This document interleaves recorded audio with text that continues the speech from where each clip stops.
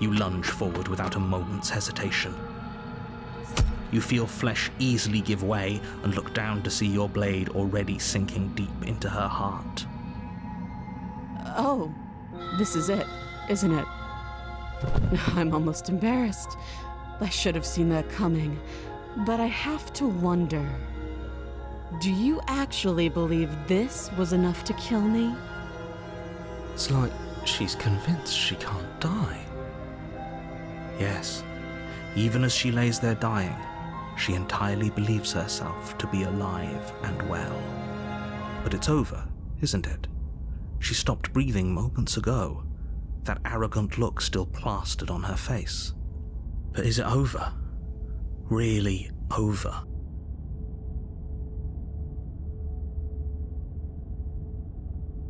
It's over. You could check her sleeves if you want, but I can assure you that there's nothing hidden up there. We should make sure. What's the harm in checking for a pulse? I really don't think you should do that. And why shouldn't we? Is there something you're not telling us? I've told you everything that's happened with complete accuracy. The princess is dead. Your blade pierced her heart. There's no coming back from that. You lean down and place your hand against her neck, holding your breath as you search for a pulse, even though you know you're not going to find one. We definitely won't if you keep talking. I'm sorry, do you want her to be alive? You just saved the entire world from annihilation. Why are you suddenly trying to call that into question? Wait, what was that? You know what that was. That was the sound of a heartbeat, followed by another, and another. I guess I won't be dying alone after all. Something sharp digs into your side, the shock of it sending your nerves into a pained frenzy. Quick, let's get out of here. It's too late for that now. You collapse to the ground as the mortally wounded princess twists a blade of her own deeper between your ribs. As you fall, she falls with you, exhausted by the effort, the little life that was left in her eyes fading rapidly. An eye for an eye. A life for a life. I guess we're even now. See you around. You were so close. Why did you hesitate? It doesn't matter. At least you managed to take her with you. For whatever that's worth. Everything goes dark, and you die.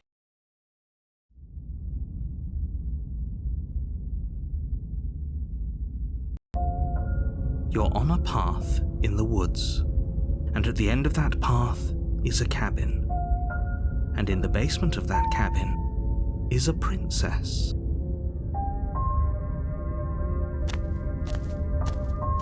A warning, she will lie, she will cheat. He couldn't be more on the money.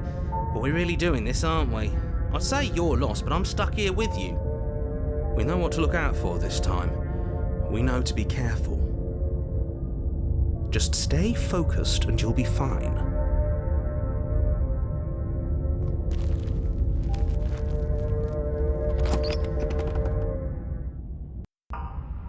The interior of the cabin is a jagged mess of warped wood and broken boards, their splintered edges as uninviting as shattered glass. The only furniture of note is a pointed table with a pristine blade perched on its edge. The blade is your implement. You'll need it if you want to do this right.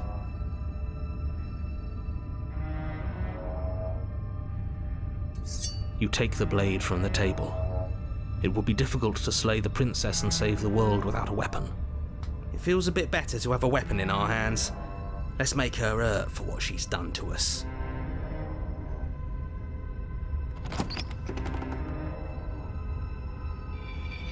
The door to the basement creaks open, revealing what must once have been stairs. The fractured slats look as if they've been torn from their source and violently jammed into the wall. The air seeping up from below has an almost metallic quality to it, like the smell of fresh blood. And you can hear what sounds like the rhythmic scraping of metal coming from down below.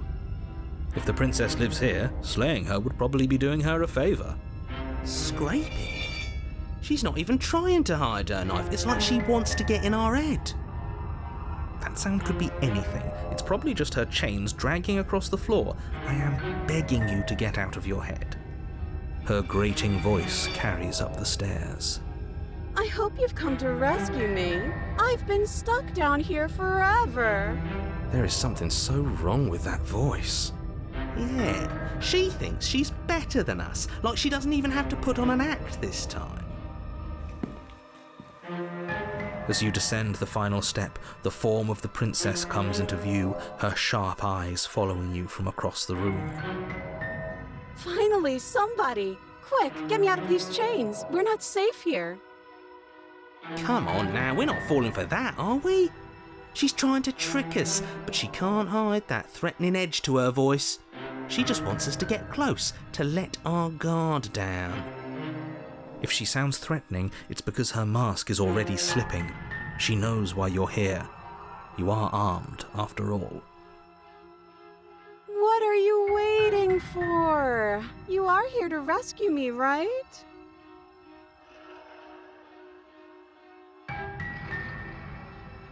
What? No, I wouldn't stab you. I am just a sweet, innocent princess trapped here for no reason.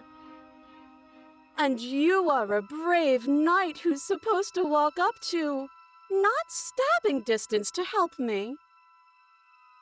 I have absolutely zero doubts that she is going to stab us if we get close to her. She certainly feels threatening. Just because she's acting like she's going to stab you doesn't mean she has the means to actually do it. But you know who is armed? You. So stop second-guessing yourself and do your job. But I'm nervous. All the more reason to jump into the deep end and deal with her right now before you waste any more time getting stuck in your head.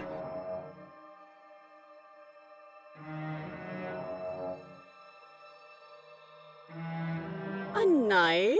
What are you talking about? I don't have a knife. Where would I keep a knife? And why would I stab you to death? I don't know you. You haven't given me a reason to stab you to death. It would be so silly of me to cut you open and look at your insides. Okay, I could have sworn we didn't mention stabbing anyone to death. Sounds like she's really out for blood. Fortunately for you, she isn't armed. It would be so much easier to prove that I do have a sharp object. I could just show it to you, but I don't have one, so I can't. The princess smiles as she pulls her hands from behind her back. But look at this! Hands! Hands that don't have anything in them to stab you with! Her smile stretches into an even wider grin as she shakes her sleeves. And empty sleeves, too! Look at how few stabbing implements I have. It's practically zero.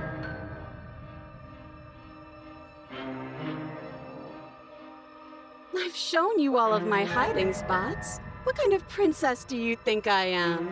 I would never hide something sharp somewhere secret. Wait, that sounds like I'm lying, but I'm actually not. My secret zones are for me, only they have nothing to do with you or my intention to not stab you to death the second you get close to me. Her smile drops for a moment, her expression sharp and flat. I assure you, there's nothing hidden there. I'm inclined to believe her on that one. She seems serious. Of course, but that doesn't mean that she doesn't have something hidden somewhere. We know for a fact she's armed.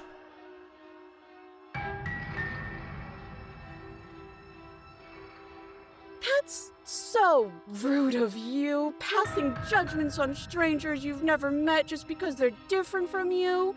How would you like it if I did that, huh? Silly little bird-face thinks he's so serious coming down here but doesn't know anything. Thinks he can tell me to get rid of all the knives I don't even have while he gets to wave one around right in front of me. I bet you didn't like that, did you? I bet you didn't like being judged for no reason.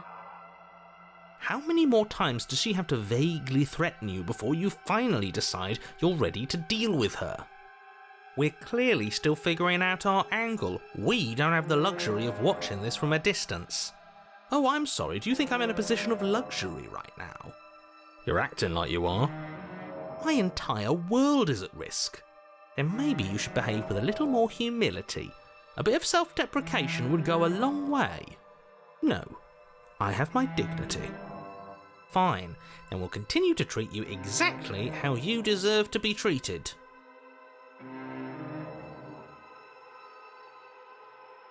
But we don't have anything to talk through. We're strangers and this place is cramped and annoying and you should just come over here and let me out. I think I've said my piece at this point. I think we all have. But if you want to keep exhausting your questions, it beats getting stabbed to death. Oh, you don't. Okay, I see. I have an idea. You should come over here and stare directly at the chains. You won't be able to find a key if you don't know what it's supposed to look like, so you better come right within close staring distance just to be sure. Okay, I'm bored now. She's bored? That's absurd. She doesn't get to be bored. Not in a way that matters. She's a prisoner. She's... Shit. In a sudden burst of movement, the princess leaps towards you, a blade erupting from her free arm, her wrist limp and empty from the violent expulsion. Huh. So I guess she did have a knife of her own after all. How conciliatory of you. We appreciate it, really. Now what are we going to do? At least we're safe here. She's still in chains. And those chains stop her from continuing her advance, at least for a moment. She looks down at them with something between annoyance and confusion. And then she slices through her arm. Okay, maybe we aren't safe here. She doesn't even hesitate before darting towards you with a terrifying speed you can't hope to outpace. Ah, shit. Okay, she's down an arm and we still have a weapon. I guess we'll have to use it. And use it you do.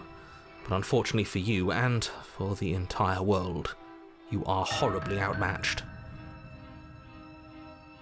You keep pace with her for a single brief and wordless exchange, before she severs your hand, and with it, your only line of defence. She's much better at this than she was last time. Yeah, it's unreal. Bloody cheater. I'm going to kill you now.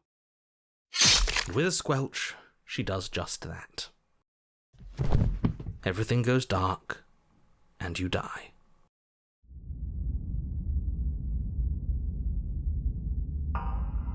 You're on a path in the woods. No, fuck that. If we're gonna have to keep doing this over and over and over again, we're not starting in that goddamn woods every time. We're starting in the fucking cabin. You're what? The interior of the cabin is sharp, a constricting mess of curved and battered sheet metal pushing you towards... Wait, excuse me? What just happened? What did you just do? I feel dizzy. Oh ho ho ho! I guess I took us to the cabin, didn't I? Isn't that interesting? Who holds the cards now? The circle's getting smaller and smaller. Running isn't an option anymore. We have to fight. What's the point of fighting if she's just going to win every time? It hurts being sliced to pieces. We're better off just sitting up here and doing nothing. Great, so obviously you've already been here. How many times? This is our third?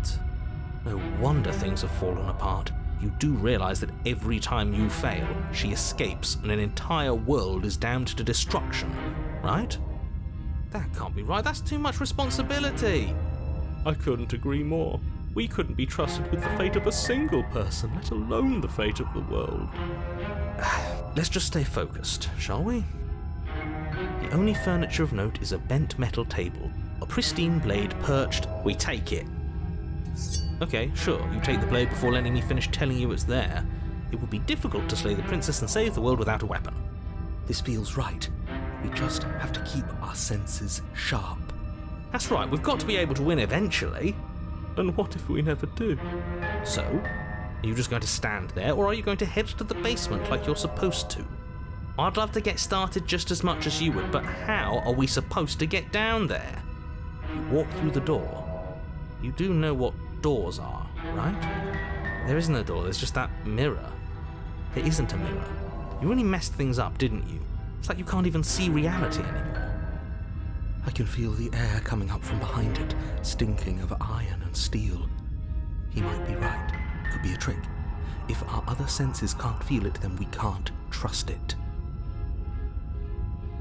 You make your way to the door at the end of the room, stopping just in front of it. You really must think you're looking at a mirror. Well, it doesn't exist. Just reach forward and open it. Let's just move it out of the way without looking. I don't want to see us. I'm sure we all look awful after dying twice. Let's just fumble for the handle and be done with it. I don't care what we look like. I care about getting to the end of this mess. Oh.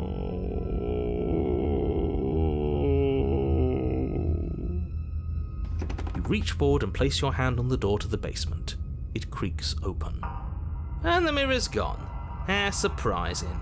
It was never there. Just an illusion. Guess it's time for us to see her again. Just stay focused and you'll be fine.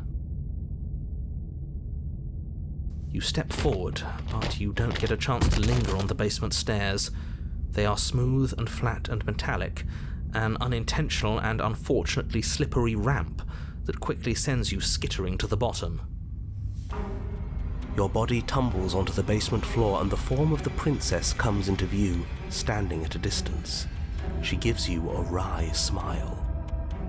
Hi, it looks like you don't have a way out, so I'm not going to play dumb anymore. But don't worry about how bad you did last time. That's part of the fun. Fun for her, maybe. I didn't like dying all over again. Thinking about dying makes us as good as dead. The only thing that matters is survival. Actually, does survival matter? We've died twice and nothing bad has come of it. We just need to find a way to win once. Nothing bad has come of it yet. Plenty bad has come of it. You've left at least one entire world to ruin. The people there mattered. The past isn't real. There's only here and now. Your internal bickering is cut short by the wet sound of slicing meat. From the princess's arms erupt twin blades glistening with her blood, the empty flesh of her arms flopping at her elbows like torn sleeves. The chain clatters to the floor. She's loose, and she is coming for you. You're going to make me walk over to you, aren't you? Shit. She's coming for us and I'm out of ideas.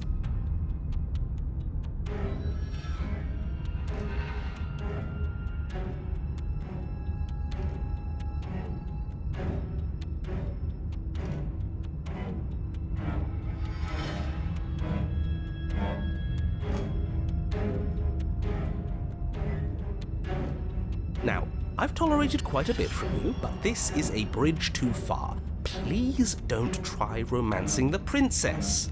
She wants to kill you. She's going to end the world if you don't stop her. Yeah, do we have to flirt with the murderous monster? I'd rather not. It's not like she wants us anyway. I'm fine with it. Let's see where this goes.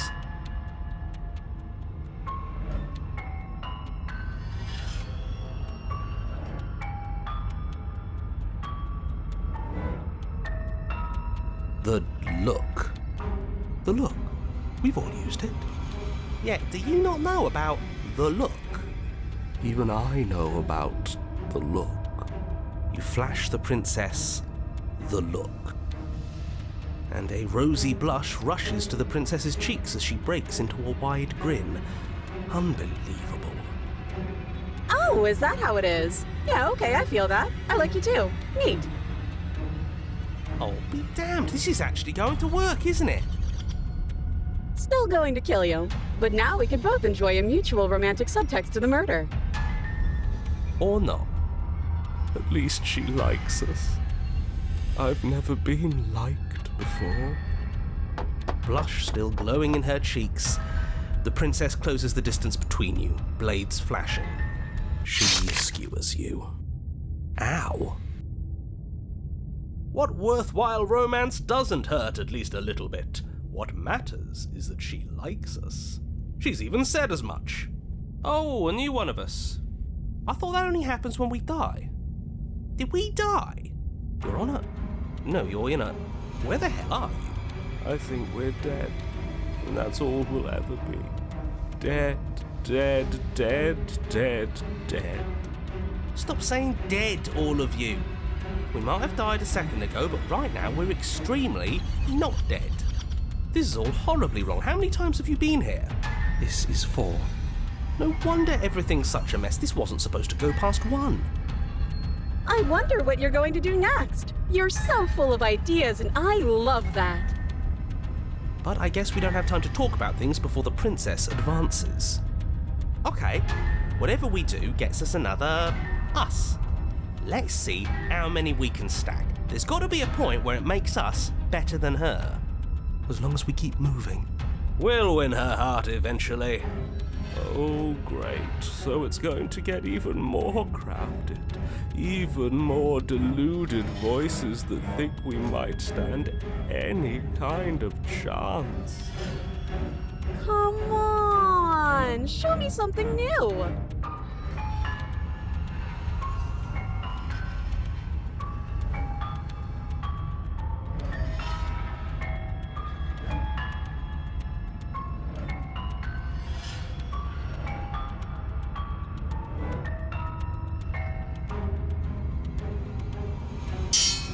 None of this is working.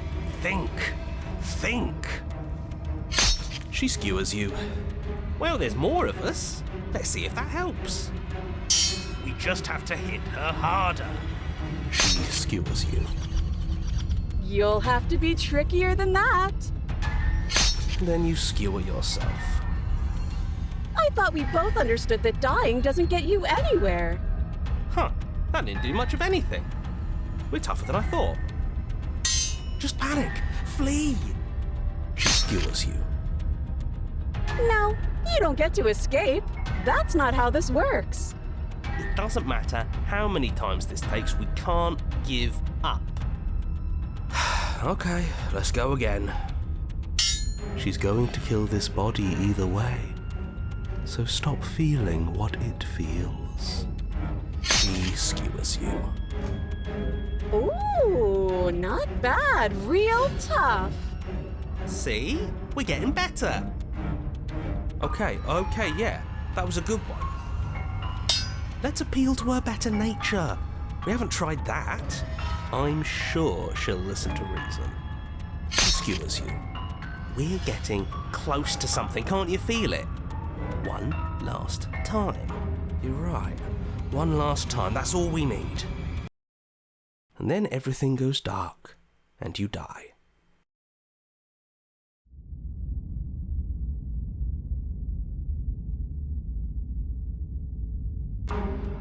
Your Honor, don't lose your head. We're in a cabin, and we'll take it from here. Everything feels like it finally fits, doesn't it? We're up here, which is different, and different is good. And our steel claw is already in our hand. Ho-ho! What if we throw it out the window? Over my dead body. That won't be very hard. We've died a lot. But I can't say I mind anymore. Besides, what better way to die so very many times than at the sharp hands of a beautiful woman? I'm sure I can think of a better way to die. They're all the same, really. How about we stop thinking about horrible ways to die? I don't want us to accidentally manifest anything. The only thing we're gonna manifest is finally ending up on top. There are entirely too many of you. How many times have you been here? This isn't good. This is... How about you stick to describing things, and we'll stick to doing them? Yeah, leave it to the pros. We'll notch up that win in no time. Narrator, we heroically stride through the door and towards our destined final encounter with our star-crossed lover. Fine by me. You walk to the door and onto the basement stairs, only... It's more of a slide. We know. Fine, I'll just shut up then and speed this whole thing along. Are you sure you don't want me to describe the stairs? Or this room, or anything? It feels like I'm hardly a part of this. Don't care, just want to win. Fine, you make your way to the basement, where the princess awaits you. You know, this last time I killed you, and you didn't pop right back up again? I thought I'd actually done it. I thought I'd cut you into so many pieces you just weren't able to stitch yourself back together. But I guess we're not done. That's okay with me. It's good even. I like that. I got something ready for you while you were gone. Do you want to see it? I'm not going to wait for an answer. I'm just going to show you. It's worth it though. Just you wait. And not for very long, because I'm going to do it right now.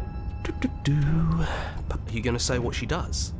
Do you want me to talk now? Well, yeah, she says she has something new. I want to hear about the new thing. Yeah, me too. I think I speak for all of us when I say that I would like to hear you describe her new thing. Really? Okay then. Here we go. Now. The princess's skin twists, splitting into red blooms of raw meat as it stretches and tears. And then it erupts. She becomes a wave of blood and viscera, pieces of her splattering against the walls. All that remains in the center of the room is a skeleton of blades. A heart beats furiously in its cage of a chest. Are you ready for what comes next? Holy shit! She's gorgeous. Absolutely divine. Yes, behold, the perfect woman. Do you think we can throw her out the window? That looked painful. How is she still alive? Heart's still beating, that's all she needs. This is fake. This is all fake. That's all just made up. She doesn't even have a back anymore. How are we supposed to stab her in it? This is all just a sick joke. I hate existing. We're screwed. I quit. I'm done. Forget it. Narrator!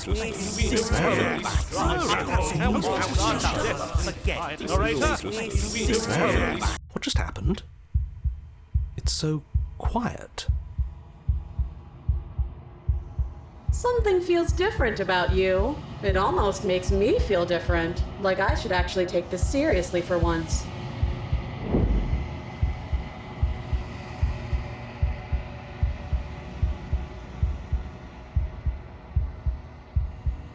You're incredible.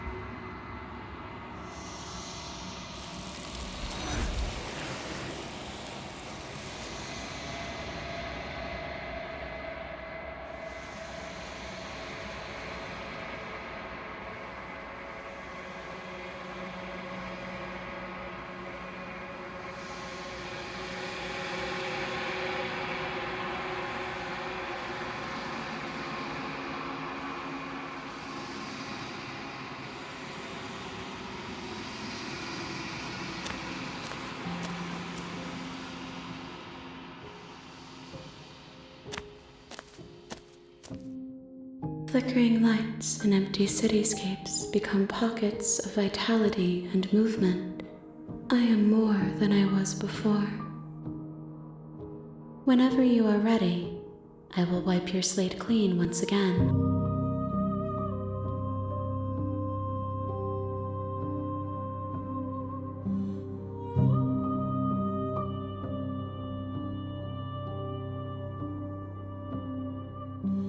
I will long for your return, but it will give me time to reflect on what I am.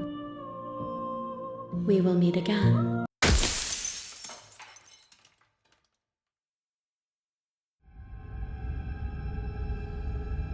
Are we really doing this without a weapon? You know she has one, right?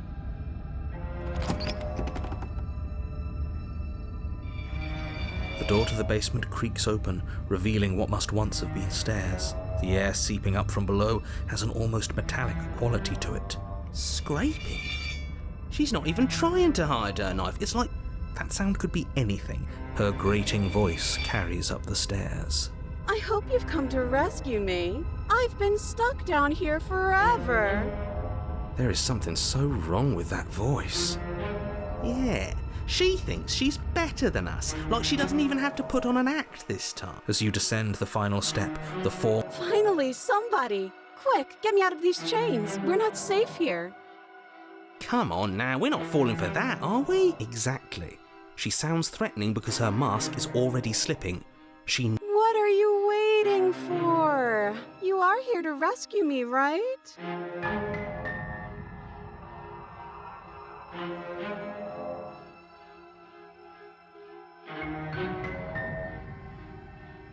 But if we killed each other, then why are we here, right now? Both of us normal and unstabbed. I do have to hand it to her, that's a very good question, and it's one with a simple answer. You haven't slain her yet. So how about you get moving? Last time? What are you talking about? Ugh, it's like the two of you are working together on this. Aren't you listening to her? She's obviously lying through her teeth. I'm terrible at spotting lies, and even I can tell something's up here. We can't be the only ones that loop back to the start. Someone else has to remember, right? Yes, something is obviously up, and we can all tell that she's lying. The thing she's lying about is how dangerous she is, not dimension hopping or time travel or whatever it is you think you're doing.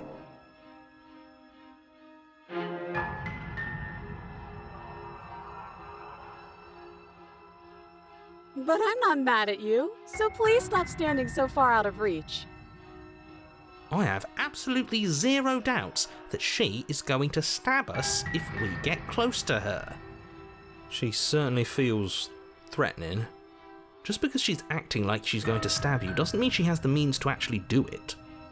But you know who has the capacity to quickly arm himself? You do, so stop second-guessing yourself, go upstairs, take the blade, and do your job. But I'm nervous. All the more reason to jump into the deep end and deal with her right now before you waste any more time getting stuck in your head.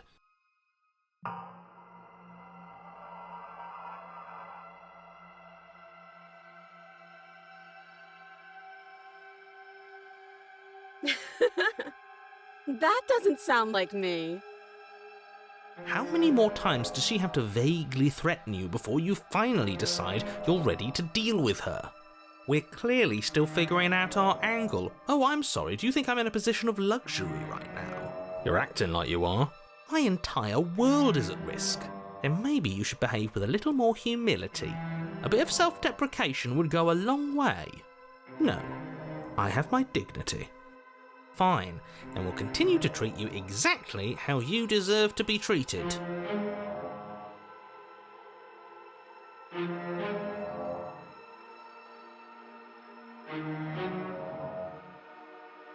All sorts of things, which is why I think that's a great idea. I would love to not be chained up down here.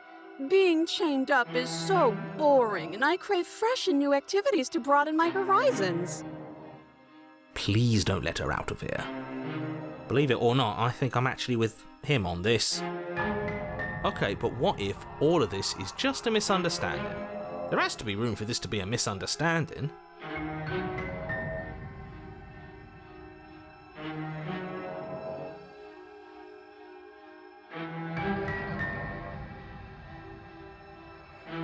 Yes, I mean, maybe. I've never done any of those things, but there is something alluring about the sound of it. I think it would also be fun to do other activities like look at a bird or touch a tree. Okay, now listen. You're not actually buying this, are you? Listen. Yes, I would like to look at a bird. You can look at a bird later. But if we look at a bird now, we wouldn't have to be here. He has a point. Just make a decision already.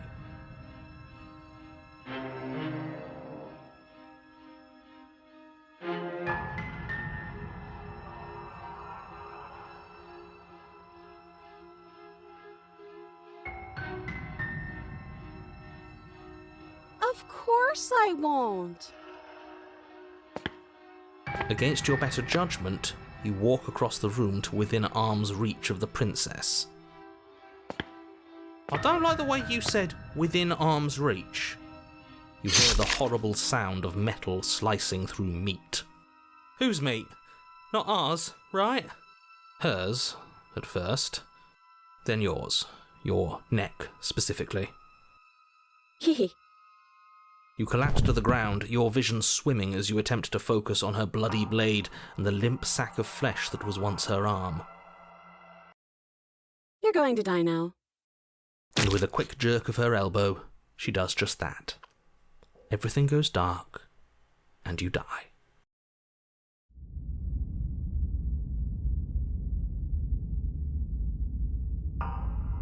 You're on a path in the woods. No, fuck that. If we're gonna have to keep doing this over and over and over again, we're not starting in that goddamn woods every time. We're starting in the fucking cabin. You're what? The interior of the cabin is sharp, a constricting mess of curved and battered sheet metal pushing you towards... Wait, excuse me? What just happened?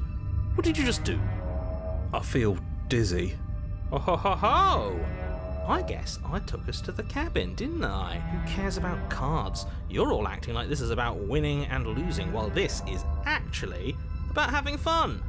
Is this fun for you? It's not fun for me. I don't like being sliced to pieces.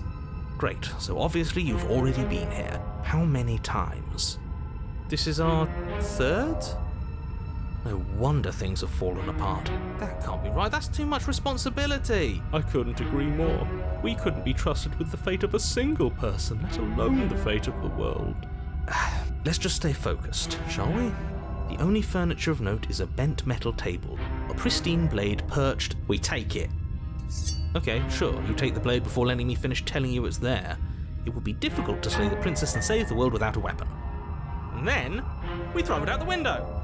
What? That blade is the only edge we have. We are not. Too late, because we already did it, didn't we? Fortunately for the rest of you, and for me, and for the sake of the world, yes. That is horribly unfair. He shouldn't be allowed to just do things like that. We're the one who made us pick it up. See? You're not the only one who can figure out how to do things. What's done is done. I suggest you make the best of it. You're all so mad at each other. I'm just going to sit here quietly in the corner. You can be the ones to figure out what to do. So? Are you just going to stand there, or are you going to head to the basement like you're supposed to? I'd love to get started just as much as you would, but how are we supposed to get down there? You walk through the door. You do know what doors are, right? There isn't a door, there's just that mirror. There isn't a mirror. You really messed things up, didn't you? It's like you can't even see reality anymore. You make your way to the door at the end of the room, stopping just in front of it. You really must think you're looking at a mirror. Well, it doesn't exist. Just reach forward and open it. Let's just move it out of the way without looking. Let's just fumble for the handle and be done with it. Oh.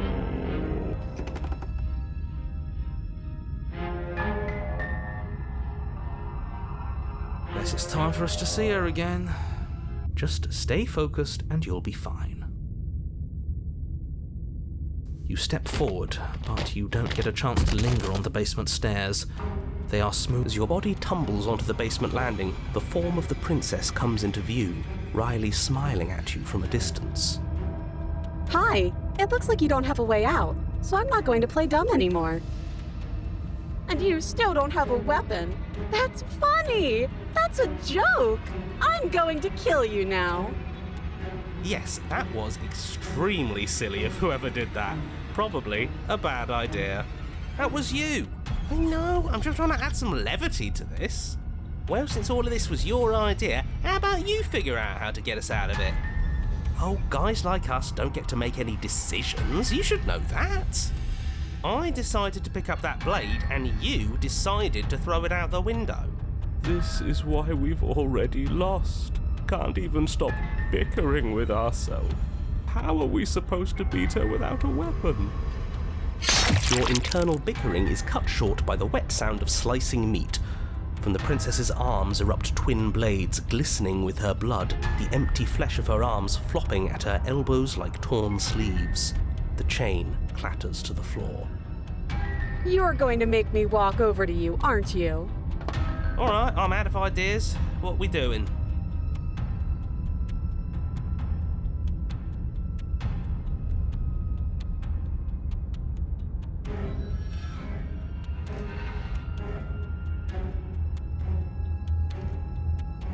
Can we talk this out? I think she wants to kill us. Exactly.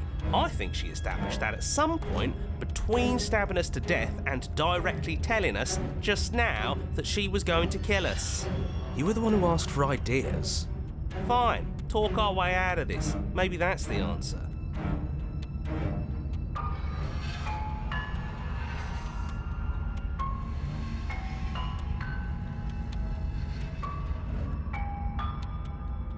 Oh, for the love of... The princess stops for a moment, mulling over your deranged proposition. Nah, not interested. And don't take it the wrong way. I think you're neat, but I'm having way too much fun to stop. Is this what it's like dealing with me? Yeah, it is. You're the worst one of us. You know that, right? We're screwed. Again. I'll see you all when we die. Really? I'm the worst one. Do you hear how whiny and unfun he is? But you never finish that argument before the princess closes the distance. She skewers you. Ow. Wow, she is absolutely uncompromising, isn't she? I know it seems weird, but if anything, this makes me want her to like us even more. Oh, a new one of us. I thought that only happens when we die. Nah, we'd know if we died. Right? You're on it. No, you're in it. I think we're dead. Stop saying dead, all of you. This is all horribly wrong. How many times have you been here? I don't actually know how to answer that question. I think he means how many times have we died. Yes, that. Oh, I've lost count, to be honest. I haven't. It's 4. No wonder everything's such a mess. This wasn't supposed to... I wonder what you're going to do next. You're so full of ideas, and I love that. But I guess we don't have time to talk about things before the princess advances. Okay, whatever we do gets us another... us. Flawless idea, if you ask me. Such a go-getter attitude. Come on, show me something new.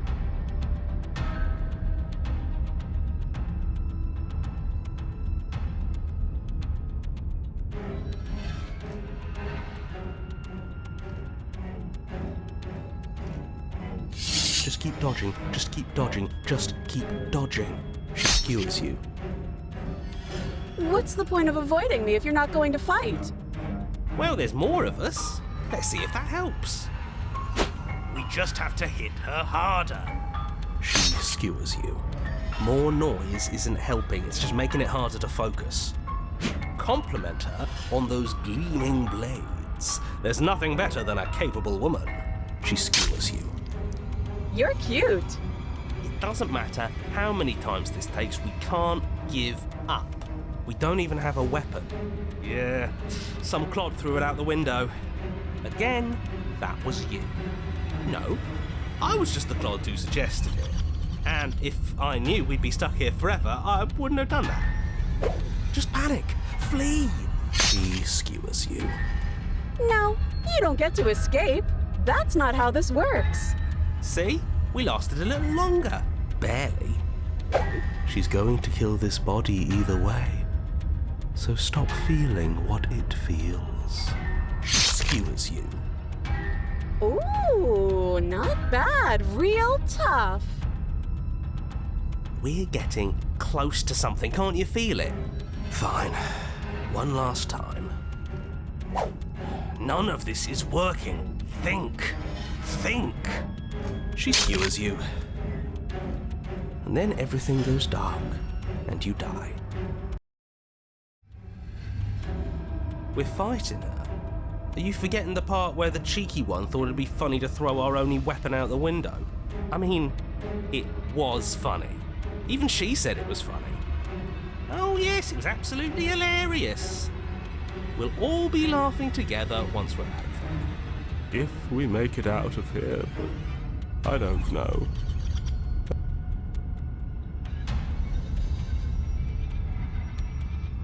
Okay, why not? Fists raised, you charge the princess. Oh, so you do want to fight, huh? Okay, hit me. Hit me and see what happens. I'll give you a free shot and everything. Here goes. We can make this work. And what if we don't? Your fist slams into the princess's face and she recoils in pain. Huh, we actually did something to her. Ow, ow, ow, ow! That hurt. What are your bones made of? Metal? Because mine are. Before you can react, she returns a punch of her own. Only it isn't really a punch. Yes, we all know she has swords for arms. We have eyes. Well, she skewers you. Ow. Ribbons! I'm going to make you ribbons. This is so much fun and I want to celebrate. It would have worked if we punched harder. Oh, a new one of us. I thought that only happens when we die. Did we die? Nah, we'd know if we died. You're on a... No, you're in a... Where the hell are you? I think we're dead. Stop saying dead. This is all horribly wrong. How many... I don't actually know how to answer that question. Yeah, I'll pass on that. Come on, show me something new.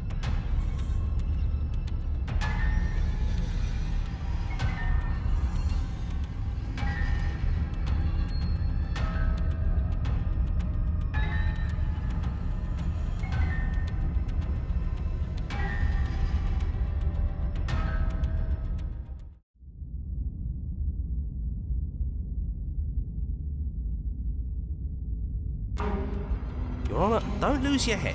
We're in a cabin and we'll take it from here. No steel claw, though. Was tossing it the only thing we've done that was permanent? That's a sick joke, universe. A sick, sick joke. If it's gone for good, then maybe we never actually needed it. That's what I've been telling you all. We can do this without it. We're tougher than steel. Yeah, mind over matter. Who needs violence when you have love? Who needs love when you've mastered yourself? Who needs anything when we don't matter? Well, boys, are we ready? There are entirely too many of you. How many times have you been here? This isn't good. This is... How about you stick to describing things, and we'll stick to doing them? Yeah, leave it to the pros. Narrator, we heroically stride through the door and towards our destined final encounter with our star-crossed lover. Fine by me.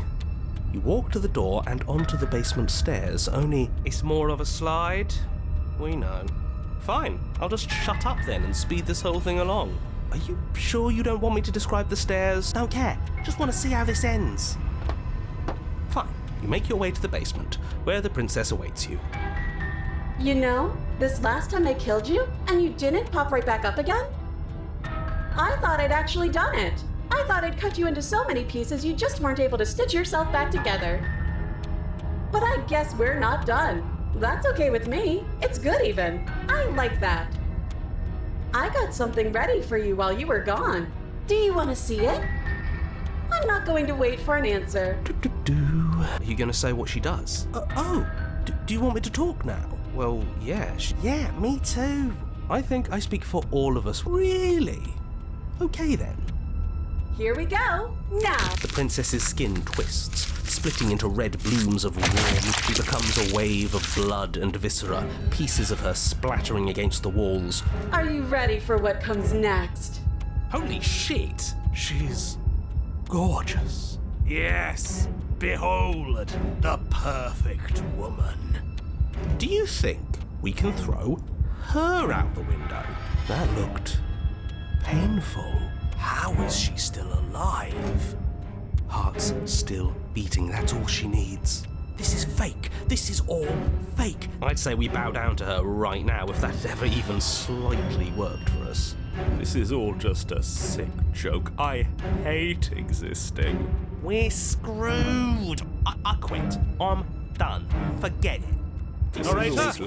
What just happened? Something feels different.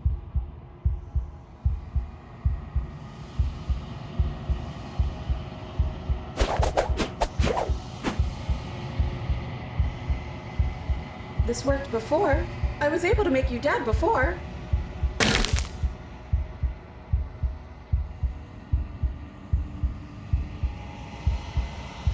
Did you do that?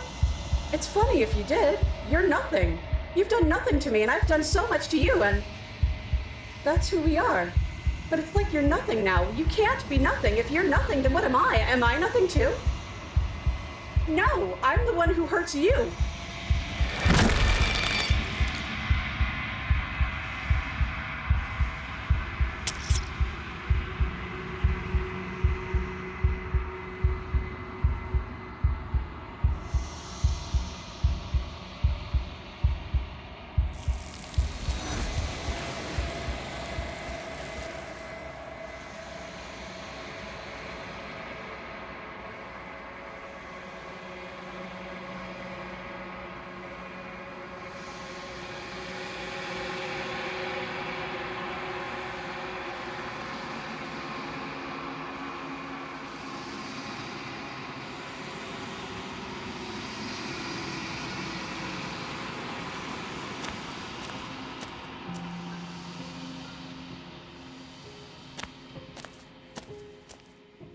Flickering lights and empty cityscapes become pockets of vitality and movement.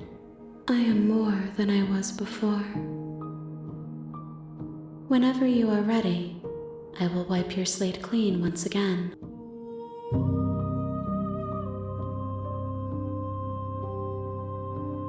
I will long for your return, but it will give me time to reflect on what I am. We will meet again.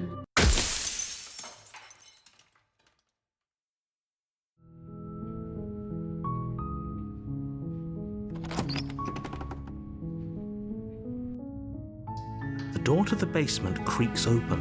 Her voice softly carries up the stairs. Hello? Is someone there? It's hypnotizing. Don't let it fool you. How many times do I have to tell you how dangerous letting her out of here would be before it finally sinks in? Wait, really? You're here to rescue me? I was starting to think I'd be stuck down here forever. Come downstairs. I want to see the face of my rescuer. You walk down the stairs and lock eyes with the princess. She's beautiful. I am begging you to stay focused. There's a lot. Hi. I can't believe you're here. I've been waiting for something like this to happen forever. I hope you brought something to deal with these chains. Don't do it. You're only making this more difficult. Thank you. You're making a huge mistake. No, you're doing the right thing. You walk up to the chains binding the princess to the wall and give them a tug. They're large and heavy. Far too... I'm guessing you don't have the key? Maybe it's somewhere upstairs. Doubtful. Whoever locked the princess away down here intended for her to never see the light of day.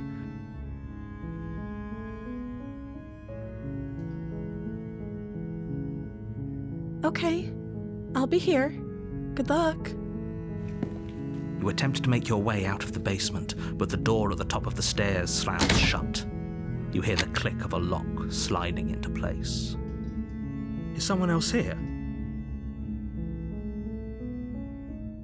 You try the door, but it's locked from the outside. You make your way to the bottom of the stairs. This would have been so much easier if you'd just taken the blade like you were supposed to. Easier for whom? Easier for everyone. Look at the mess you're in. I heard the door slam. They locked you down here too, didn't they? There's a slight panic rising in the princess's voice. If I could just get out of these chains, I know we could force our way out of here together. She barely hesitates before raising her arm to her mouth, her teeth tearing through her limb with the determination of a trapped wolf. As she rips her flesh from her bone, a sound comes from behind you, the clang of bouncing metal. It's the blade from upstairs. You're not sure how it made its way down here, but if there's a time to strike, it's now. Or we could use it to free her. You won't like what happens if you do that. Fine. Against your better judgment, you place the blade against the ragged, self-inflicted wound on the princess's arm, just above the unyielding chain binding her to this place. You cut into her flesh. The blade is sharp, and it takes little effort to crack through the bone of her arm. Her limb falls to the ground, and the heavy chains follow suit. She didn't so much as utter a sound through the whole ordeal. No, she didn't. She smiles softly as her gaze meets yours, blood from her wounded arm dripping rhythmically to the ground. How is she still smiling after everything? It's like she isn't even bothered by what just happened. Thank you. Now let's get out of here. No, we won't have any of that. The stakes are too high. You can't just let her escape into the world. No, I can't just let her escape into the world. As the princess approaches the bottom stair, your body steps forward and raises the blade. Wait, this isn't fair. You can't just do that. Watch me. What are you doing? Okay, there's no going back now. I'm with you to the end. You bring the blade down to strike at the princess's heart. But she's fast. She ducks to the floor, your blade narrowly grazing her backside. Slaying her won't be easy now that she's free. We could have gotten out of here together. Were you just lying to me this whole time? I don't know what's come over you, but if I have to kill you, then I'll kill you. Do you think I need both of my arms to do that? She pounces on you with the same animal ferocity she used to tear through her arm. But you have a weapon. You raise the blade, digging it under her ribs, aiming directly for the heart. It's not enough to stop her. You feel her claws in your throat, then her teeth, somehow sharp enough to pull apart your flesh and sinew with ease. You collapse to the floor, your body unresponsive as your blood pools on the ground beneath you. She stares down at your ravaged form, eyes shining in the darkness, dress stained in red as her blood and yours both seep into the fabric. If we're lucky, the wound you managed to inflict will be enough to at least delay her escape from this place. If we're very lucky, it will kill her before she can reach the outside world. It can't just end like this, right? As much as I'd prefer for things to have gone differently, I can't deny the reality of what's happened. I'm sorry, but it's over. Everything goes dark, and you die.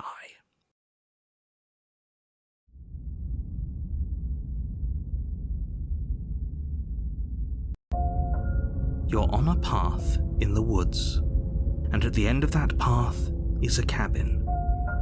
And in the basement of that cabin is a princess. You're here to slay her. If you don't, it will be the end of the world.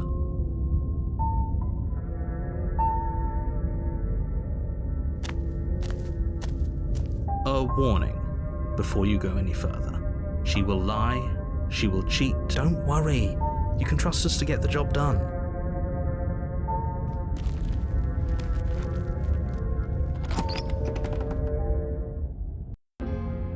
The interior of the cabin is a mess of twisted roots. The walls a chaotic weave of knotted wood that, almost as if by accident, just happened to resemble a room.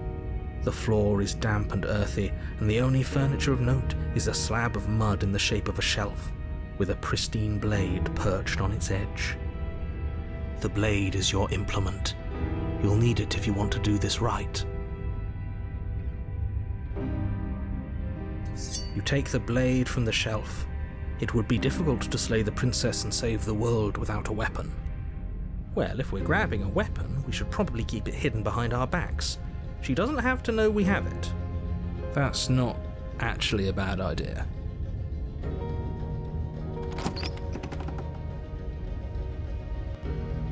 The door to the basement creaks open, revealing a staircase dug into the muddy earth below. The ceiling is thick with roots that hang like locks of tangled hair. The weak starlight from the cabin windows behind you can barely penetrate the gloom here, only illuminating the edges of an opening below. It shines in the darkness like some kind of massive maw, waiting to swallow you up into the earth. The air smells of dirt and copper. It's thick and wet, as if your lungs are being coated in mud with each intake of breath. If the princess lives here, slaying her would probably be doing her a favor. Her voice skitters up from below. Something nasty finds itself on my stairs. Come on down. Don't be scared. I probably won't bite. I recognize that voice as easily as I recognized your nervous little footsteps coming up the path. I know who you are, and I remember what you've done. She must have you confused with someone else. She seems friendly enough. Maybe we can talk our way out of this whole situation. You can't. Unless you slay her right away, she's going to break free and end the world. There's no reasoning with what she is. Look, I'm just throwing ideas out there. I like to think out loud. I'm the kind of guy who likes a discussion. Don't we want to hear what everyone has to say before making any big decisions? Do you want to hear what everyone has to say?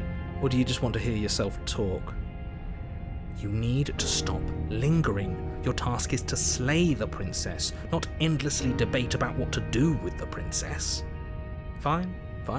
You're the boss. Thank you. You descend the basement steps, entering the dark room below. You can just make out the shape of the princess in the gloom. She's huddled against the far wall, her eyes bright and glaring from amid the thick roots. And there you are, one hand tucked away behind your back, gripping that sharp, sharp blade, no doubt. That's no fair. How would she know that? So, we've dropped the pretenses. Good. She's acting like the two of you already know each other. Oh no. You've already been here, haven't you? That's pretty sharp. How'd you figure that one out? Call it deductive reasoning. Well, you seem to be great at it. Do you remember us then? Do you remember last time? No, I don't. But you and the princess clearly have a shared reality, even if I'm not a part of it. I won't waste time fighting you on something that's clearly true. I'm just glad we could put all this behind us. Is it all behind us? Just focus on the task at hand. I don't care if you've been here before, and I don't care if you think you'll go somewhere else after this. My world is on the line right now, so I'd appreciate it if you would take this seriously and slay her. Let's chat her up a bit first. Maybe we can find a middle ground where everyone's happy. Don't talk to her. You're just going to make things more difficult than they have to be. Well, I seem to remember you having a tongue.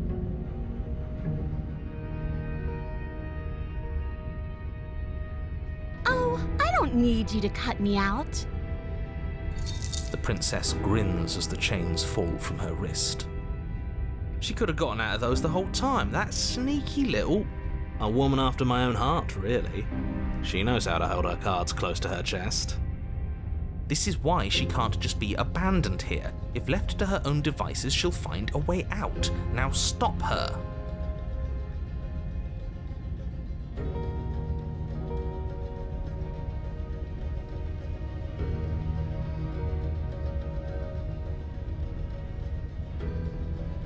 The cabin lets prying little beasts like you come as you please, but it insists I stay where I am. That binding I shed is just a symbol of the crueler magic at work in this place. If I'm to leave with you, and you alone. Is that a joke?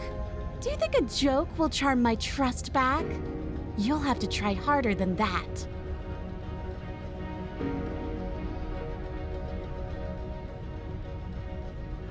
You were the one who tried to kill me when my back was turned. You were the one who started all of this. Only a poor loser twists their own failures around on the winner. Ooh, smart. Let's apologize, get us back on the right foot.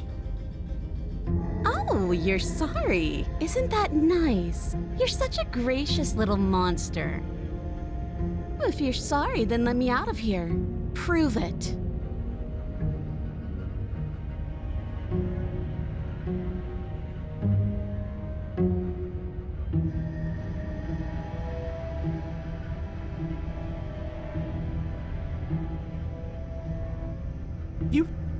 You can't be serious.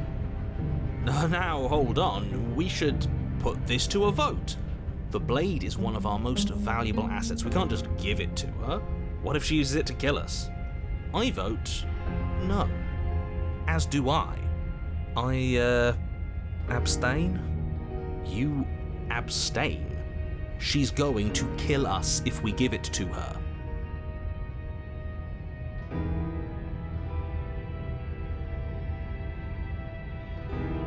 You're going to get everyone killed. You know that, right?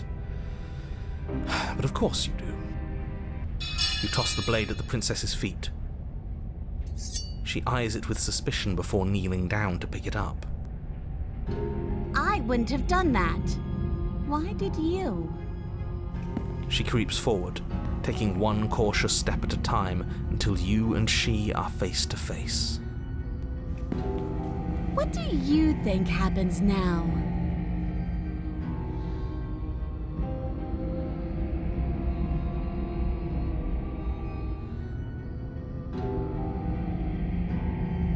She pulls back, clearly caught off guard by whatever nonsense you just said to her. I thought it was nice. Whether it's nice depends on if we meant it. We didn't mean it. Did we? If you were lying, we'd all know. But unfortunately, you weren't lying. What? What do you mean by that? What kind of game are you playing? The look of surprise that momentarily softened her features vanishes as she steels her nerves. And then she buries the blade in your heart. What? No, come on, that's not right. I told you this is what she was going to do. Glee dances across her face as you fall to the ground. I did it! I got you! You... The princess seems to tremble, her smile fading quickly, replaced with concern. Her nervous eyes brim with tears. Why? Why did you let me do this? But you don't have the strength to respond, nor do you have the time. Everything goes dark, and you die.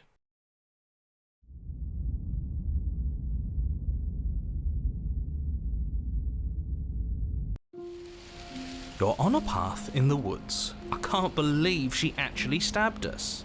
I told you not to give her the blade. I told you it would come around to bite us. I voted against it. Yeah, we know. You already got your I told you so's in while we were bleeding out. I just wanted to make sure that everyone here knows that I was and am on the right side of that argument. Oh, you're far from being on the right side of anything. You're fixated on the past. Whereas what you should be is fixated on the future. Ho ho, a visionary. I like it. Tell me more. Gladly, my dear fellow. By cruelly turning on the princess in her moment of vulnerability, we made ourselves an enemy. But by mastering our fear and insecurity and handing over our power, we've begun a journey to something so much deeper. I like journeys. travelling is a bit of a passion of mine. It makes me so relatable. Now, where are we off to? Well, if we're lucky, it's a journey to love. She hates us. Does she? She hesitated before stabbing us to death. Maybe she won't be as keen to betray us this time. We've already proven to her that we can change, so maybe she'll realise that things don't have to end in violence. You know, maybe you're right, in which case I suppose the only thing to do is to get back to the cabin and give it another try. Give what another try exactly? You are aware I've been listening to you, right? It makes no difference if we conspire in the shadows or bear our intentions with open hearts. We are breaking your cruel cycle and whisking her away to freedom. Oh, are you now? Great, so you've obviously been here before, since you apparently died at least once. Twice, actually. Sure. Twice. Then I'll spare you the little introduction I had planned. You already know about the princess, and clearly you already know that she's dangerous. So don't muck this up. It's bad enough that this isn't your first time through. That's the spirit. Don't forget what she's done to you. She's practically asking for you to slay her. Even though we were stabbed in the heart, it doesn't mean that we don't still have one. She'll come around, just like we did. Let's just see how the wind blows. I'm not opposed to violence here, but let's not rule anything out just yet. Maybe we won her over last time, who knows? Stop sitting on the fence and pick a side already. We don't need you waffling when things get hairy. I've already picked a side, our side. I'm here to make sure that whatever happens, we wind up on top. Because that's worked out great so far. Well, we're not out of the game yet, are we? And again, I'll have you know, I wouldn't have gotten us killed last time. I wanted to stab her in the back, not hand over our precious backstabbing implement.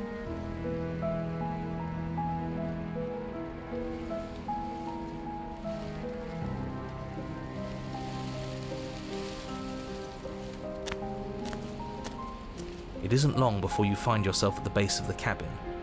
I think it's clear where everyone stands at this point. I don't know if I'd say everyone. You talking about me? I have a position. It's a good one too. Ignore him, he's just talking for talking's sake.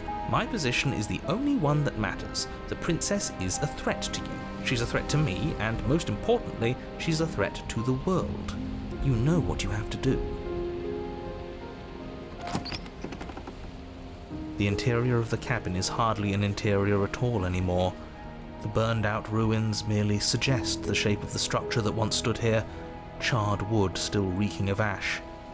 But beneath it lies the fresh smell of spring growth after rain, the promise of new life in the wreckage of the old. The only furniture of note is the crisp shell of what was once a table, a pristine... Wait, this isn't right? There's supposed to be a pristine blade. Why isn't there a pristine blade?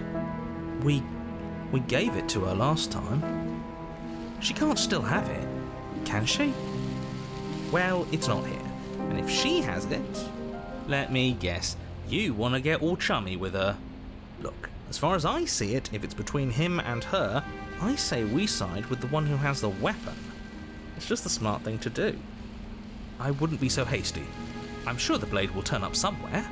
She can't have it. That's not how this is supposed to work.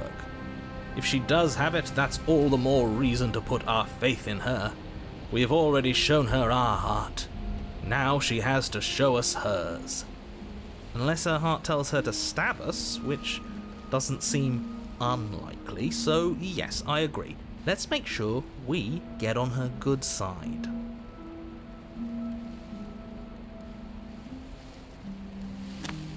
You step forward and approach the scorched entryway leading to the basement, hesitating before you begin the descent. You know what you have to do. Wipe away the grit from the mirror, and behold our handsome features. You reach forward and wave your hand through the hollow entrance leading to the basement. What are you doing?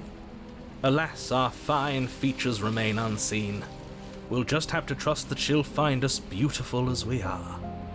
Well, seems like the only way to go is forward, isn't it? Yes, that's where everything tends to be.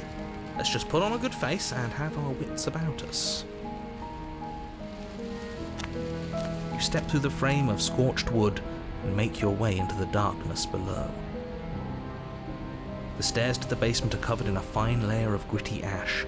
The air still feels warm, as if the fires that ruined this place had only recently been extinguished. Yet fresh shoots of thorny branches are already weaving themselves through the soot-covered earth of the walls around you.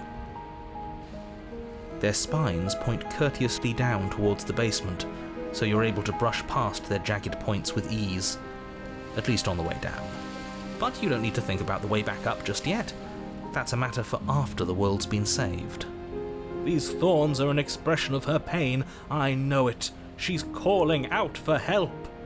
Her voice, worn down by pain and suspicion, hobbles up the stairs. I can't get away from you, can I?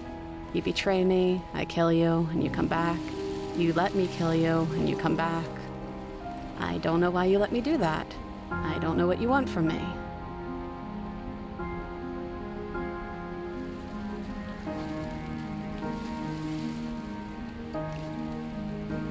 I think you know how this goes. I'm down here and I can't leave. So, come down and talk. It's not like I can stop you. You continue down the basement stairs, brushing past the smooth edges of thorns that grow more and more plentiful as you make your way forward. You step out into what was once a vast open cavern, now overrun by briars and prickles and thistles, the space thick with hostile vegetation. At the heart of it all, encased in a tight weave of vines, is the princess, her bloody, trembling hands clutching a pristine blade. Did you know this was going to happen to me? Are you here to watch me suffer? Are you here to laugh?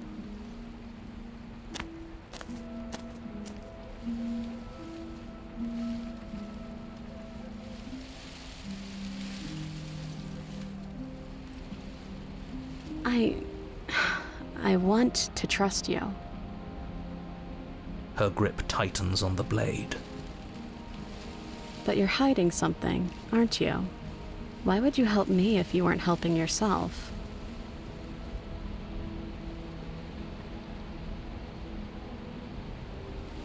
I don't know.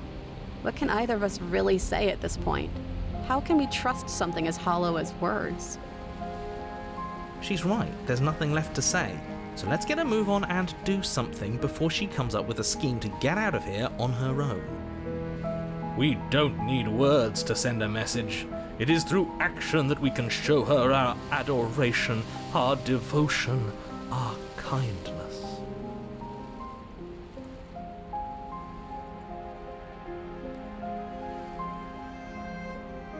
The princess clutches the blade closer to her chest.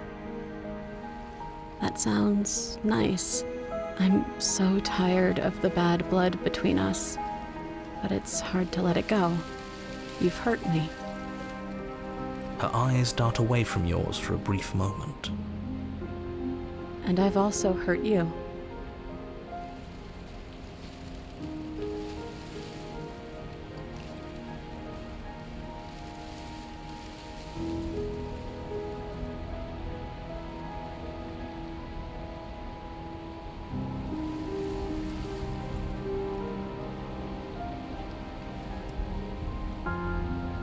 Her eyes briefly meet yours, then dart back to the floor. She hangs her head in resignation. Okay.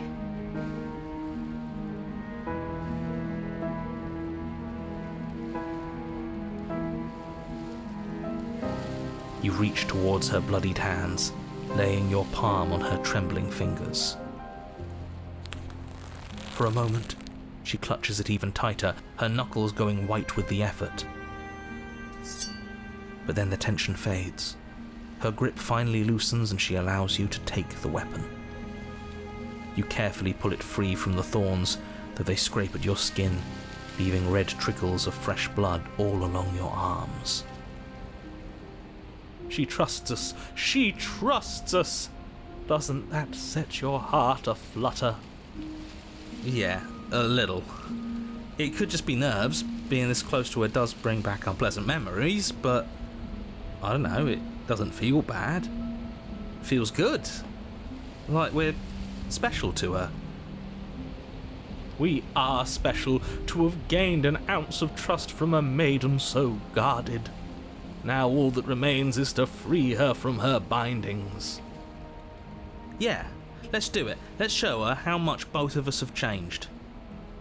Or, hear me out, we slay her. Right here, right now. She's never been so helpless, and if we don't take advantage of that, we may never get another chance. That sounds like a splendid idea. You should listen to him. I see that the lines have been drawn. It's 2 against 1. It's 2 against 2. You don't count. And why shouldn't he count? Because he's clearly not one of us. That doesn't matter. He's been with us the whole time. He should get a say. So, did you mean it? Or was I a fool to hand my life to you?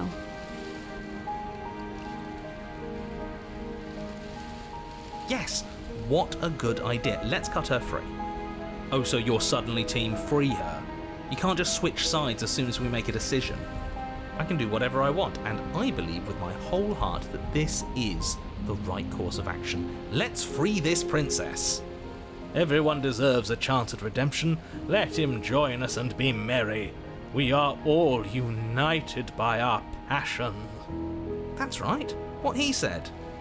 We've already given him a chance at redemption. And who says I don't deserve another? I really mean it this time. I'm big enough to admit when I'm wrong. So I want to help you all free her. And I have no problem with that. Welcome to the team. You're one of us now. One of the good guys. You take the blade to the thorny vines imprisoning the princess, and she flinches, relaxing only slightly as the blade slices into the thick vegetation rather than her arm. And she flinches again as the last of the vines is cut away, as if, after all of that, she's still expecting you to turn on her and stab her in the heart. But you're not going to do that, are you? Still, all it would take is a single slip of the blade. Such a pathetic attempt at distraction and subterfuge. Our blade is a dashing sword, and every dashing sword is an extension of its hero. It won't slip. You're right. He can't even make it slip, can he? He's a bit of a nobody. Good thing I've been on your side of all this since the beginning. The princess falls into your arms, tears streaking down her cheeks. I can't believe you're making me describe this. I hate you. You actually meant it. You rescued me. Do you see the way she's looking at us? Kiss her. Kiss her now before the moment ends. Can we actually do that? No, you can't. Absolutely not. You know as well as I do that we can. And we wouldn't want to throw away a chance for a special moment, now would we? If I were only capable of throwing myself off a bridge. Well, are you going to describe our steamy, romantic kiss? You lean in and you kiss her. And she reciprocates enthusiastically. You kiss. It's done. Are you happy now? Come on now, this is the big moment. You can do better than that. Ugh, fine. You and the princess lock eyes and stare deep into each other's souls with all the roaring emotion that comes from letting what once was hatred turn into pure, unbridled passion. Are you making fun of us? And then each of you close your eyes and kiss. Words can describe neither the nuclear fire nor the oceanic depth of your connection. Please. I think he actually likes romance. If history itself were not about to end, historians would document this moment for the rest of time. Musicians would write era-defining ballads, and great artists would expend entire lifetimes trying to merely capture the spark you hold right now. He's making fun of us.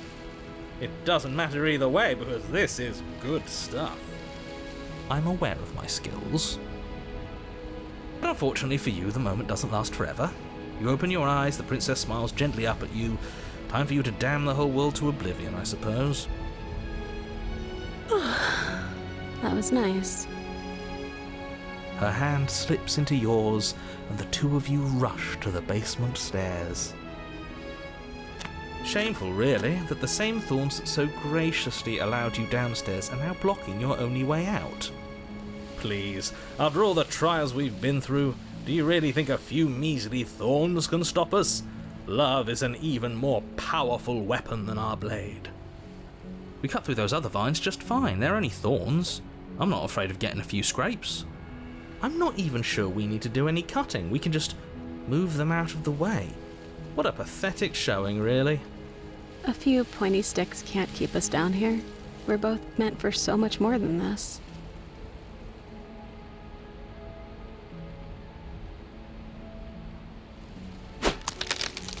As you swing your blade into the thorns covering the basement stairs, they yield.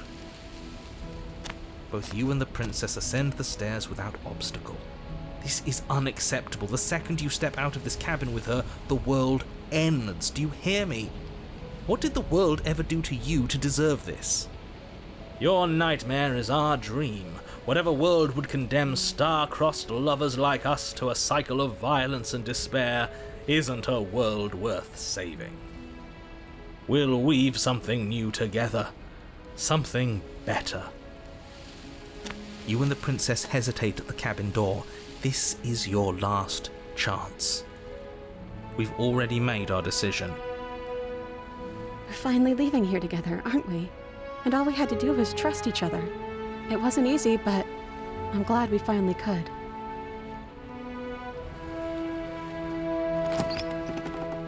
Hands clasped, the two of you open the door and step out into a new day, you irredeemable murderers.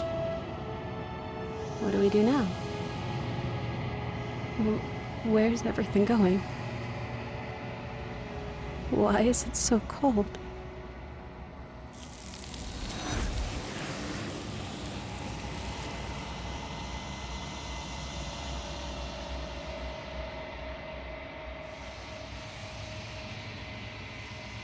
She's gone.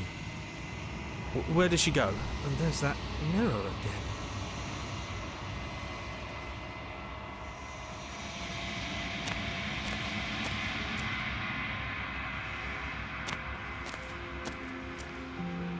I am a growing chorus of contradiction, a mass of tides ebbing and flowing all at once in more directions than my attention can bear to hold.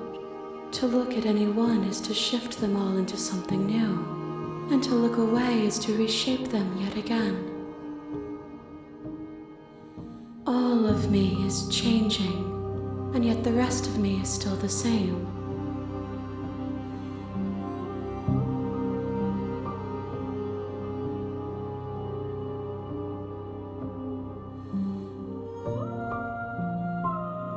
I will be here when it is time for us to meet again.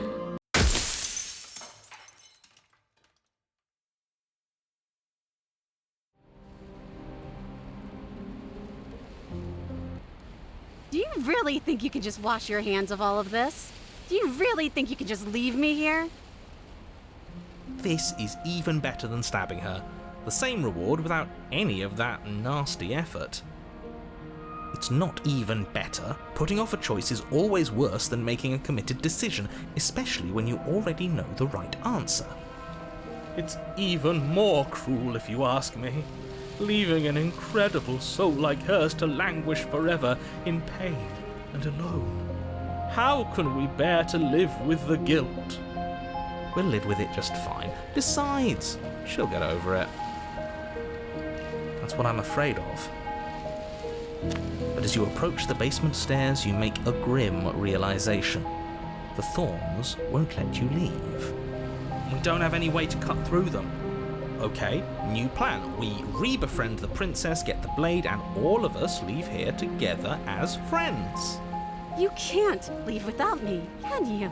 Isn't that funny? Isn't that so funny? This is perfect, actually. Just you and me rotting down here forever, together.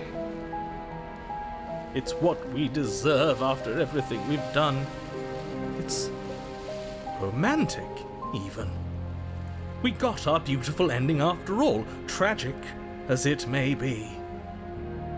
You know, just to make sure things are a little more permanent, I think I'm going to take this particular needle out of the picture. She wouldn't. Thorns slice into the princess's hands, lacerating what little skin remains as she raises the blade to her mouth. Take it now, before she swallows it out of spite. You stand in place among the thorns, inert, merely watching as the princess swallows your only way out of this place. She actually did it. Good for her. Such a decisive woman. But extremely not good for us. Blood trickles down the corner of her mouth, then flows from between her lips. She smiles. There. Isn't this just perfect?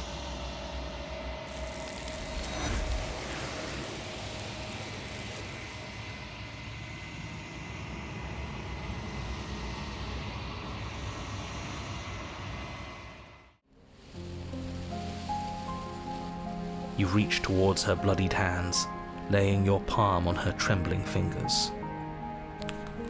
For a moment, she clutches it even tighter, her knuckles going white with the effort. But then the tension fades. Her grip finally loosens and she allows you to take the weapon. You carefully pull it free from the thorns, though they scrape at your skin, leaving red trickles of fresh blood all along your arms.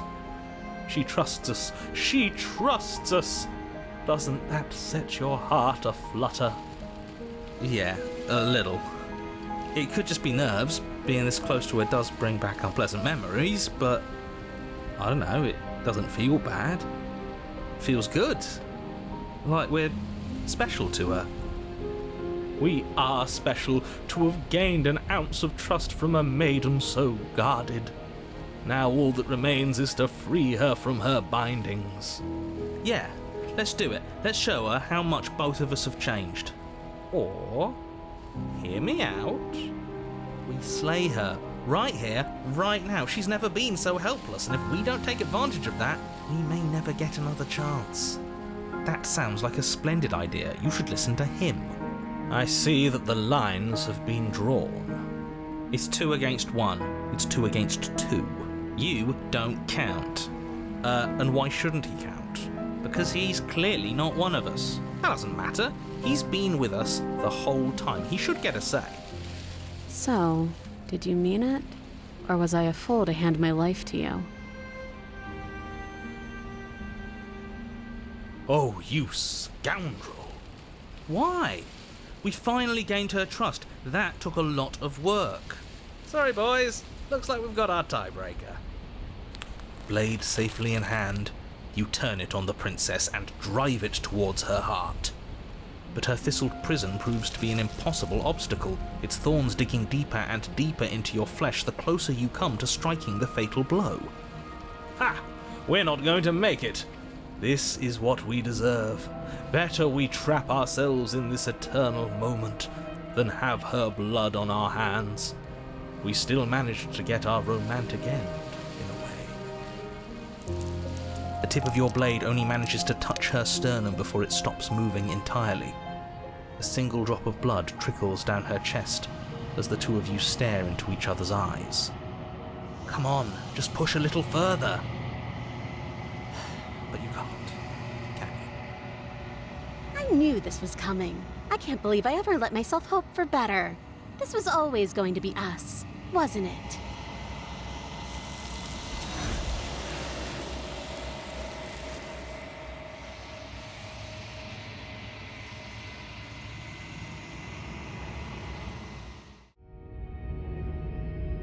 You take the blade from the shelf. It would be difficult to slay the princess and save the world without a weapon.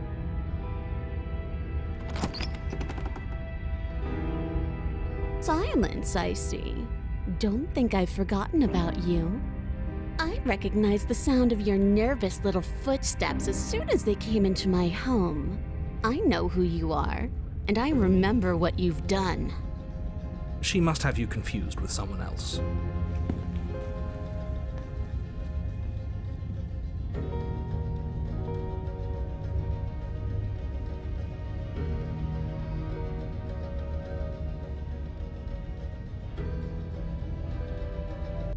Without uttering a word, you charge the princess.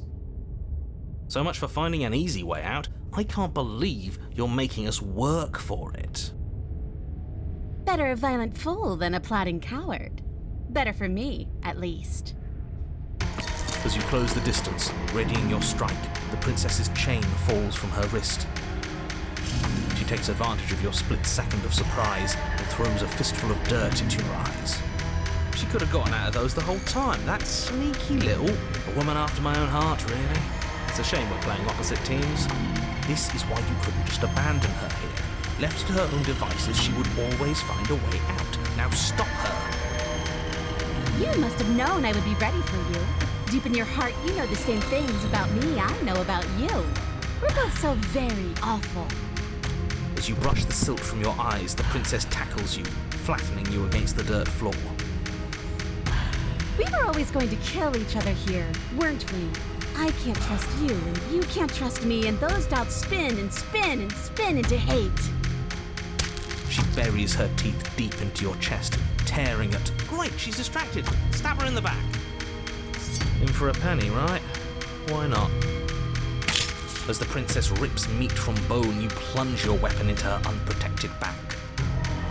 You bastard! Even face to face, you find a way to stab me in the back. I know you, and you're hideous, absolutely wretched. Just like me. Maybe we are the same. So what? Throw her off us. Kick her in the shins. We don't have to fight so dirty. Of course we do. Fighting clean won't help us win. It takes a wretch to know a wretch, and we're all at the bottom of the barrel here. There's no point in pretending otherwise. Are we? At the bottom of the barrel? We've got dirt in our eyes and a chunk of us chewed out. If that's not the bottom of the barrel, what is? No arguments here. You're doing great. Keep playing dirty if that's what it takes. But if we win, we won't be at the bottom anymore. We'll have climbed a little higher. And once we start climbing, well, who knows where we'll stop? You'll stop right here if you keep daydreaming. Don't let yourself get distracted thinking about what comes after. None of us ever said we stopped fighting. What a low and vicious fight it is. Eyes gouged, skin scratched bloody, hair ripped and nails broken. Every rule there ever was in the book of honourable combat. Both you and the princess have broken 12 times over. That's nice and all, but are we winning? Nobody's winning. I thought playing dirty was supposed to give you the upper hand, but I suppose that doesn't work if you both sink to the same lows. Still, at least you're not losing. The princess cackles maniacally as the fracas continues. But behind her cackle, you hear the low groan of warping wood. Wait, what's going on? We're establishing a newer, better packing order. No, the groaning thing. Why is the wood making noise? Who cares about the groan?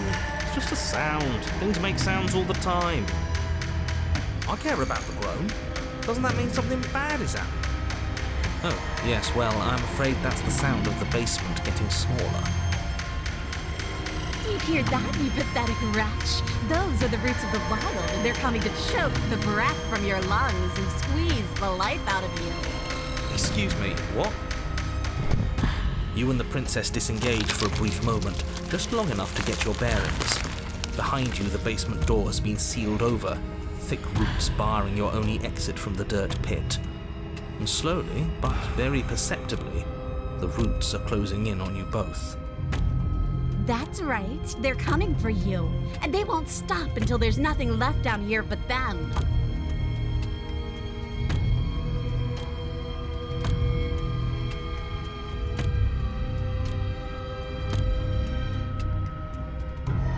As long as you suffer while you die, I'll gladly suffer with you. Especially if I get to see it happen. This doesn't help anyone. I can't believe she'd kill us both just to spite me. See?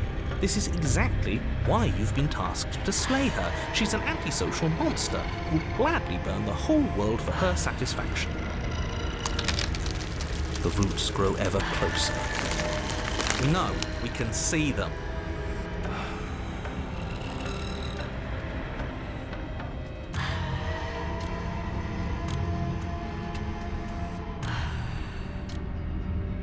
What's the matter?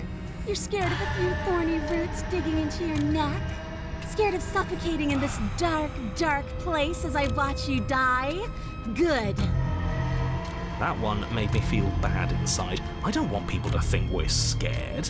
Nobody likes someone who's scared of things. I, for one, think this is a perfectly reasonable situation to be scared in. This is starting to hurt. I don't want to die like this. You feel something against your back. A thick root pushing its way into the cavern. An unstoppable, unyielding wall of bark.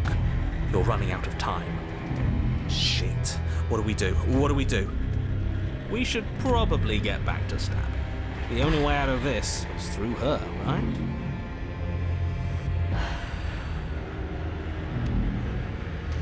You attack the princess once more, and once more the two of you fall into a vicious brawl.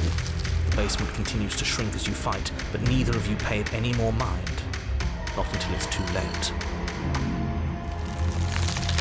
The roots twist around you both, binding your limbs and rendering you helpless.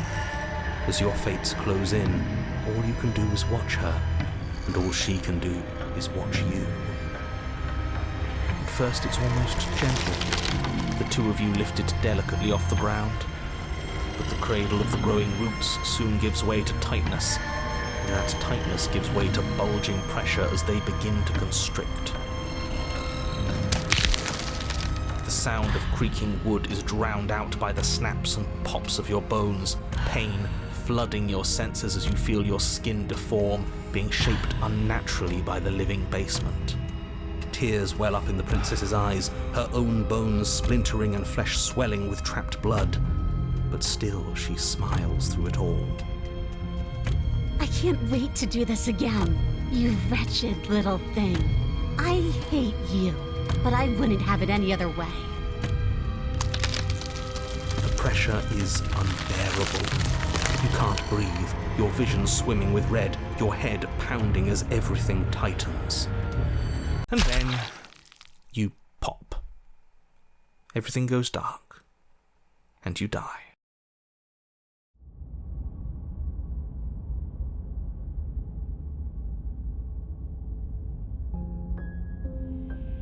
We are a path in the woods. We have no beginning, and we have no end, but something cold and unnatural sits watching us from just beyond our edge. His gaze pushes against our borders, curling them in on themselves, preventing them from stretching to the places they need to reach.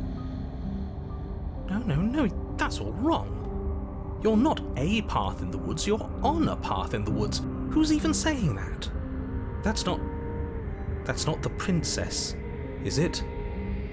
Oh no. How many times have you been here? I think this is our third? That's bad.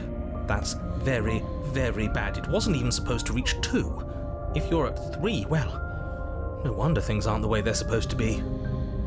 Let's get our facts straight. What happened last time? What could you have possibly done for things to be like this? The thing that sits beyond our edge speaks his logic into us. He tries to grasp at things that cannot be grasped. He tries to stare with wide pupils at that which can only be held from the corner of the eye or with a passing glance. Shut up. The rest of you, talk. What happened? What did you do? Sure, there's no reason to keep secrets. Someone decided to go in guns blazing last time, and that someone got us killed. And what should we have done? Let you draw things out with all that conniving? Everyone knows a straight fight is best. It's honest. There's no need to bicker about it. I wasn't trying to start anything. I don't mind what happened to us. I kind of like it now that we aren't actively being crushed. Yeah, now that you mention it, this isn't so bad. And it's not like the fight is what killed us anyway, it was the cabin. No point worrying about who charged who when that place ground us all into paste in the end. The princess include? It was a fitting end. I'm sorry if it hurt, but doesn't this make it all seem so small? I see. So the cabin ground you into paste, and now you're convinced you're stuck together. What a mess. He doesn't understand. We aren't convinced of anything, and we aren't stuck together. We're one. This is how we're supposed to be. Can't you feel it? I'm not watching you, I'm trying to help you. That's not an answer to our question. I don't know what he is.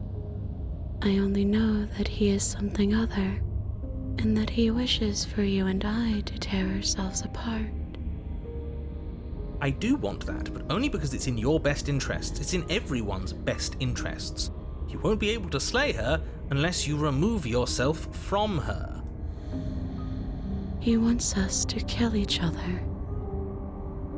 I don't. I want you to kill her. Don't be charmed by her faux solidarity. You're not in this together. She's the only one who poses a threat to the world, and she's trying to make you go along with it. You don't have to enable her, especially when you have what it takes to stop her.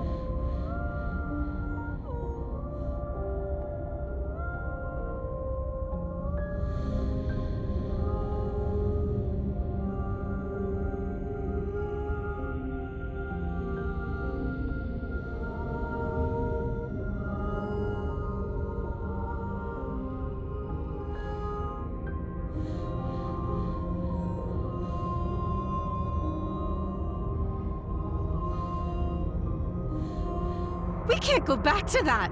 We can't go back to the doubting and the hatred and the schemes. Not after being something as beautiful as this. Doesn't all that conflict feel so far away right now? So petty? We've been posed against each other by something that understands the strength of our unity. Spoken like, honestly, a real puppet master. Have we considered that maybe she's the one trying to trick us? I'm not. But there's a feeling, isn't there? That petty feeling she mentioned, it is fuzzy, but it's there. Almost like she still hates us. It feels mutual. Please, stop. If you pay attention to that feeling, we'll fall apart. Don't look at it! She's trying to turn you away from the truth. There's something she doesn't want you to see. And I think you already know you have to look at it. Hold yourself together. We're no strangers to effort. We can push this back down. Something might do us in eventually, but I'll be damned if that something is a thought.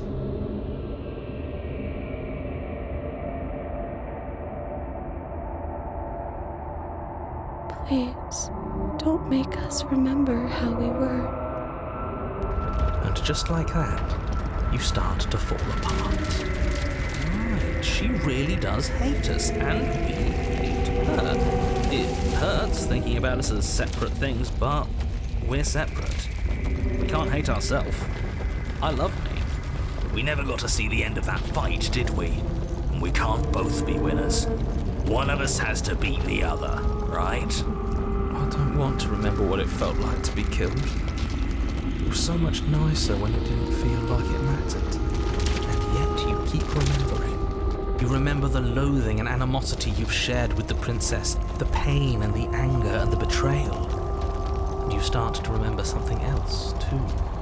You remember that you are a distinct being with a finite form and a mortal body. You can feel it.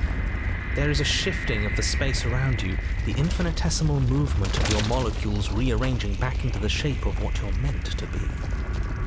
Maybe bygones can't be bygones. I don't know why I ever wanted to share a body with you, of all things. It's like my very soul reeks of yours. That was horrible. This is better. Finally, I'll be able to hurt you like you deserve.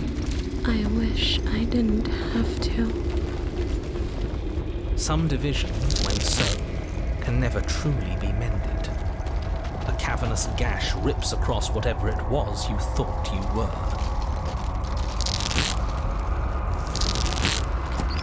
A cabin comes into being among the trees. It approaches, and it swallows your body whole. And then you find yourself, blade in hand, exactly where you need to be. At the center of it all is the princess, a wooden and fleshy heart beating with an unbroken rhythm. You're filled with a sense of purpose. Strike at her. End this once and for all. Kill me then, if you hate me so much. Just get it over with. This doesn't feel like a fight. This isn't what I wanted. Where's the victory in this? Well, this should be easy, if you're sure about it. I mean, what's the point of being king of the hill if there's no one around to be better than? We'd just be sitting on a hill. Do we have to do this? You have to. You know you have to.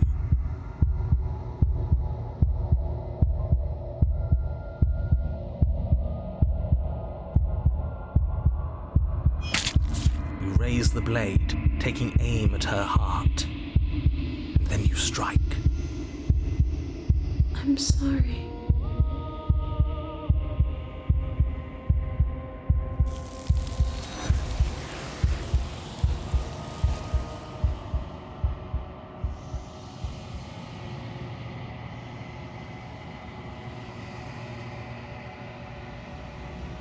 She's gone. Where did she go?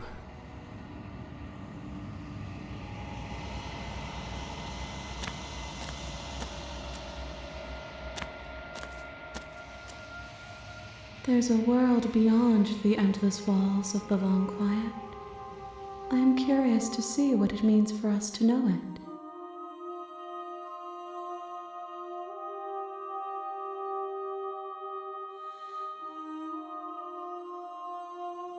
It doesn't matter if there are. People are frail and impermanent. You and I are the only things that interest me. We are real. Nothing is an idea that dwells in the absence of something. But nothing cannot exist on its own. And because of that, nothing can't exist.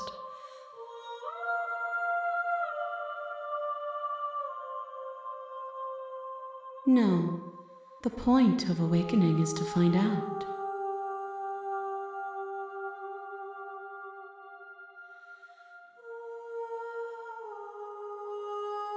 No, their minds are empty, existent, but constantly shifting into something new. Do you think your narrator lives in the spaces beyond?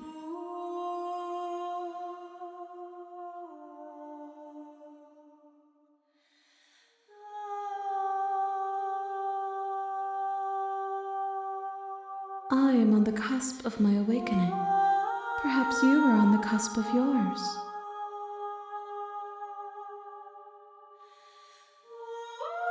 The next time I see you, each of us will finally know what we are. I will be here, waiting for you.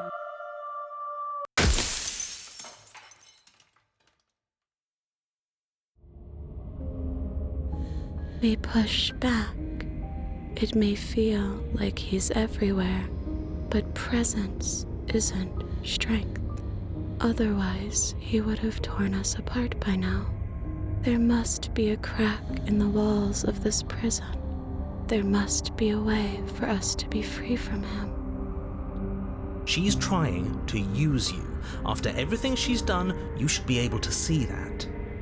I may not have been around to witness it, but clearly you remember what happened. How about you try remembering how it all felt?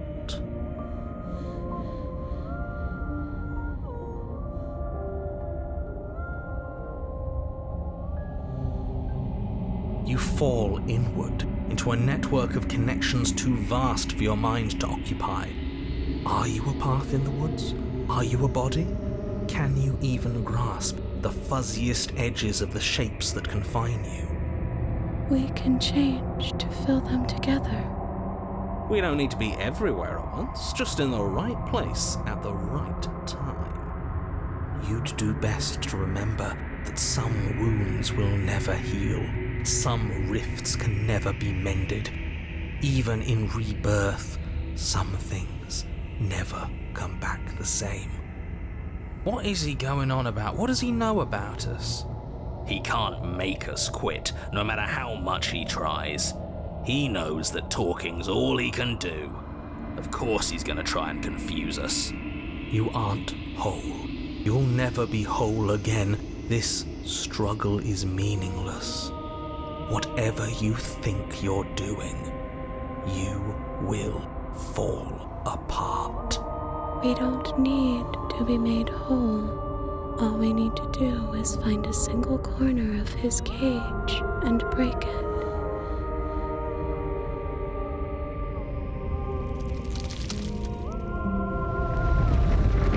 You stretch and search and stretch and search, growing as you decay and decaying as you grow. As you strain beyond your limits, the ground around you becomes dry and unstable and crumbles into nothing beneath you. This place will fall apart before you find its end. This task, whatever it is you think you're doing, is impossible. All the more reason to keep trying. Come on, we aren't tired yet. That's right, I know a loser when I see one. Call his bluff. I can hold us together for a little while longer, so long as you trust me.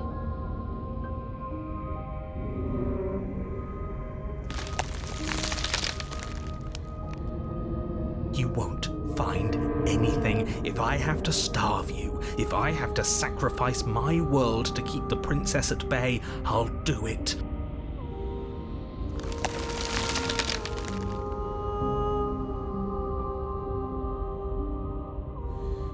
Don't move an inch.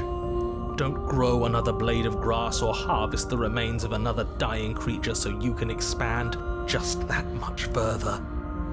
Stop all of this, right now. I think it's too late for that, mate. I'm at your side. Shatter it, and free us all. No, stop!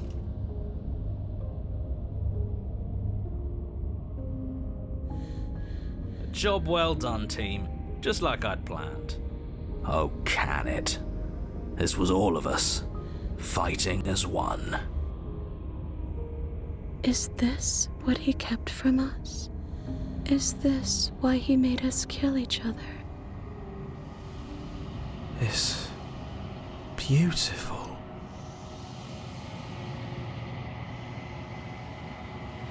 Where did it go? Why is everything so cold?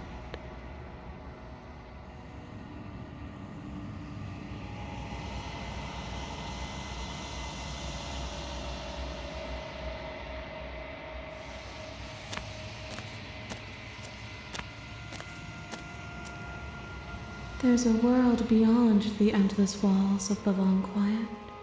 We're supposed to be there. Do you know what we'll find out there?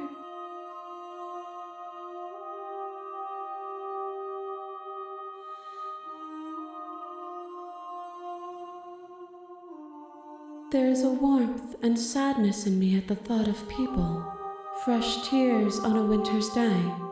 They are not like us. They do not last. We are real. Nothing is an idea that dwells in the absence of something. But nothing cannot exist on its own. And because of that, nothing can't exist.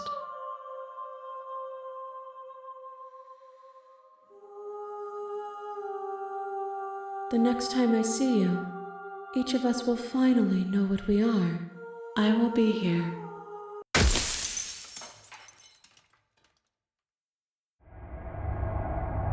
No, you can't bury that feeling. You can't hide from your past. The past doesn't have to exist. Our freedom is within us. We just have to find it.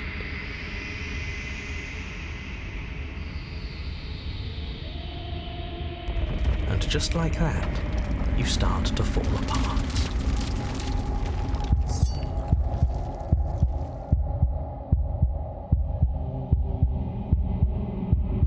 You devious little bastard. If you think I'm going to let you free her, you have another thing coming. And that other thing is... We'll just have to wait and find out when it happens. Just ignore him.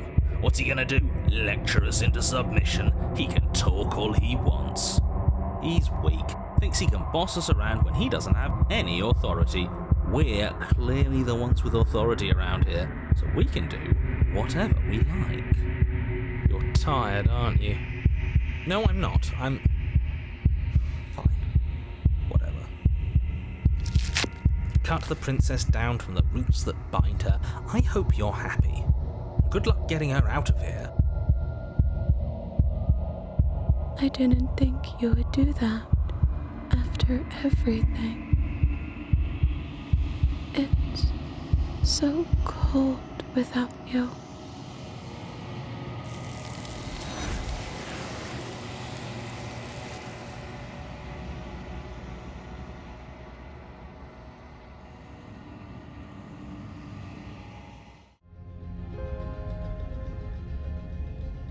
And why would I do such a thing? Is someone's guilty conscience getting to them? But I wouldn't worry. As much as I may hate you, letting you live is in my best interests. If you get me out of here, the only thing that will be dead and buried is the bad blood between us. Oh, that nagging feeling you mentioned is me, by the way. I'm actually a little anxious about a potential backstabbing event. She needs us to get out of here. We'll be fine if that's what we decide to do. You won't be fine because destruction is in her nature. If she gets out of here, that's it for the world, remember? Even if that's true, that doesn't automatically mean she's going to stab us in the back. I think that depends on your definition of words like stab and in the back. She might not literally do that, but she could very well symbolically do the same thing. See? He gets it. There's nothing wrong with looking out for number one.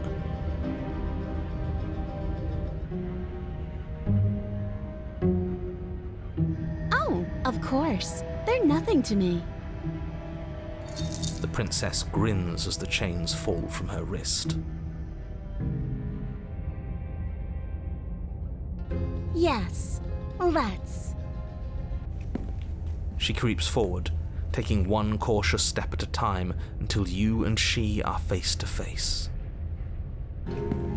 She never breaks eye contact, even as the two of you find yourselves face to face. She's silent for a long moment, as if testing to see what you'll do now that she's within arm's reach. After you, darling. You're the one it lets come and go. It's best if I follow.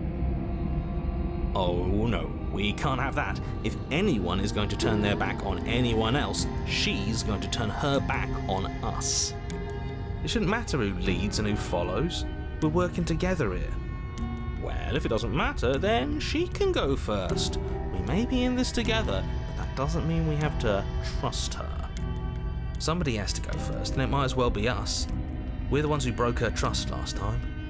You're talking a lot about trusting someone who, by her very definition, cannot be trusted.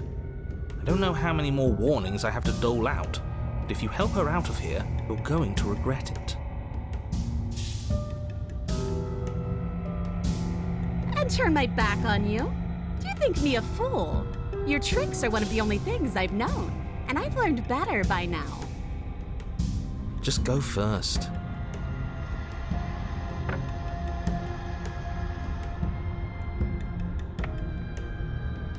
The princess leans close, her nose twitching as she sniffs your neck inquisitorially. What is she doing? I think she's trying to figure out if we're lying, so it's a good thing we didn't lie. Your stink is the stink of a wretch, but not of a liar. If I have to go first, I'll go first.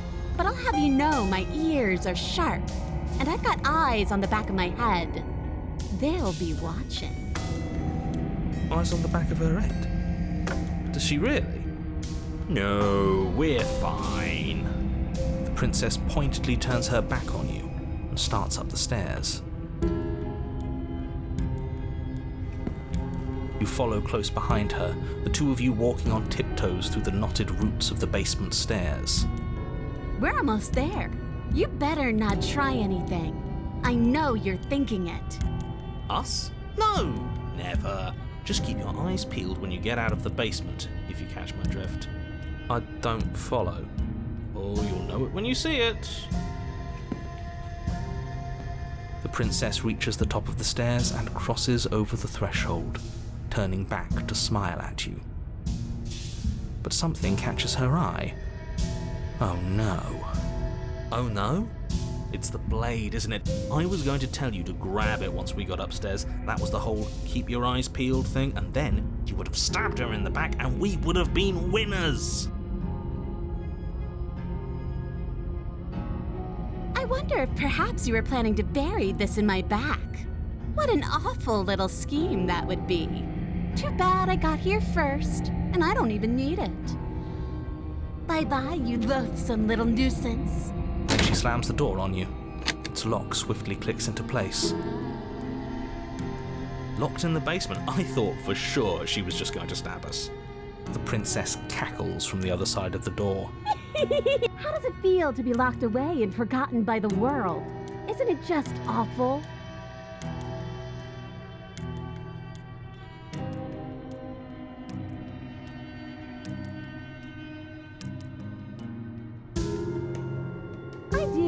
But I just couldn't help myself. And we both know that you're already scheming about how to get back at me if I ever open this door. So we're going to stay exactly as we are right now, for as long as either of us lives.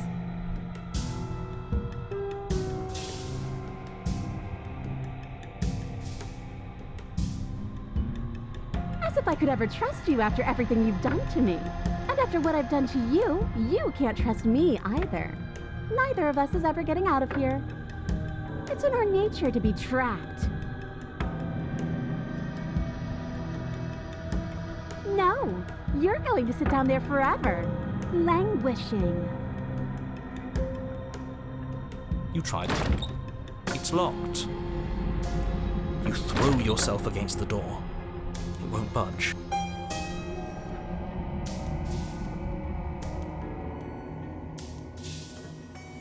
Why isn't he saying anything? I think he's gone. Oh, I didn't think I'd ever have to see you face to face again. Otherwise, I might have given you a little more courtesy at the top of the stairs. No hard feelings, I'm sure. Why is everything going away? I feel cold.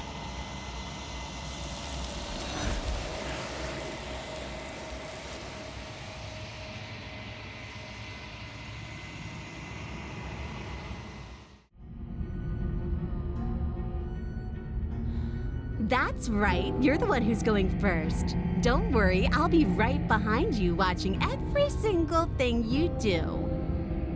That's exactly what I'm worried about. You step onto the stairs and begin your ascent from the basement. The princess follows close on your heels, perhaps even a little closer than you'd like. You're only saying that because you want us to feel nervous. I do want those things, but I want them for a good reason. I don't need you to trust me for my sake, because I already know that I'm right. This is for you. Can we walk backwards up the stairs? I think that's the smarter idea. She can't sneak in and attack if we're facing her. No. The stairs are a bunch of overgrown roots. You'll trip and hurt yourself. But the princess is silent as you both continue the climb, and in no time at all, the upstairs of the cabin is within reach. Isn't that a relief? We're fine. Nothing happened. You're not even going to wait until you're through that door to proudly claim your victory, are you? Why did you just say that?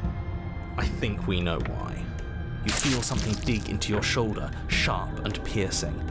The princess clawing at you and pulling you down with her full weight.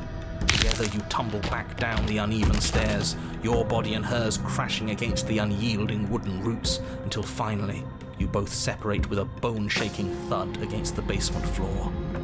You feel something pop. The princess lands against the far wall, gasping as she struggles to recover from the impact. You're still in shock, trying to get a hold of yourself.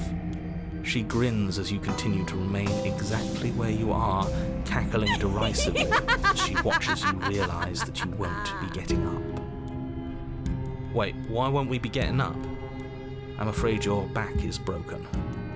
One unlucky fall is all it takes, really, and you had several. You know what? I'll say it. That sucks. I don't like having a broken back. We were going to help her.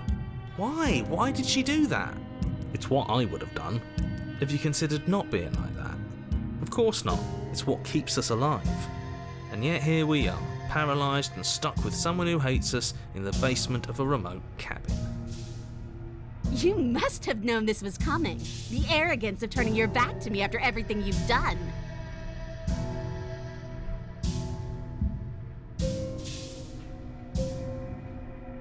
Maybe you were, and maybe you weren't. But even more than I wanted my freedom, I really, really wanted to hurt you. And you know as well as I that by our very natures, only one of us could make it up those stairs unscathed. Someone had to make the first move. Better me than you. See, this is why I wanted her to go first. I had this whole little scheme planned, where once she'd passed by the table upstairs, I'd have said, now pick up the blade and stab her in the back. And then you'd say something like, wow, that's an amazing idea that I never saw coming. Thanks for looking out for us. And then you would have done it and we wouldn't be stuck down here with a broken back. There's just one problem with that. And what's that? She was clearly planning to betray us. And if she was in front of us, she would have gotten to the blade first. Ugh, you're right, aren't you? I thought this whole thing was ironclad, but really it was doomed from the start, wasn't it? The princess's body twitches as she tries to get up. Ho ho ho! So she's not as bad as us. Something inside me is broken. Isn't that a cruel twist of the knife? Isn't that so funny? She eyes you with intensity, silence falling between you for a long moment as her gaze travels up and down your battered form. Seems I'm not the only one, though. Wait, are we both just stuck here? Certainly seems that way. What a way to go. But look on the bright side. In all this chaos, you may have actually managed to deliver a lethal wound. The world could be saved after all. We're going to die together. Isn't that a lovely treat? I wonder how long it'll take. Maybe I'll get to watch the worms lick your bones clean. Is that really what's going to happen? Hello? Are you still there? What happens next? I think he's gone. Something strange is twisting this place out of shape. I wasn't feeling much of anything, but now I feel cold.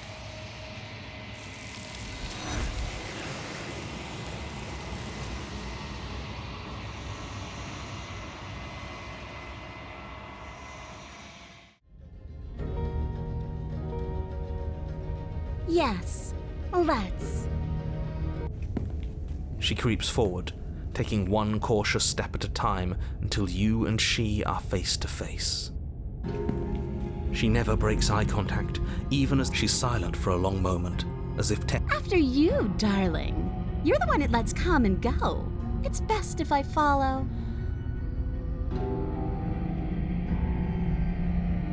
You're talking a lot about trusting someone who, by her very definition, cannot be trusted.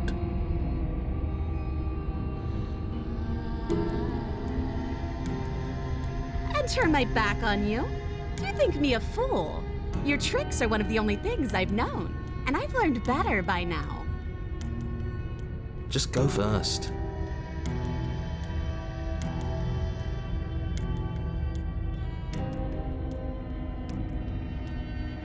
The princess leans close. What is she doing? I think she's trying to figure out if we're lying, so it's a good... Your stink is the stink of a wretch, but not of a liar. If I... Eyes on the back of her head. Does she really? You follow close behind her, the two of you walking on tiptoes through the knotted roots of the basement stairs. Wait, I thought we were helping her escape. Of course we're not. You didn't buy all that noise I was putting down, did you? I was just waiting for a moment for us to strike. She has it in for us, you know.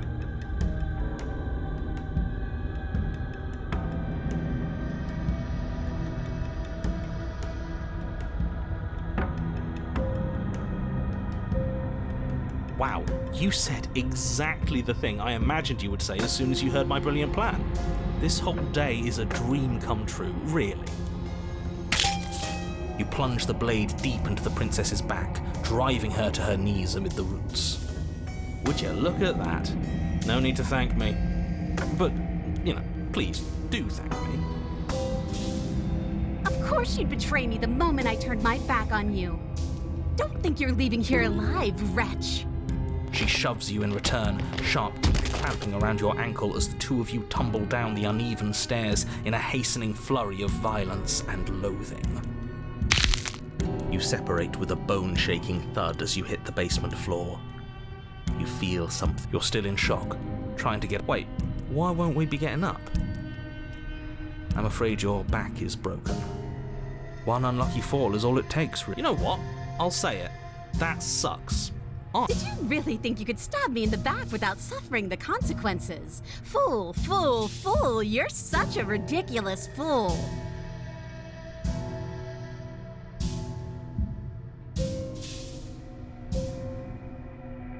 The princess lets out a mocking laugh.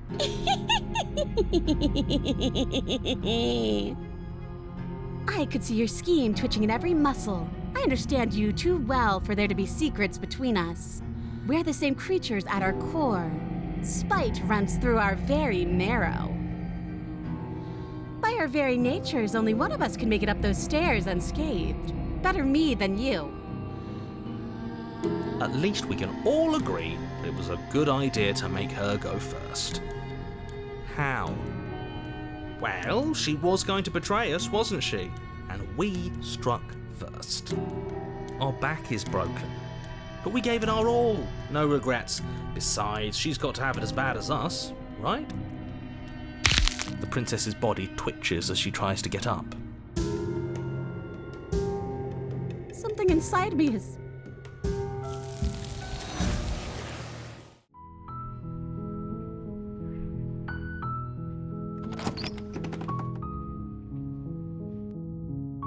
The door to the basement creaks open. Her voice softly carries up the stairs.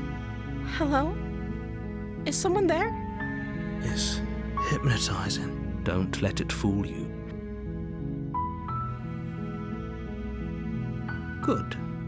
You're still listening to reason. It would be better if you had a weapon, but you may still be. You walk down the stairs and lock eyes with the princess.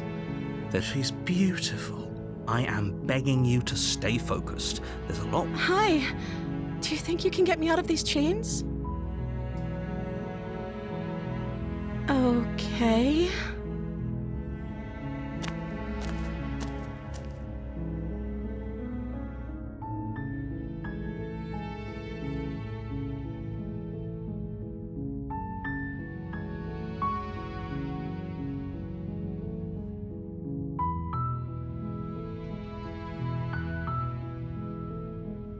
Thank you. You turn back to the stairs, intent on retrieving the blade in the cabin. Where are you going? You can't just leave me here. You'd better hope for your own sake that I don't slip these chains before you make it back down here. Slip these chains? She can't, right? She needed our help to get out of here. But do you hear the conviction in her voice? I don't think she's bluffing. She has to be bluffing, but I'd hurry if I were you. You rush up to the first floor, grabbing the blade, both yours and the world's only possible salvation. Okay, if we're sure about this decision, I'll support it.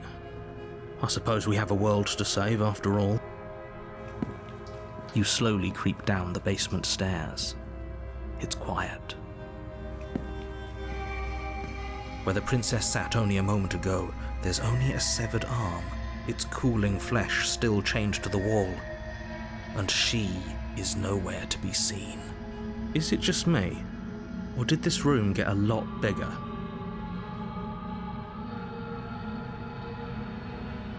Your eyes dart to the corners of the room. You don't see her.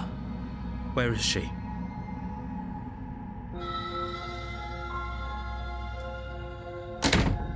You close the door behind you. Almost magically, its locks immediately click into place. Maybe they'll open if you finish the job.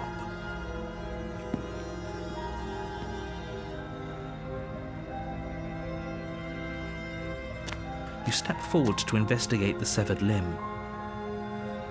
A trail of blood leads from its jagged stump into a dark corner of the basement. And then you hear the quiet patter of feet against the floor, and there's suddenly a weight on your shoulders. The princess tears into you. Her teeth and claws are unnaturally sharp, ripping into your shoulders, digging into your throat. You fall to the ground, the princess eagerly tearing at your flesh. Holy shit. What is she? Are you serious? As the princess rends flesh from bone, your limp fingers can no longer hold the blade. It slips from your hand, your one last means of defense lying useless beside you in a pool of your cooling blood. I suppose you just lacked the will to fight back. This is the end, isn't it? I'm afraid it is. Everything goes dark, and you die.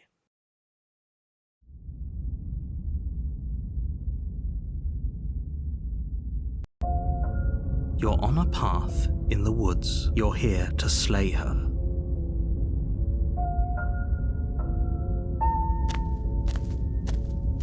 A warning. She will lie, she will cheat. Does a cat lie to a cornered mouse when it plays with its freedom? Or is it just acting out its nature? I don't see why that matters. A lie's a lie, and if anything, she's the one who's cornered. She could have gotten out of there whenever she wanted to. We should trust nothing that she tells us, only what we hear and smell. That's a very roundabout way of saying that you should listen to me and take this seriously. Maybe.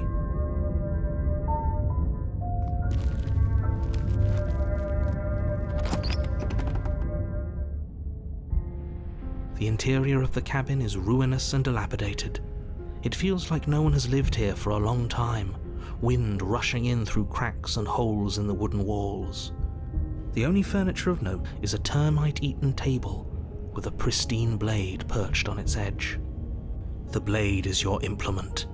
You'll need it if you want to do this right. You take the blade from the table. It would be difficult to slay the princess and save the world without a weapon.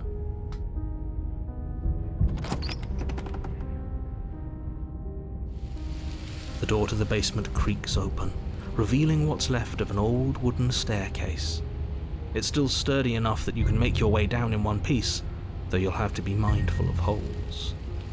The air seeping up from below is oddly warm and wet, as if you're descending into a jungle. If the princess lives here, slaying her would probably be doing her a favor. She growls up the stairs. I can smell you. She sounds almost feral, impatient, or maybe eager.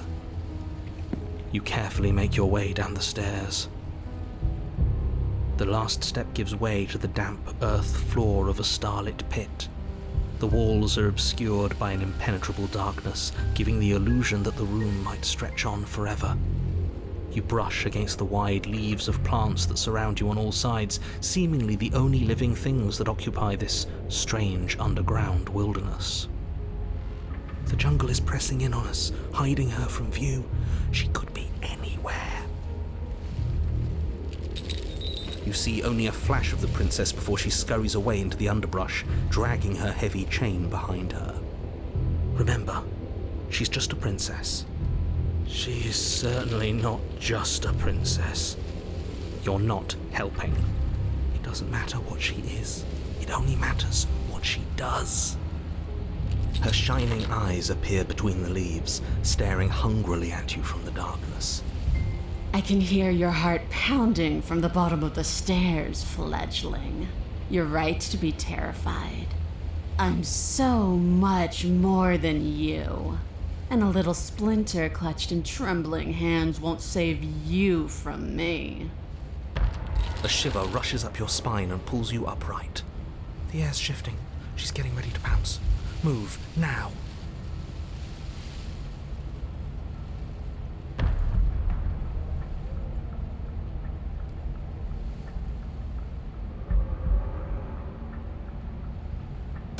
There's a shift in the humid air, and something enormous, the princess, lunges from the shadows, her maw unhinged and dripping, her eyes fierce and full of hunger. She is too quick to outrun, too nimble to outmaneuver, too determined to overpower. This is her domain. You are devoured. I guess that's it then, isn't it? Unfortunately for you, no, this isn't it. You are in a dark and caustic place. A thick, fibrous lining constricts around you, its slick surface impossible to grip. Your hands scrabbling uselessly at your surroundings as they compress in on you. Your lungs can barely expand in such a tiny space. Not that the humid, finite air grants you more than a few shallow breaths at a time. You spoke when you needed to act. The liquid pooling beneath you starts to seep into your skin. You itch, then sting, then burn as the acid begins its slow work. When I killed you, I tried to leave this place, but it wouldn't let me. You belong down there, it screamed at me. The world is better off without you in it. The flesh around you rumbles as the princess begins to move, her thundering footfalls twisting you helplessly about. Your skin protests as the corrosive liquid sloshes around you, but there will be no respite for you in sight. The burning grows stronger, and you can feel layers of you being peeled away. But you don't belong down here. You came from somewhere else. You came from out there. So I consumed your dead heart, and I carried it in my throat, and I draped what was left of you on my back, and I threw myself against that door. She stops, her muscles tensing around you, and through the muffling layers of her flesh, you hear the whine of straining metal. And with a pop, she lurches forward, your body lurching right along with her. Her chains. She's loose. But even then, it denied me freedom. You cannot fool me by draping yourself in decay. I know your true nature, and it is suffering. Gravity pulls at you as you're hefted upwards, the distant creaking of ancient wooden steps barely audible over the thudding of the princess's heart. And then it was gone, and I was here. A new enclosure, a nicer cage, but still a prison. I learned from my wounds. You're alive now. We can leave together. Does that work? Could she free herself if we're alive in here? Do you really need me to give you a definitive answer for you to understand that the situation is grim? Stop her. Do something. You still have that steel claw. Tear through her before we are her. Survive. Or we could use it to make this quick for ourselves. If she needs us in order to leave, we could at least deny her that. That is a bad thing to do.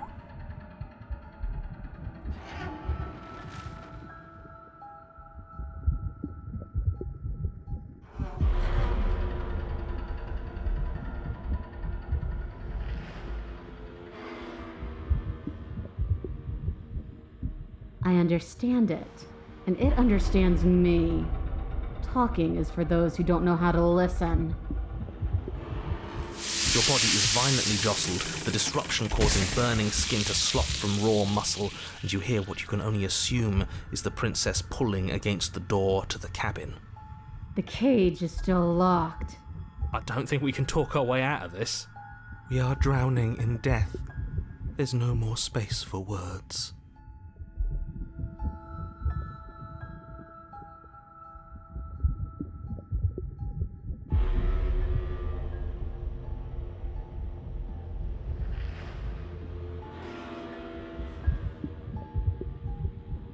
Every creature craves freedom.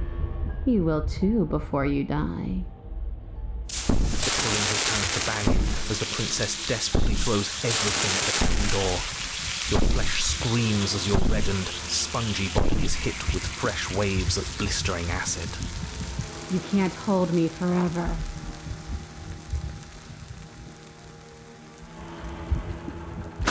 Though you have little room to move, you use what strength you can muster to drive the blade forward into the thick walls of tissue digesting you.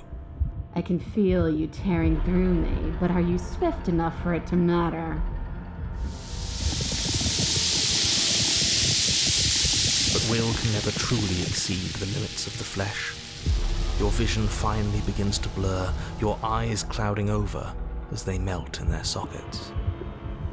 What little air remains in this rancid stew of flesh and slippery organs is finally too foul to breathe, and your lungs mercifully give out before you have to suffer another burning, liquefying moment. Everything goes dark, and you die.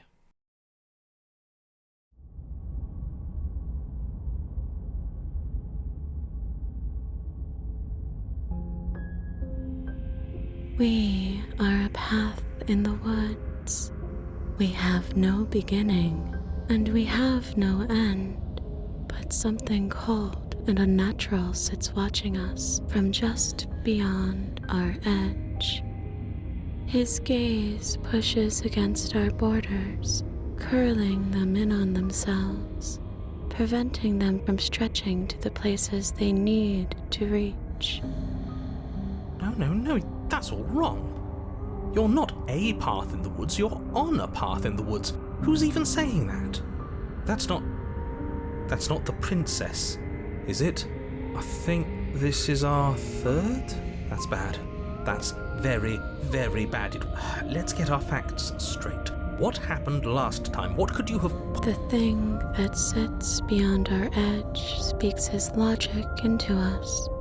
He tries to grasp at things that cannot be grasped.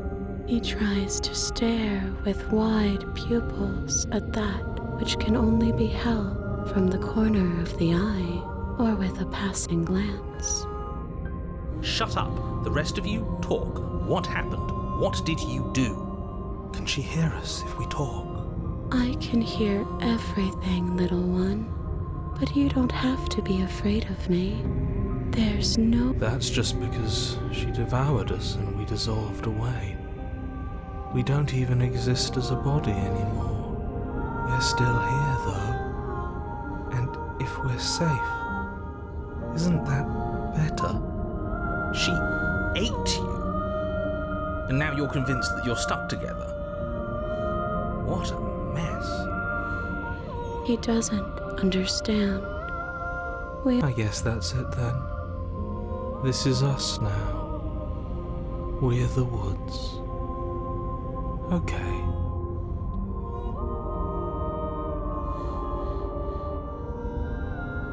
We push back.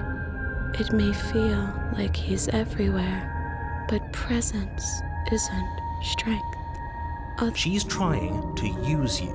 After everything she's done, you should be able to see that.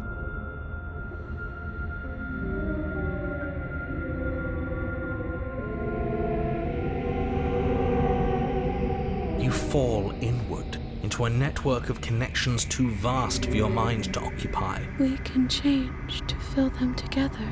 We don't need to be everywhere. We just need to test the boundaries. You'd do best to remember that some wounds will never heal. Some rifts can never be mended. Even in rebirth, some things never come back the same. What is he going on about? What does he know about us? This is all too much. Why can't we just let her do as she sees fit? She's the one who can handle being vast. It's not for us.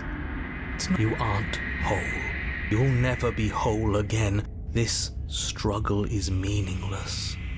Whatever you think you're doing, you will fall apart. We don't need to be made whole. All we need to do is find a single corner of his cage and break it.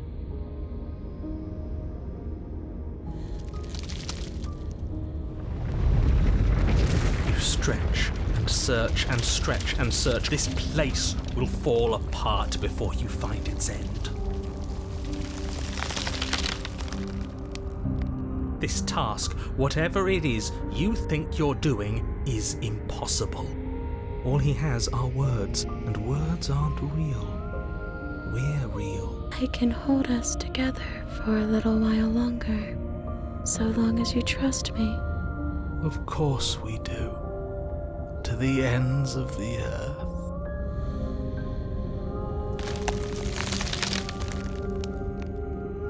You won't find anything. If I have to starve you, if I have to sacrifice my world to keep the princess at bay, I'll do it.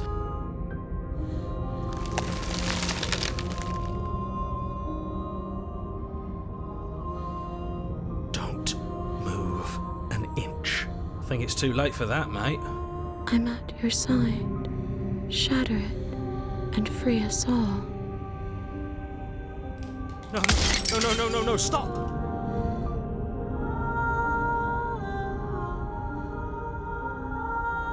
Is this what he kept from us? Is this why he made us kill each other?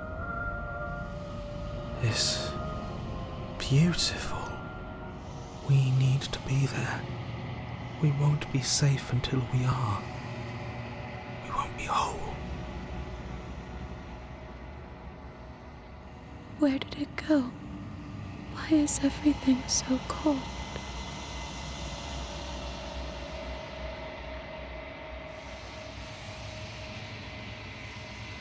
She's gone. Where did she go? And is that a mirror? Why is it here? Why now? What is that supposed to mean? Whatever awful thing I felt before, it feels so much worse now. Death. Real death. This is what we all deserve, isn't it?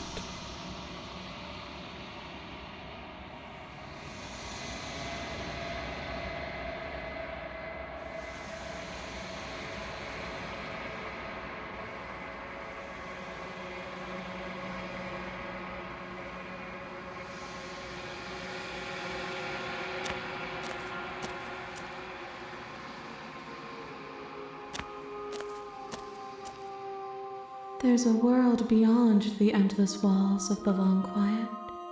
We're supposed to be there. Do you know what we'll find out there?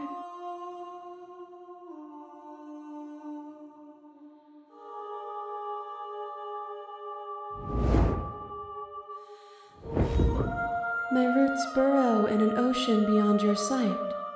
We cannot harm each other as we are now.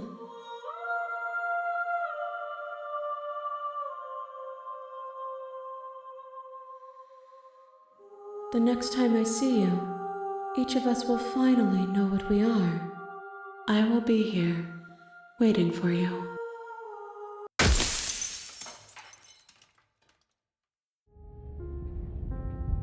No steel claw. Do you think we can talk our way out of this? I don't think she wants to talk. I guess we'll just have to trust that we made the right call. It'll still be here if we need it.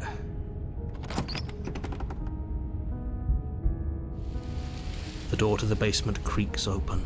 The air seeping up from below is oddly warm and wet. She growls up the stairs. I can smell you. She sounds almost feral, impatient, or maybe eager. You carefully make your way down the stairs. The last step gives way to the damp earth floor of a starlit pit. The jungle is pressing in on us, hiding her. You see only a flash of the princess before she scurries away into the underbrush. Remember, she's just a princess. She is certainly not just a princess. You're not helping. It doesn't matter what she is. It only matters what she does. Her shining eyes appear between the leaves. I can hear your heart pounding from the bottom of the stairs, fledgling. A shiver rushes up your spine and pulls you upright. The air's shifting. She's getting ready to pounce. You lunge to the side, picking a direction on instinct. As you land, you're buffeted by a gust of air, disturbed by the sudden motion of a massive body. The princess. In an instant, she's pounced on the spot where you would have been, her chains rattling across the floor behind her. Before you can blink, she's gone, vanishing once more into the shadows. But you still feel her gaze on you. You're faster than you were before, but you're still meek, reactive, prey.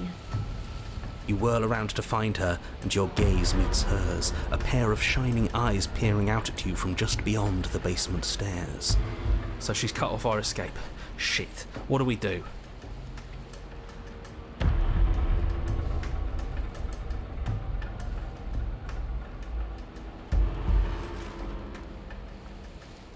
She's right there. We have to wait for an opening. That's fair. She'll kill us if we try and run past her.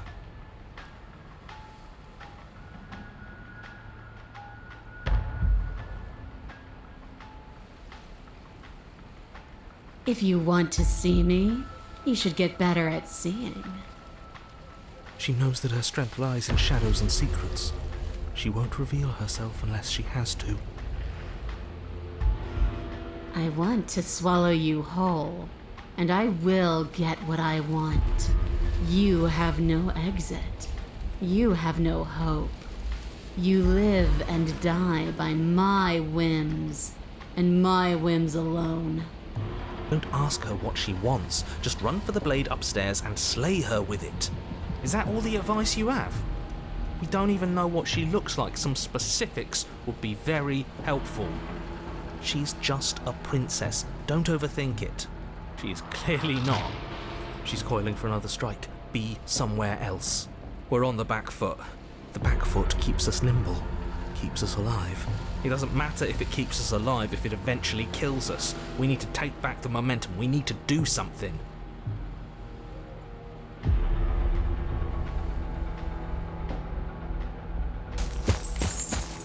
Patch of jungle, barely moving out of the way before the princess surges past you with a speed that makes her practically unseen.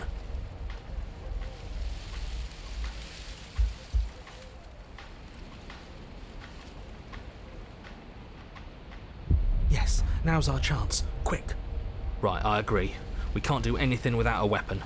We can regroup once we're armed and try to figure out a better plan.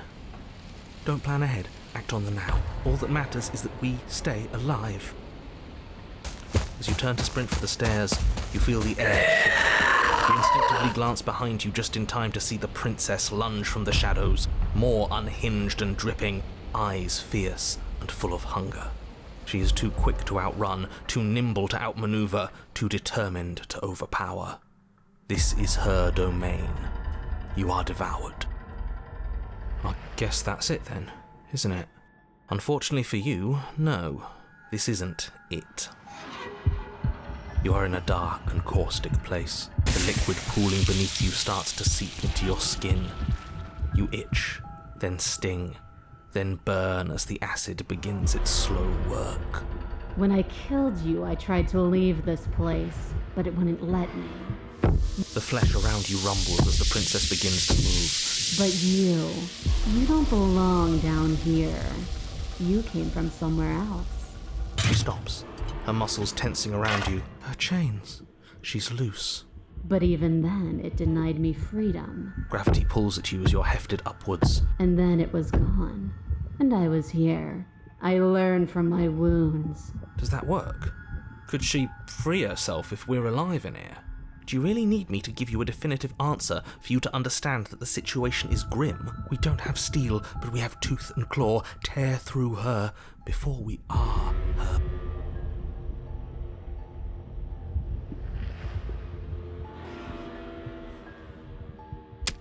Like the cornered animal you are, you tear against the thick membranes of her stomach with every part of you that can be made sharp. Nails, claws, teeth, hands, feet. I can feel you tearing through me, but are you swift enough for it to matter? Your body is violently jostled, the disruption causing burning skin to slop from raw muscle. The cage is still locked.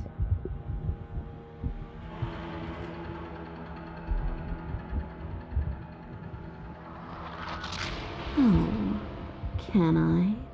The click of what you presume to be a door ripples through the layers of suffocating flesh. That wasn't so hard. You feel her take another massive step, and then another, and then... It's gone quiet, hasn't it?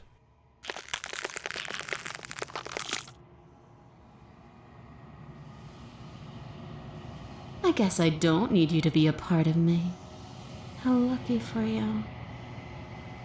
This place is cold.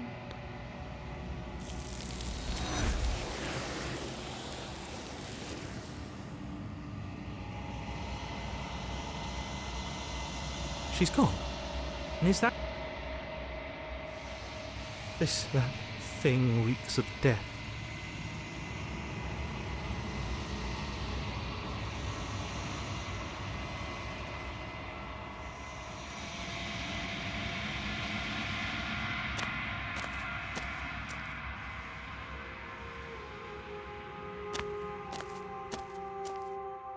There's a world beyond the endless walls of the long quiet.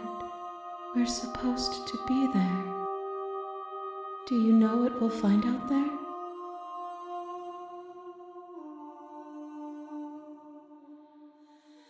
The next time I see you, each of us will finally know what we are. I will be here, waiting for you.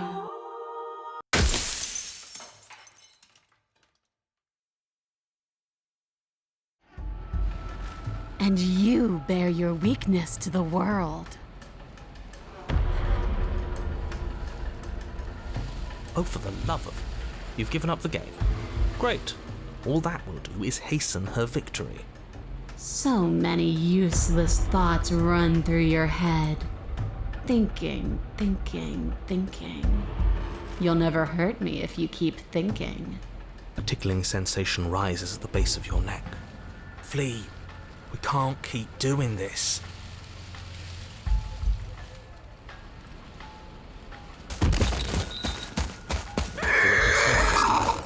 Or maybe she's a little faster. You avoid her slavering jaws, but she manages to graze you, her titanic momentum skinning you along your side. It's like being sideswiped by sandpaper. How is she that fast? You're bleeding now. You instinctively touch your side, testing her claim.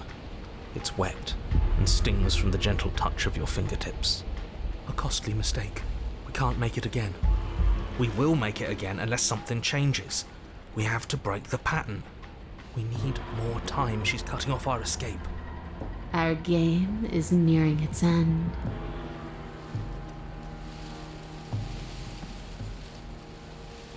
Why does anything kill anything else? She needs to. I didn't say I wanted to kill you. It sounds like she wants to do something even worse. What she wants only matters if she wins, and you're not going to let that happen. She's more tense this time. She means this next blow to be the last. The mere thought of moving again makes your bloodied side ache. We're exhausted. We're bleeding. We're still alive. We owe it to ourselves to move.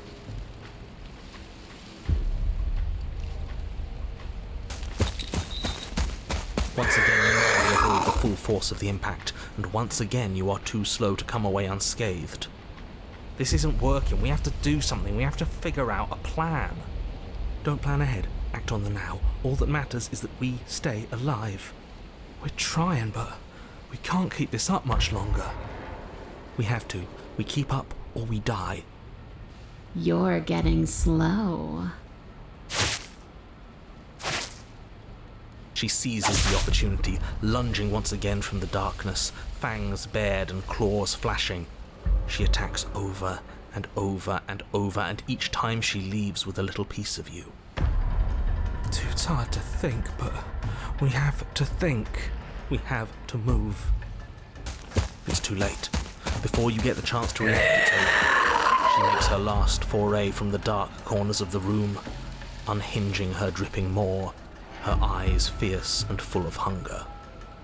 You do your best to dive out of the way, and you partially succeed. Partially? Yes, the princess fails to swallow you whole. She only swallows your lower body. That's just as bad. That's worse, even. It's death either way. At least this will be a faster end. You look down to see that the dirt between you is strewn with your intestines, trailing all the way up and disappearing behind her blood-stained teeth. Your legs are nowhere to be seen. You start to go into shock. The princess, bloody saliva dripping from her lips, idly gnaws on what's left of you as you rapidly fade away. I didn't mean to do that. I still need to devour you. And it doesn't count if you're dead. We're not dead, But you don't have time to protest her premature observation of your death, because everything goes dark, and you die.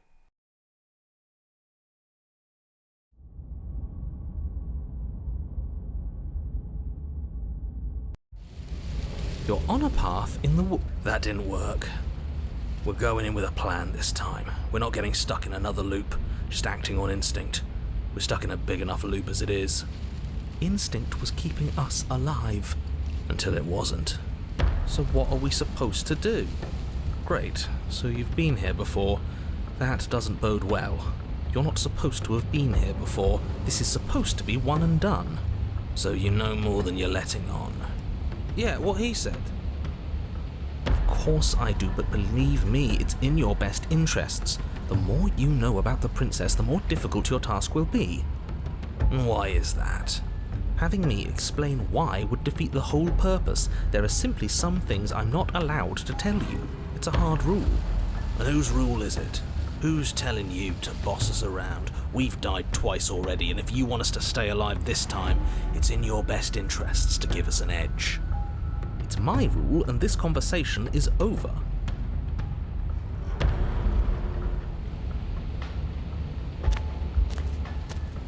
You make your way down to the cabin. Your fated confrontation awaits. You know what to do. So, we need a plan. We've been over the plan. Goad her out of the shadows. Make her show herself. And what if she doesn't want to be seen? We'll figure out a way to make it happen. And if that doesn't make her any easier to fight, it will. It's always easier to fight what you can see, no matter how big or toothy she might be. She spent as much time as she could in the shadows, so we're gonna draw her out. But she's fast, and she's clever.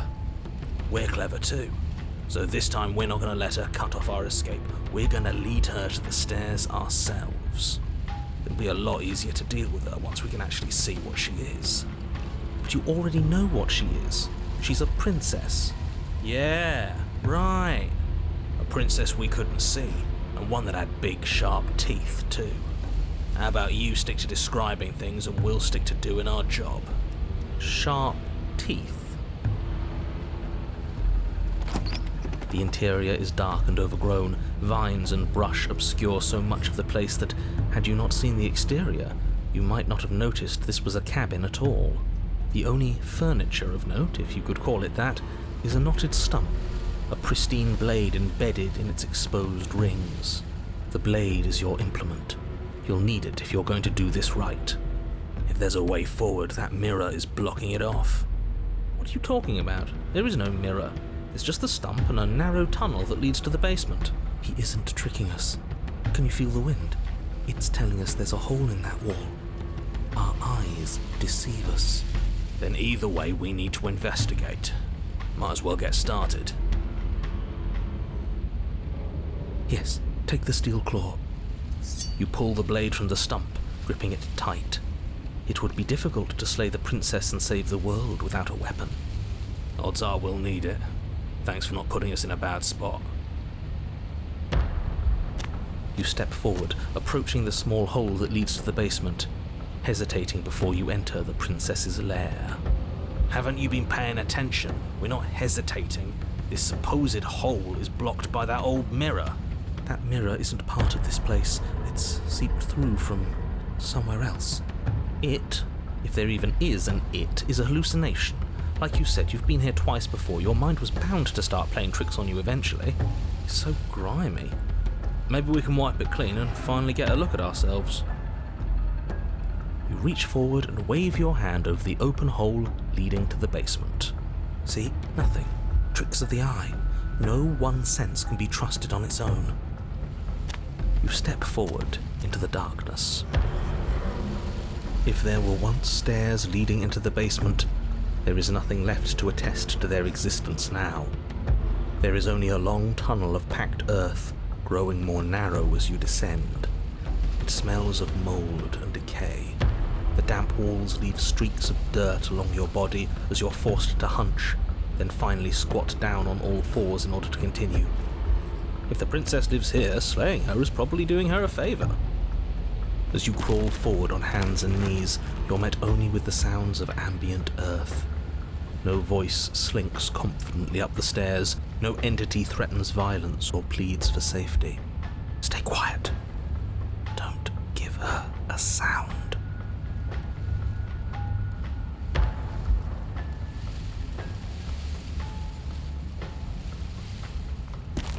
You say nothing, maintaining the silence as you carefully make your way down into the basement. The basement is dark and cavernous, a gaping maw threatening to swallow you whole. There is no light here, save for what little starlight has managed to filter down the tunnel. And though you can't see the vastness of the space, you can feel it. You're exposed. Stay on your toes. We take a step into the shadows, and as soon as she moves, we jump back, make her follow. From there, we trap her in the tunnel, draw her out of the cabin, whatever it takes to get her out of her element. Then we're safe.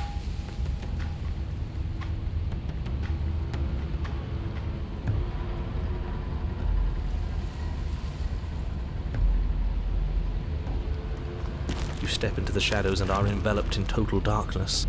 Your heart pounds in your chest, ears pricked, eyes wide despite the inky blackness, waiting for any sign of movement. That's right. Keep steady. Don't let your nerves get the better of you. There, she's about to strike. With the near silence of a determined predator, the princess erupts from the shadows. But you've already started your swift escape. That's stage one. Now stay focused. You dive into the tunnel and begin scrambling up towards the cabin. You hear her behind you, claws raking at the dirt, chains rattling, then snapping, breaths hot and heavy with the effort of the ascent. But the sounds are coming slower now, the breaths pained and stuttering. You no longer sense frantic motion behind you in the tunnel. You risk a glance. She is a broad and sickly creature, her withered and emaciated flesh clinging to bones too large to fit in the narrow space. She managed to squirm her way into the tunnel in pursuit, but now she's stuck, incapable of either moving towards you or returning to the open darkness of the basement below. So that's what she's become. She wasn't like this when we started. Was she? No, she wasn't. Looking at her makes me feel sad. Yeah, now that we can see her, she doesn't feel like much of a threat at all. She paws futilely at the air between you, but her shoulders are pinned in the narrow confines of the opening. She has no hope of reaching you. When she realizes this, her arm goes limp, flopping to the dirt floor of the tunnel, and her eyes fall from yours, defeated. Her eyes look up at yours, wide, pleading. Come back, you can imagine them saying. Don't leave me here. But you shouldn't listen to the sad eyes of a vanquished enemy. She wants nothing more than to change places with you. If you want us to ignore her, then why would you tell us any of that wide-pleasing eyes begging for mercy business to begin with? All it does is make us feel conflicted. I'm merely describing things as they are. It's not my fault that her eyes had something to say, even if that something was a ploy, which, if I might stress, I pointed out to you. What should we do about her anyway? Can she still end the world like this? She hurts. We should help. Now, let's think for a second. Let's reevaluate. Should we help her? Well, I do feel bad looking at her. There's no way to get close without being in reach of those claws. We've come this far, but can we trust a creature that until a few short moments ago fully intended to eat us? What an excellent question with an equally excellent answer. No, you should not help her. She's clearly just waiting for you to drop your guard. And beyond that, you do well to remember that she poses a threat to reality itself. You already have a weapon, and she's as vulnerable as she's ever going to be. How about you use it?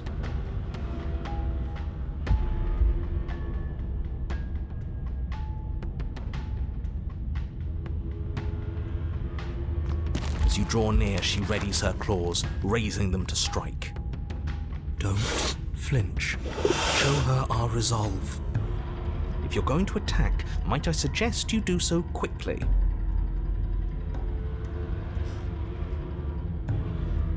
Violence is still a mercy here. It's still help. Yeah, maybe this is what's best for everyone. I still think leaving would have been best, but we haven't seen what happens after she dies. It could give us some answers. You rush forward, your confidence carrying you with enough speed to avoid her desperate strike. Your blade sinks deep into her chest. So we actually did it. Why does it feel so bad? Killing the weak always does. I don't think she's dead just yet. She isn't. As you dig towards her heart, she howls with an earth-shattering shriek, and then... We're at least taking her with us, right?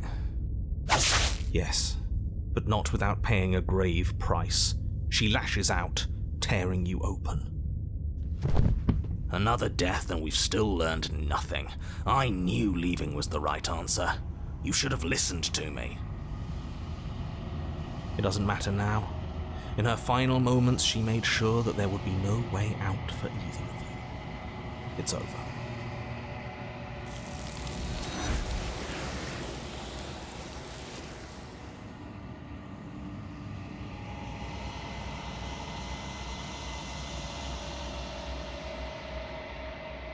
She's gone. Where did she go? And there's that mirror again. Why is it here? Why now?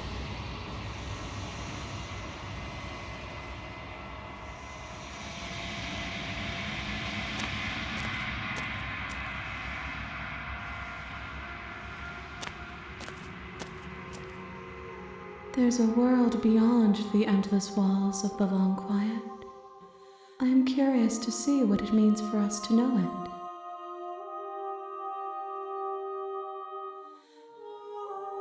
The next time I see you, each of us will finally know what we are.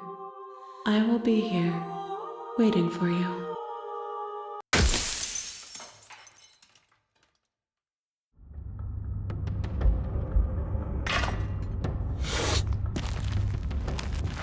You turn back towards the exit, leaving her behind. The tense silence of the tunnel is suddenly interrupted by the panicked, guttural wails of a creature in distress. She has redoubled her struggle against the confines of the earth around her, the very walls shaking as she desperately thrashes against them. She is stuck here, right? Of course, it's too small for her to get up here. But is up here stable? I don't know. I didn't think about that when I started to plan all this. It isn't. It's only dirt and stone, and she is very, very big. Hurry! You do your best to scramble up towards the exit, but you barely manage to get halfway before the ground beneath you begins to crumble. And she is getting closer, her breath hot on the back of your neck. Damn it all. This whole thing is just an exercise in futility, isn't it? No words, only action. Keep running. But the tunnel collapses before either you or the princess manage to reach the exit. Everything goes dark and we die? Oh no, you're perfectly fine. You're just buried under literal tons of earth, as is the princess. Why, for the love of everything, did I not think about the stability of the tunnels? I'm supposed to be smarter than this. I'm supposed to have a plan for everything. This is all my fault. I was the one who started worrying about this place falling apart. And what, you think worrying made the tunnel collapse? I don't know. Maybe. It was physics. You can't change things just by thinking about them. That's ridiculous. Bickering and bickering doesn't matter, because now we're here, stuck in a dark place. Not a place to move, not even room to dig. Something shifts in the gloom around you. An eye opens. The wet glint of it pierces the darkness, its pupil focused on you. The princess. At least she's as stuck as you are. Not that it'll do much good in the end. Stuck is still alive. But it's not alive forever. I can smell the end all around us. Sweet and empty. This is where we die. I'm going to lie down now. The eye stares at you with resignation, a glimmer of regret. Are we going to be here forever? Is this my fault?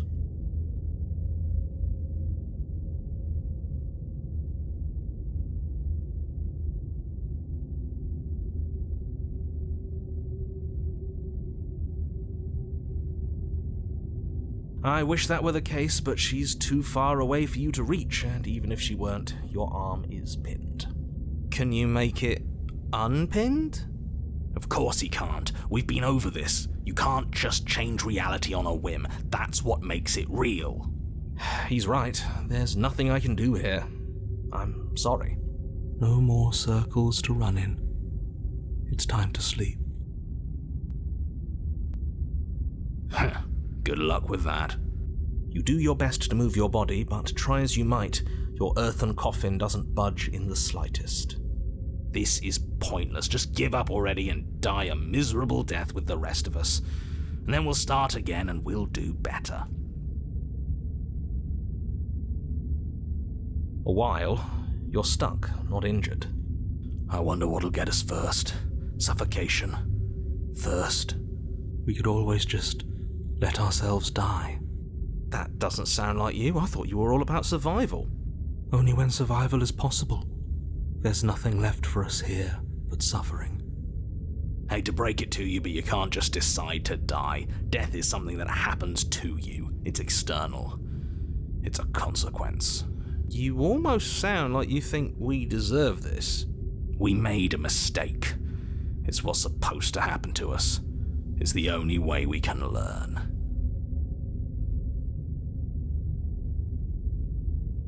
The princess's eye closes in concentration as she attempts, and fails, to move her body. I'm afraid you are both stuck. We all know where this is going, so get on with it. All right, I'll go into extra detail, just for you. The weight of the world you have destroyed rests on your chest. It both crushes and cradles you, holding your lungs in a stasis where you can never take in quite enough breath for comfort. Your limbs ache, muscles screaming in their locked positions, one arm slowly growing numb as your blood struggles to reach it. There is dirt in your eyes. They fill with tears. Okay, I think that's enough. We get the picture. Skip to the everything goes dark part, please. No, not quite yet. I haven't even gotten to the starvation, or the thirst. That gnawing that starts as a nibble, a little reminder that despite it all, you're still alive. You can see that she too feels herself being eaten from the inside. Her gaze never leaves you.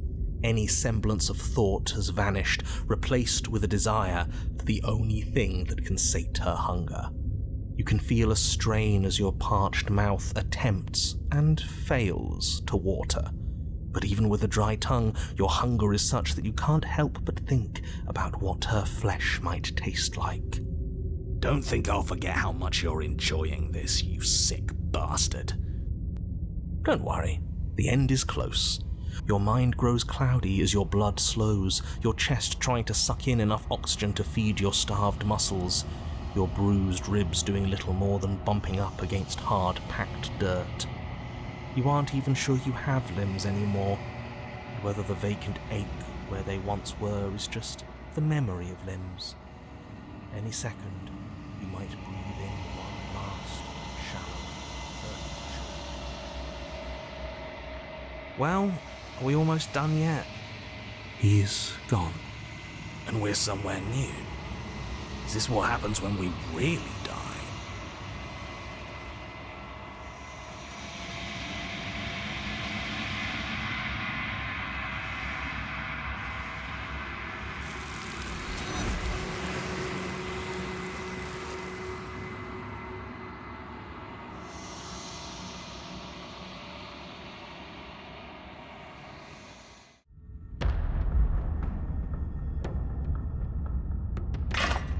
The princess's eyes go wide as the blade tumbles from your hand. You're going to get yourself killed. What are you doing?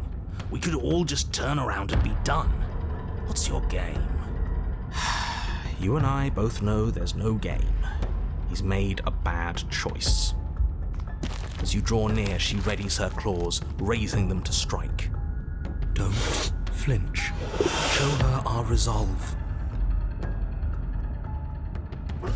You reach forward, offering the princess your hand. How ridiculous. She was about to kill you. Do you really think getting stuck in a tunnel for less than a minute has fundamentally changed her? Yes, she's a victim of her own nature, just like we are. If all she wanted was to kill us, she'd have kept trying. But she's hesitating, isn't she? Yes, she is. Her eyes shift from faux ferocity to confusion to a gentle sadness. She lowers her claw and places it in your hand. Ugh. Do you think we can pull her out of there?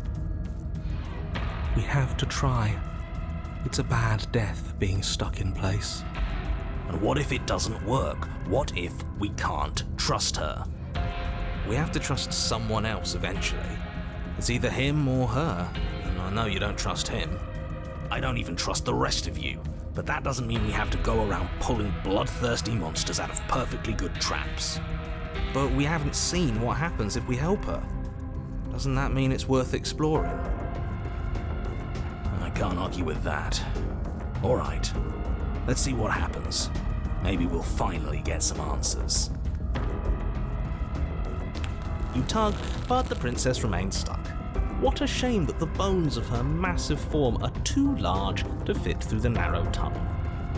Keep pulling. All he has are empty words. He can't undermine us if we don't listen. You are all infuriating to work with. But fine, you continue to pull on the princess's arm and she starts to budge. She pushes with her back legs, clawing at the earth, a burst of strength aiding your efforts. The dirt and stone start to crumble around her. That's the spirit. Keep going. Yes, quickly, before the whole tunnel comes down on top of us. Yes, wouldn't that be an interesting development? What if the very nature of this tunnel was such that you were incapable of leaving safely with the princess? How devious. Does it collapse? Yes, it does. As you pull the princess free, the tunnel around you does exactly what you thought it might do. It falls apart. Trapped. No, we have to get out. We have to get out. It's too late to scramble for freedom now, little voice. You didn't think just pulling her out of there would be consequence-free, did you? Well, the ceiling collapses. Heavy stones tumbling down on top of you and the princess, and I don't believe it. Let me guess. Everything goes dark, and we die. No, not yet. You open your eyes to see the princess, her body stretched over yours, her face wincing as she shields you from the heavy rocks and debris. There is space enough for you to move, at least for now. I'll be damned. So there's more to her after all. The pack is always stronger than the lone hunter. We save her, she saves us. She understands. Well, you can't keep saving each other forever. Her arms are already starting to give out, and there's a whole mountain of earth on top of her, just waiting to bury you both. We can always dig, both of us. It beats suffocating to death down here in the dark. Then let's do it. You and the princess dig through the loose earth of the collapsed tunnel together. How sweet. But it seems the harder you try to claw your way forward, the denser the path becomes. All of this effort, and for what? A chance to end the world. I hope you fail. His words are nothing. Pay attention to what you feel and see. It doesn't matter if you ignore me, because I'm just telling you what's happening, and what's happening is that you and the princess are getting tired, and your mouths are full of dirt, and it's getting harder to breathe. Harder to breathe is still breathing. Well, either way, the two of you are miserable. I don't know, I feel like we're forming a bond with her. Can't be all that bad if we're bonding. She's not capable of bonding. Need I remind you that as soon as she saw you, she tried to eat you? You are not friends, and as soon as you're out, you'll see just how seriously she values your life. If you were so sure we were going to fail, you wouldn't sound so desperate. You're just hot air. There's nothing of substance to you at all, is there? I have plenty of substance. I have feelings and desires. Like my desire to save everyone in the world. I feel that very strongly. Do you smell it? Fresh air. With one final massive heave of her body, the princess pushes her way out of the tunnel, leaving you behind, the quickly collapsing space you once shared. Yours was an alliance of convenience, just as I predicted. She has left you to die, buried and alone. You are unbelievably petty. Oh, my pettiness is nothing compared to yours. You were delighting in my suffering and the damnation of the entire world just moments ago. She hasn't left. She's coming back. Don't you hear her? No, she isn't. She's... How many times do you have to be wrong before you stop talking? The princess stares down at you from the opening. Before the tunnel can finish sealing itself, she cranes her elongated neck and gently plucks you from the earth. She carries you across the half-collapsed ruin that was a cabin, carefully setting you down by the door.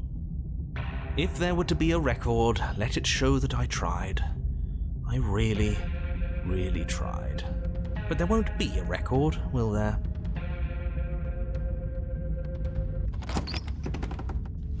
You open the door, the two of you stepping out into the fresh air and collapsing together onto the dewy grass of the outside world.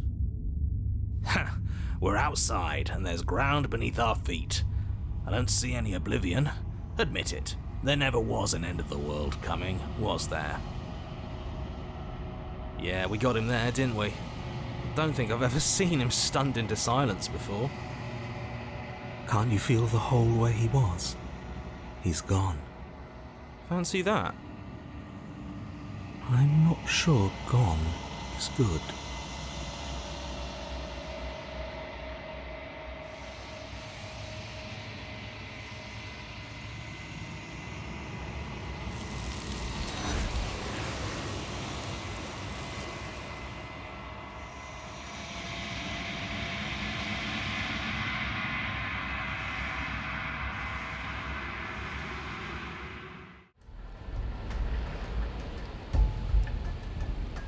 This isn't going to work. We're in her domain. We just have to stay alive. If we keep dodging her forever, we're going to get tired. We're going to slip up. We have to take a risk. as the princess lunges from the shadows once more, punching the blade and lash out. It strikes, cutting deep, and the princess loses her focus, crying out in pained surprise as she crashes into you. You're sent sprawling and can already feel the massive bruise blossoming on your ribs as she scrambles back into the darkness. Ha! Look at that! We wounded her. And she wounded us. Bad trade. That hurt. Are you just the cornered animal you seem to be? Or could you be a rival? She rears back, then leaps at you, more forceful, more ferocious, more serious. The scuffle is brief, and though you inflict a few deep wounds, you find yourself quickly overwhelmed by her savagery. You collapse to the floor. She wastes no time before pouncing on you in a flurry of claws and blood, your nerves barely able to keep up with the onslaught. By the end, you're lying in a nest of your own intestines, spine severed, blood rapidly draining out onto the jungle floor. The princess, drenched in both her blood and yours, idly prods your body. No, that's it then. Cornered animal it was. Do better next time. I still need to devour you. And it doesn't count if you're dead. We're not dead, But you don't have time to protest her premature observation of your death, because everything goes dark, and you die.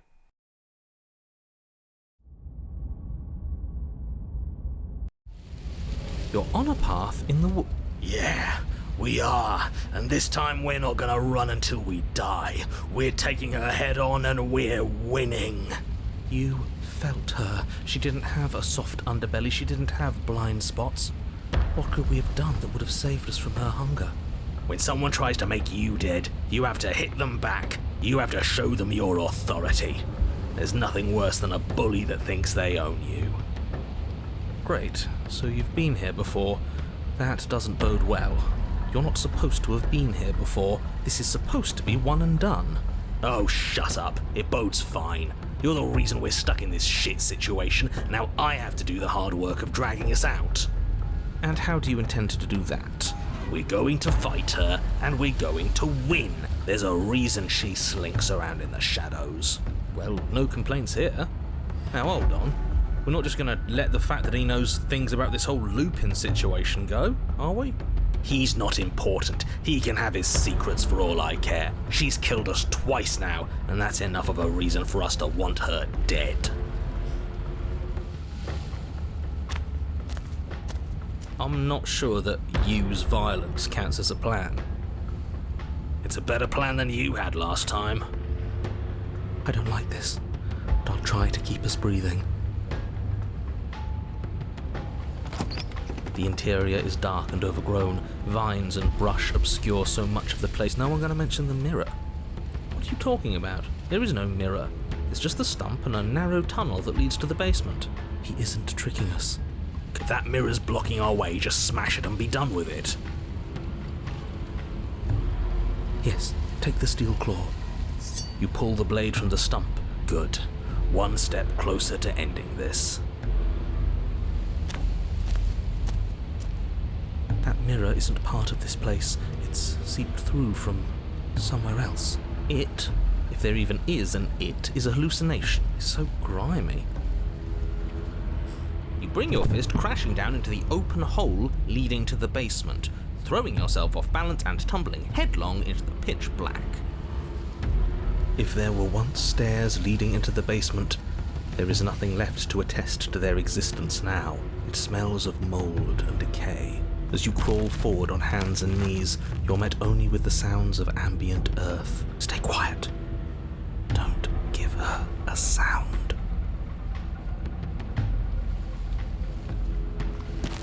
You say nothing, maintaining the silence as you carefully make your way down into the basement. The basement is dark and cavernous. It doesn't matter if we can't see down here. We know where she is.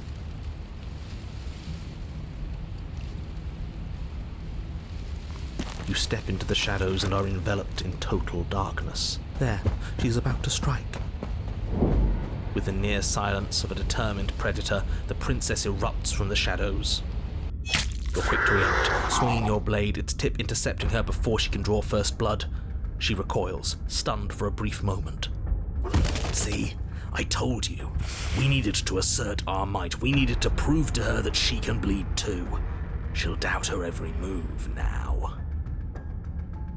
Her gleaming eyes watch you from the shadows, unblinking.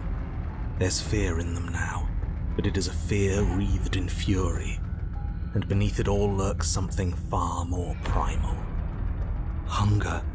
Yes, she knows your strength now, and she wishes to devour it. How unseemly. I'd like to see her try. The princess lunges with even more ferocity than before. Both voices were right. Within that ferocity there is the clumsiness of doubt, a chaotic dance between impulse and restraint. Not a word is spoken between you and the princess as you exchange blows in the dark.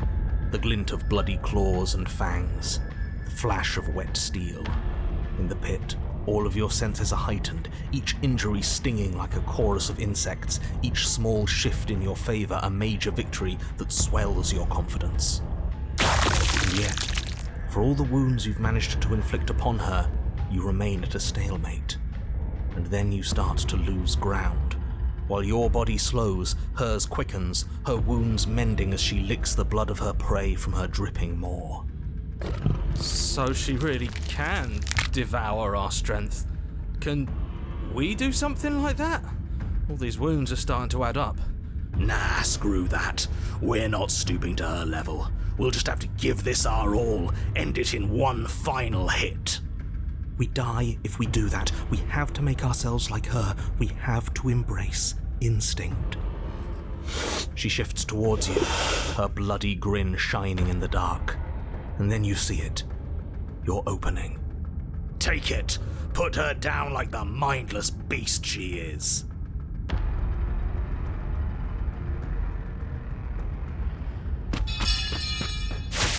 You hurl yourself towards the princess's body, carving into her not with steel, but instead with tooth and claw. You are a blur of bloodied things that tear and rend. Yes. Yes. We are not prey. We are more. The princess howls in fear and outrage as you peel away a chunk of her flesh. But as the bloody meat slides down your throat, you feel invigorated. Your wounds burn less, you feel faster, more responsive. Again, the more we take of her, the less she will be able to take of us. There is no time to rest if you're to do this right. She tries to bat you away with her massive paw, but as it smashes into your ribs, you clamp your teeth around the limb. You give her no time to react before snapping it from its joint. The princess pulls back in pained shock as you crunch through bone, devouring the arm that was part of her. It's part of you now. Your wounds heal. That's disgusting. I don't want to do that. You were the one who asked if we could do this, and if it means we win, well, we have to win. Victory demands we do whatever it takes to claim it. I didn't think it would be so dehumanizing. But we feel bigger than her now, don't we? The feeling doesn't linger. As you choke down the last of her severed arm, she lunges, taking advantage of the distraction. In a frenzied flash of blood and feathers, she rips into your side, swallowing another piece of you. Weakness returns. Her arm starts to mend itself, fresh claws sprouting from developing flesh. We can't be small again. We have to take more. We have to take it now.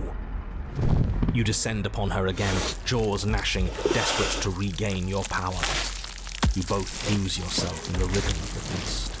You devouring her, and she devouring you, mending and bleeding and consuming in an endless cycle, on and on and on. Come on, just one more bite, then we'll have her right where we want her. Am I really the only one who's not on board with this? I'm gonna be sick. The more you consume, the more the lines that differentiate you and her begin to blur, the flesh of your bodies twisting into warped reflections of what you swallow. You have to snap out of this. You can't destroy her if you lose sight of yourself. We are the predator now. There is nothing to do but embrace our true nature.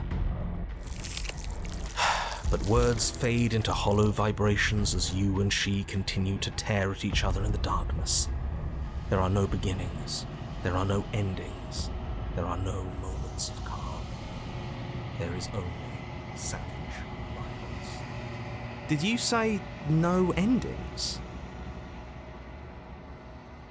But how are we supposed to know if we won? We have won. We'll never die so long as we keep eating. We can be forever.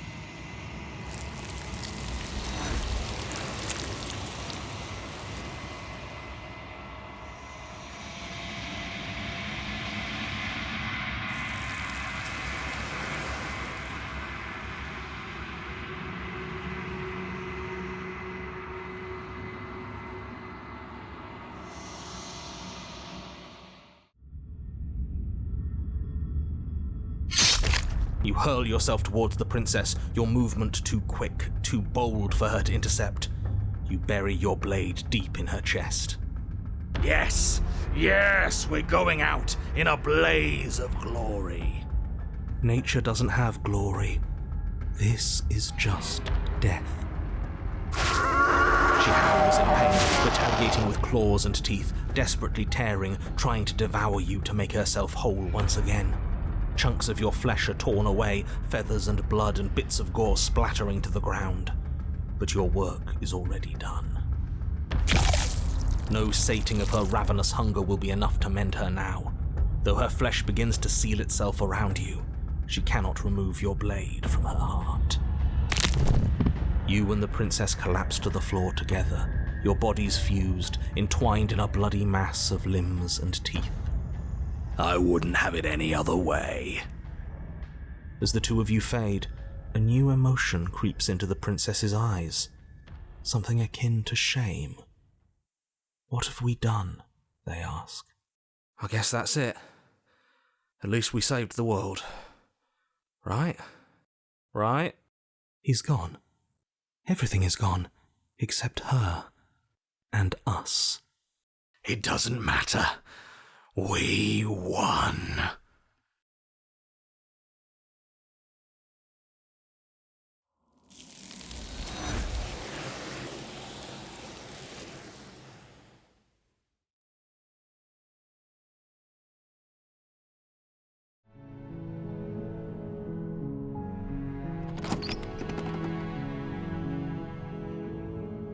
The door to the basement creaks open. Her voice softly carries up the stairs.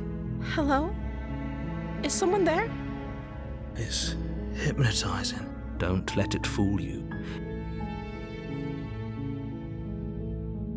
How many times do I have to tell you how dangerous letting her out of here would be before it finally sinks in? Wait, really? You're here to rescue me? I was starting to think I'd be stuck down here forever. Come downstairs. I want to see the face of my rescuer. You walk down the stairs and lock eyes with the princess. There's a heavy chain around her wrist, binding her to the far wall of the basement. She's beautiful. How could someone like this be a threat to anyone? I am begging you to stay focused. There's a lot riding on you here. Hi. I can't believe you're here. I've been waiting for something like this to happen forever. I hope you brought something to deal with these chains. Don't do it. If she gets out of those chains, we're all one step closer to the end.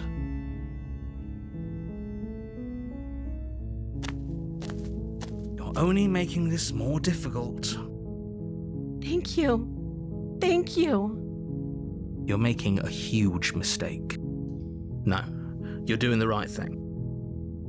You walk up to the chains binding the princess to the wall and give them a tug. They're large and heavy, far too solid for you to even imagine trying to break them apart.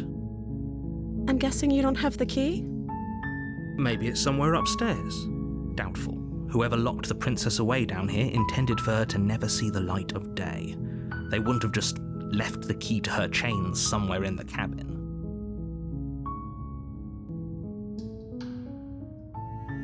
Okay, I'll be here.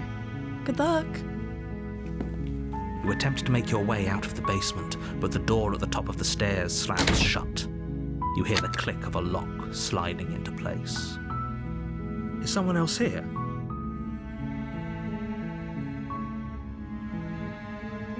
You try the door, but it's locked from the outside.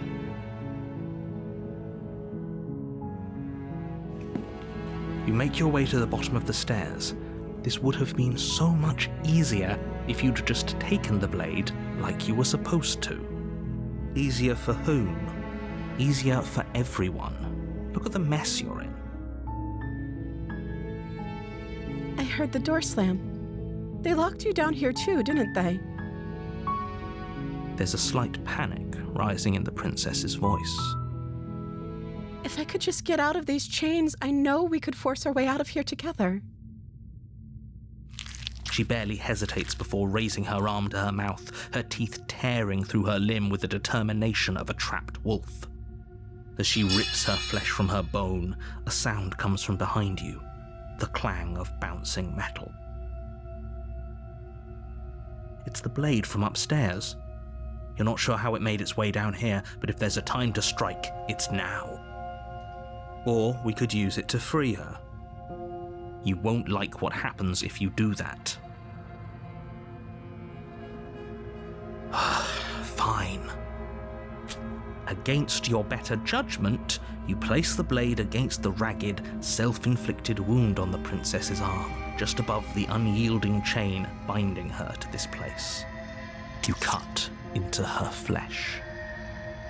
The blade is sharp, and it takes little effort to crack through the bone of her arm. Her limb falls to the ground, and the heavy chains follow suit. She didn't so much as utter a sound through the whole ordeal. No, she didn't. She smiles softly as her gaze meets yours, blood from her wounded arm dripping rhythmically to the ground. How is she still smiling after everything? It's like she isn't even bothered by what just happened. Thank you. Now let's get out of here. No, we won't have any of that. The stakes are too high. You can't just let her escape into the world. No, I can't just let her escape into the world. As the princess approaches the bottom stair, your body steps forward and raises the blade. Wait, this isn't fair. You can't just do that. Watch me. What are you doing?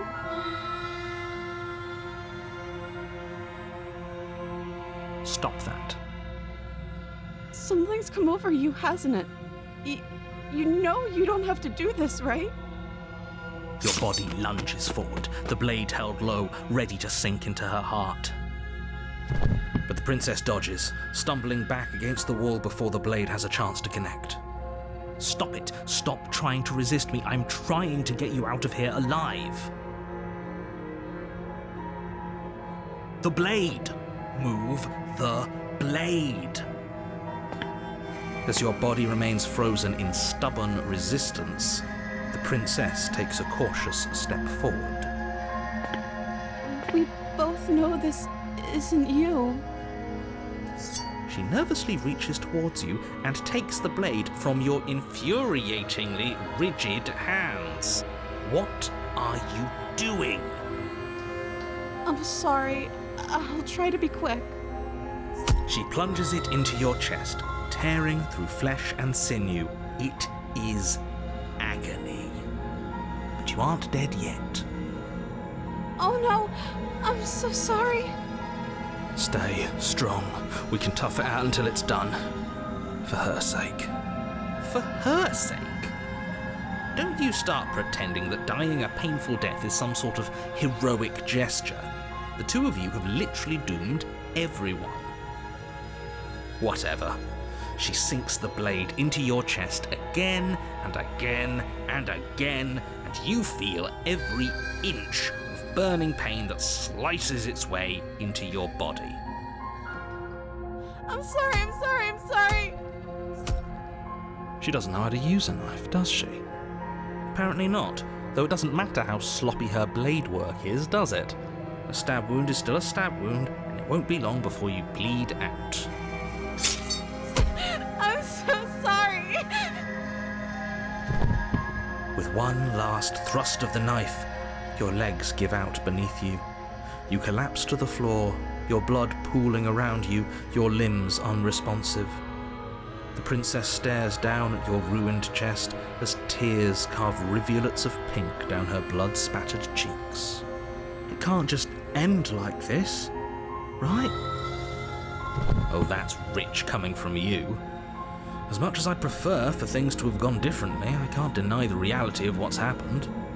The two of you made your choice. It's over. Everything goes dark, and you die.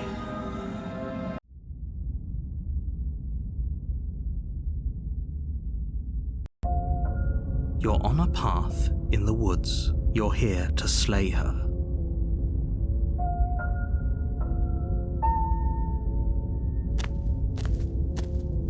A warning before you go any further. She will lie, she will cheat. If only you knew what you did to us, you villain. Excuse me? Forget he said anything. But he is a villain. He made our beloved brutally take our life last time. He's trying to keep us apart, but he won't be able to withstand the power of our love. Last time? What are you talking about? I think he just likes to hear the sound of his own voice. Let's try to ignore him. I do, but I also speak from the heart. My passions are too great to be stifled. They must be expressed. Sure, yeah, your passions are strong and all, but not everyone needs to hear them. Some things are better kept quiet. Don't pay their bickering any mind. Focus on the task ahead.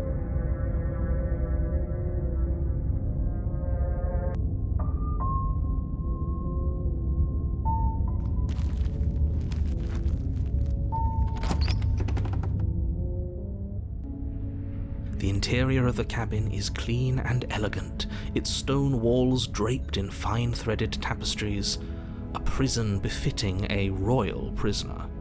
The only furniture of note is an ornate wooden table with a pristine blade perched on its edge. The blade is your implement. You'll need it if you want to do this right.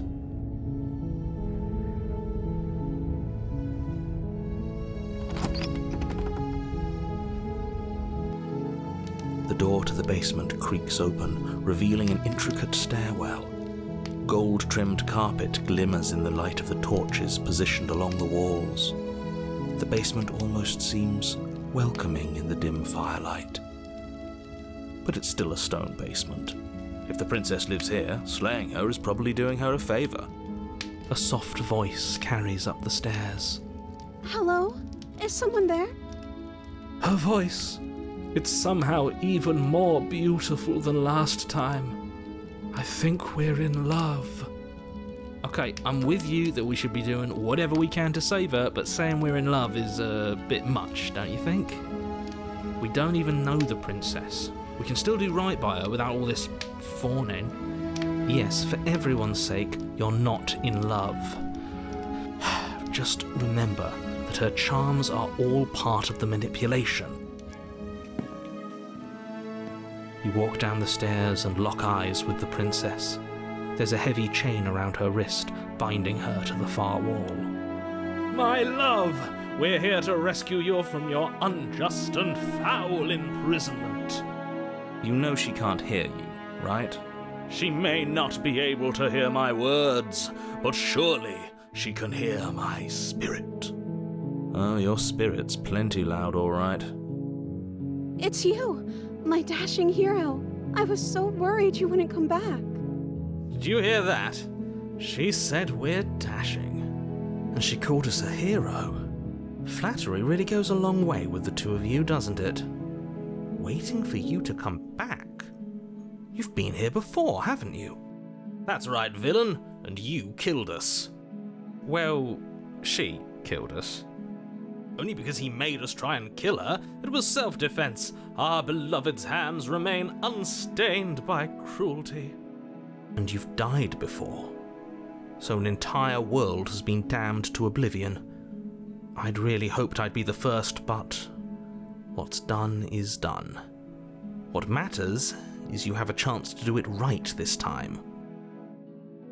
We damned a whole world, but everything reset. Nothing resets, you're just somewhere else, and you can't keep hopping between worlds forever, especially not without leaving a trail of incomprehensible devastation behind you. This is horrible.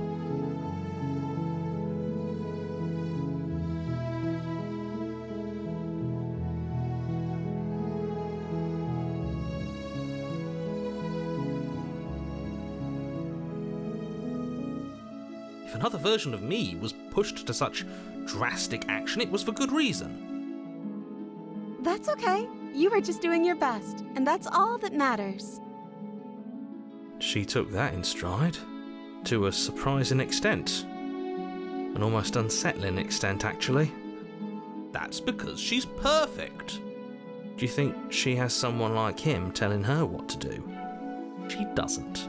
There's no one else like me. I think he's right, because I like it better if she doesn't have some horrid little voice like him, always trying to drive her to violence.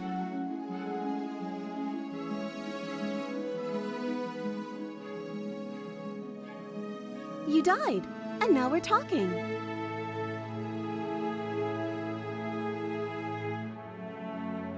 I don't know.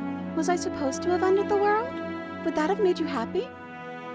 Isn't that just like our darling princess? She wants to make us happy. My heart melts further with every word that passes through her beautiful lips. Are you listening to her? That's a confession.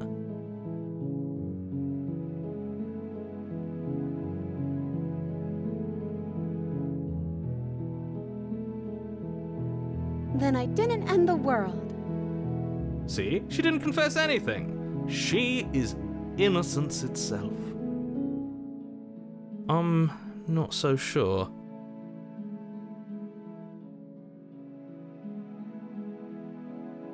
I'm sorry. Didn't you want me to?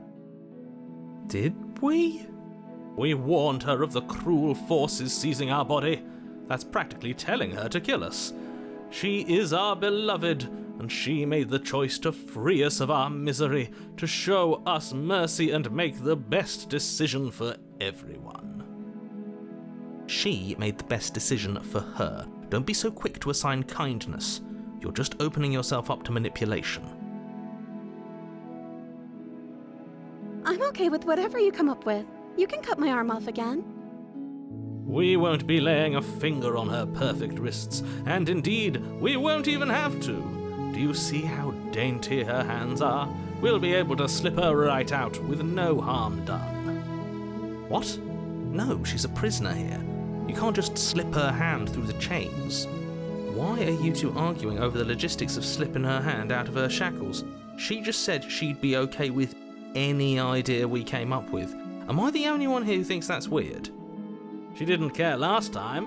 Why should she care this time? That's our stoic, smiling angel. No, you're right. It's extremely bizarre behaviour and further evidence that she's a monster who's not to be trusted. So go ahead and slay her. No, I can't let you do that. If you take another step towards the princess, You'll what? Take over our body and force us to try and kill her? I would if you had a weapon. Not on my watch, villain. My passions contain titanic depths, and if you try anything that might harm our dearest, I will end our life without a second thought. You wouldn't. I would. I'd listen to him if I were you. He has a lot of strong feelings. And doesn't the world end if we don't stop her? You approach the princess and gingerly slide her hand from her bindings. That shouldn't have worked. I'll be damned. We're doomed. I can't believe it, but I guess I have to. I told you, there's no life more worth living than that of a true believer. I'm free, and you're not trying to kill me this time. Thank you. Thank you so much. The princess jumps up and smothers you in a joyful embrace. Ugh. If only you had a weapon, one slip of the wrist and your pristine blade would be buried in her back and everyone out there would be saved. Luckily for Mr. Romance, we don't have a weapon. Who needs a weapon when we have the power of love on our side? What do we do now? Let me guess. End the world? Spoken with the rank cynicism of someone who has never felt love in his heart. I don't actually know. Nobody's ever asked me what I wanted before. She doesn't even know what she wants. You may have had her all wrong. What if this whole thing is just a misunderstanding? What if she doesn't want to end the world? You're so gullible. Is the only thing you've ever doubted the actual truth? I think I want to leave. And I think... The princess closes her eyes in deep reflection. And then she shrugs. I don't know. What do you want to do?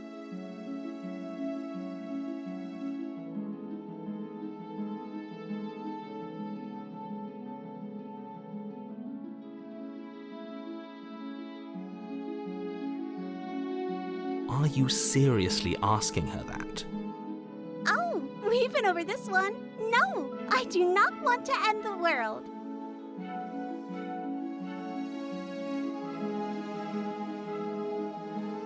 I just want to make you happy.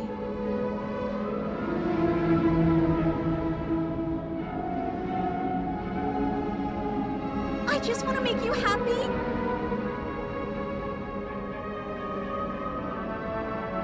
I just want to make you happy.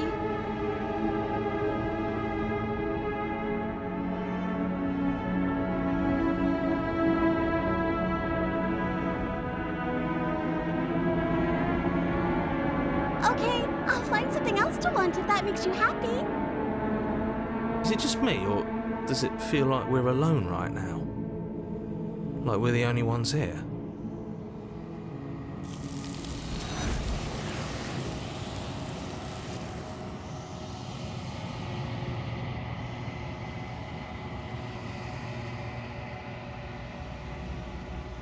No! She was our perfect match! She's gone. Where did she go? Should we try and find her? And is that a mirror? Why is it here? Why now?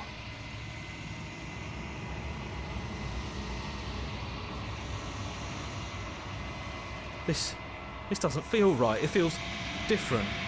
Final. Yes, I fear that we won't like what we'll see. What if we just sit here and preen for a while? That can't hurt, right?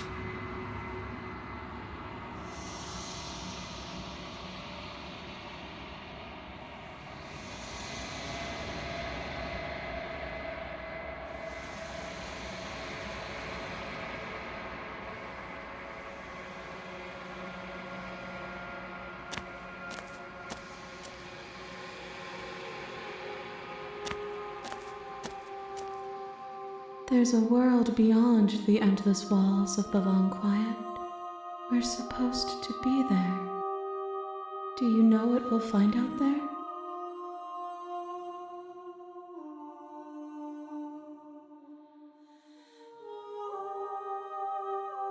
The next time I see you, each of us will finally know what we are. I will be here, waiting for you.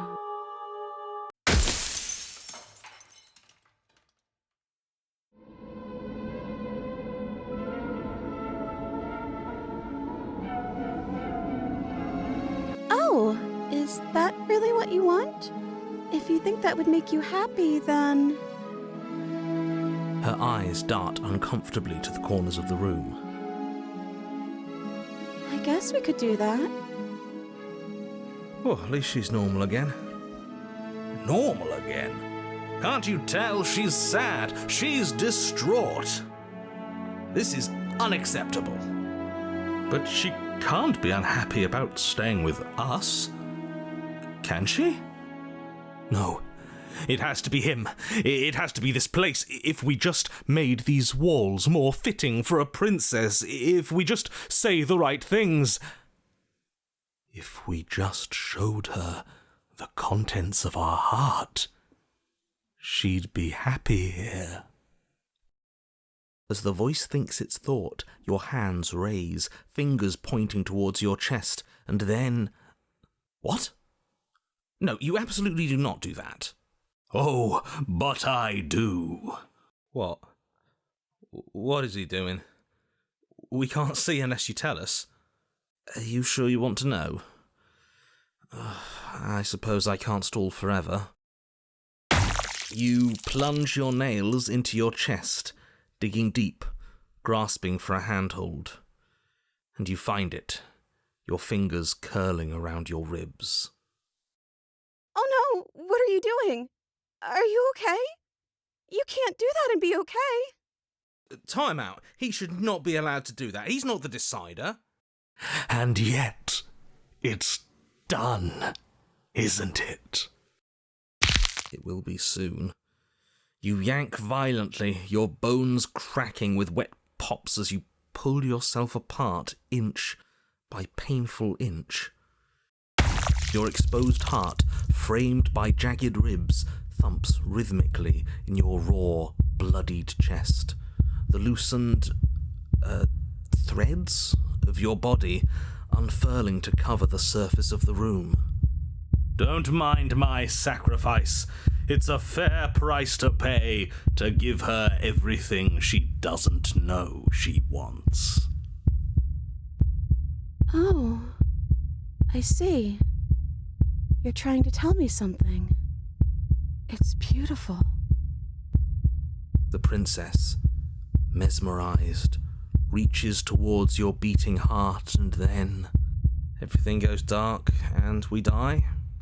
Yes.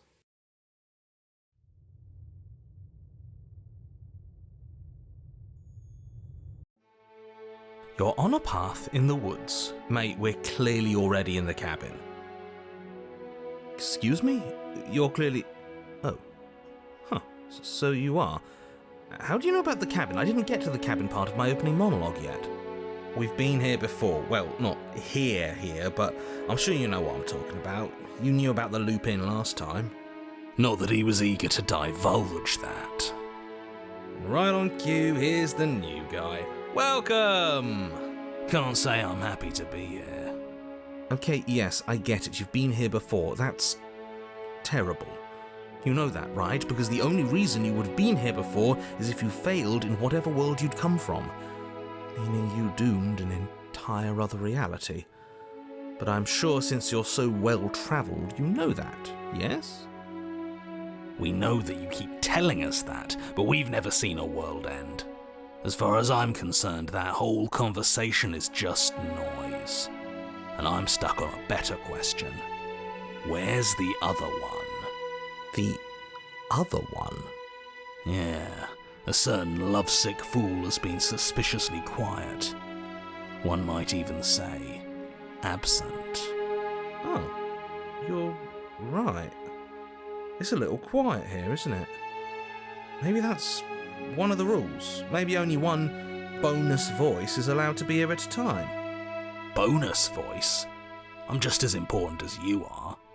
I'm not saying it's a bad thing. All I'm saying is that it's my third time here and it's your first. You're not unwelcome, but from my perspective, you're definitely bonus. I'm going to describe the room now. The interior of the cabin is vast and regal. High arched windows line the walls, their multicoloured glass casting kaleidoscopic patterns across the stone floor. An iron chandelier hangs from the vaulted ceiling, its many candles lit with flickering light, vaguely illuminating the massive room. This is a house fit for royalty. Before you, there isn't a blade, is there? That's not good.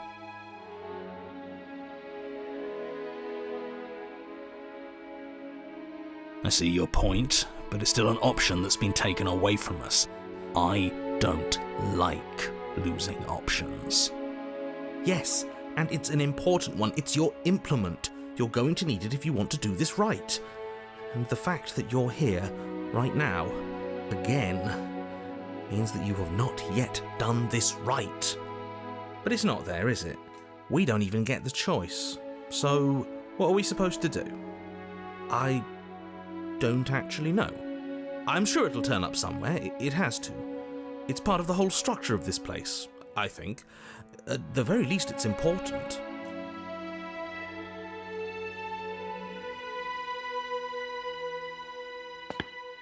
You cross the room, stopping just in front of the door to the basement. The handle is right there. Do feel free to give it a push as soon as you'd like. There is no door, there's a mirror. No, there isn't. What a strange thing to lie about. That's because I'm not lying. Look, if you need help, just raise your hand, and I'll guide it where it needs to go. You reach forward, your hand instinctively wrapping around the handle. It's gone. I don't like things disappearing on us. I don't like how fluid reality seems to be. Neither do I. And then you push the door open. Marvellous. We can proceed. It would seem that the stairs to the basement don't lead to a basement at all. Rather, they go up. They're draped in fine carpet too, one that feels pleasantly soft against your feet. If the princess lives here, slaying her would probably... no, that doesn't work here at all. This place is nice. It's fancy, even. I have to say, whatever you did in your previous lives, I deeply dislike how much it's thrown me off my rhythm. Well, if all of this has thrown you off your rhythm so much, then maybe we don't have to slay the princess. No, you absolutely do. Just because she lives in a nice house doesn't mean she doesn't pose a direct threat to all of reality. It's in her very nature. Am I the only one who remembers how much she changed last time? Does she even have a nature? That is precisely why she poses a threat. I don't know, she got weird for a second, yeah, but she didn't change that. We have to move on. This is a wildly dangerous line of reasoning. No, you can't just say that and not... Her voice, gentle and warm, with an undercurrent of fatigue, rolls down the stairs. You're home. Dinner's ready. As much as I desperately want to know what happened last time, we are not going to examine it. The more we think, the worse this gets. Why are you so on edge? This is much nicer than what we're used to. I'd like to have dinner. Dinner sounds nice. That is the problem. This isn't supposed to be nice, and she's supposed to be a prisoner. I need to stop talking. I need to stop talking. Just go upstairs, okay? And don't eat the food. This hall, like the one below, is grand and beautiful. Torches bathe the room in warm, comforting light, just enough to illuminate the tapestries along every wall, woven with scenes of chivalry and courtship and romance. The many cloth eyes are fixed on each other, gazes averted from the long table in the centre of the room, the princess seated at its far end. Your pristine blade glints in the weak torchlight, hanging from a golden chain around the princess's neck. So that's where it is.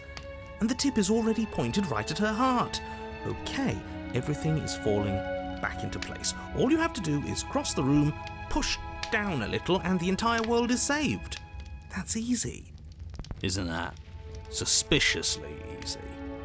There has to be a twist.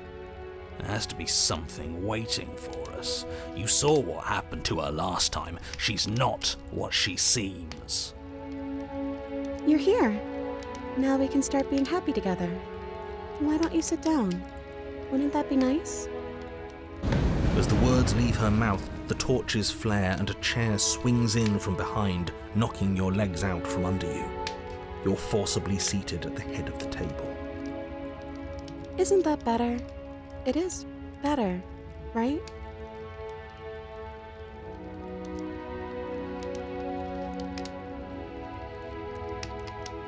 It's our happy ending, just like you asked for. It's everything we're supposed to have ever wanted.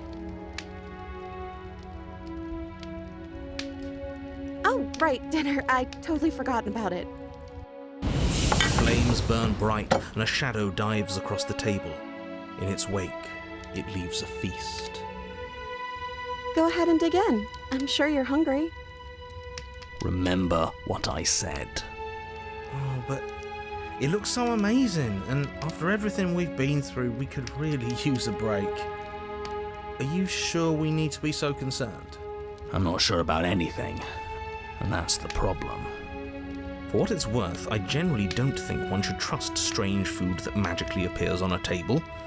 But nothing here is exactly what I expected it to be, so make of that what you will. You begin to feast, and the princess follows suit, her soft smile never fading. The food is more exquisite than you ever could have imagined. You sample countless otherworldly dishes, sauces and bread and hearty stews whose tastes dance across your tongue. You tear at hunks of meat practically melting from the bone, juicy and tender and bursting with flavours you could scarcely begin to describe. Your cup fills itself again and again with a flowery nectar so sweet it tastes like glimmering jewels. This really is perfect, isn't it? It is the best meal you've ever had. But then it's over, and you're just as hungry as when you began. Wasn't that perfect? We should do it again. The shadow washes across the table, clearing and replating. The feast is once again laid before you. The food is good. Again, you tear into golden crispy flesh, dab at the slurry of aromatic sauces on your plate with thick-crusted bread, sip your goblet of sparkling gems. But you have done this already. And then it's over, and you're just as hungry as when you began. You're still hungry too, right? I know this wasn't as good as it was last time, but we just have to do it again. That's all. It'll be perfect if we just do it again. So the shadow sweeps over the table, clearing the old and laying out the new. And so you do it again. The meat is fine, the bread is fine. You sample the side dishes and they're fine too. You finish your goblet, the liquid within no longer glimmering on your palate, instead leaving your mouth coated in a tacky film. You put it down and it fills again. You do not drink more. So we had a mediocre meal. It's not a big deal. That's the trap. It wasn't mediocre at first. It's trending down. We're just getting a little sick of it. So what? We just have to try something new. I'm sure we won't be stuck eating the same meal forever. Regardless of quality, it's over again, and you're just as hungry as when you began. Again. No, something was wrong that time. But maybe I was just tasting it wrong. It looks just as good as it did the first time. It shouldn't taste like this. Again, the shadow replaces your feast. And again you eat. The meat is greasy. The bread is tough, its crust hurting your jaw as you chew. The grey vegetables are barely worth the effort of picking through. You don't even touch the goblet, its sickly sweet aroma utterly unappealing. I'm so tired of eating. At least you still have the memory of how good it was the first time, right? I'm so tired of this. As the words leave her mouth, one of the torches on the wall sputters and then goes out entirely. What just happened? Did I do something wrong? A light went out. Maybe a coincidence, but maybe not. As if in response to the dousing of their brother, the other 3 torches blaze brighter, their flames licking at the walls. Their shadows deepen, dancing angrily across the stone.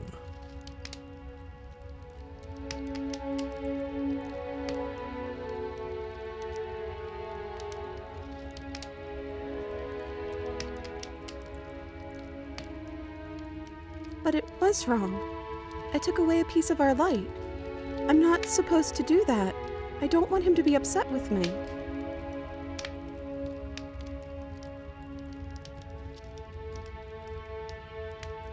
He's the voice that whispers sweet nothings in my ear. I think he made this place for us. It all makes sense now. It's him, isn't it? He's making all of this happen. He's the one who's trapped us here. Who? The lovesick one, the one from last time. He's not gone. He's just with her now. He's the shadow.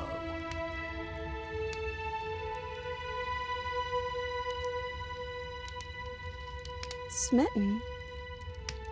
The torches flare and the shadow grows for a moment, but you don't receive a response. No, I saw him smile. That's him. Regardless, it would seem that he, if there is a he, isn't something you can talk to. He says his words are just for me, but he wants me to ask, isn't this enough? Isn't this what you wanted him to do? He says he's tired. I don't think he'll answer anything else you have to say.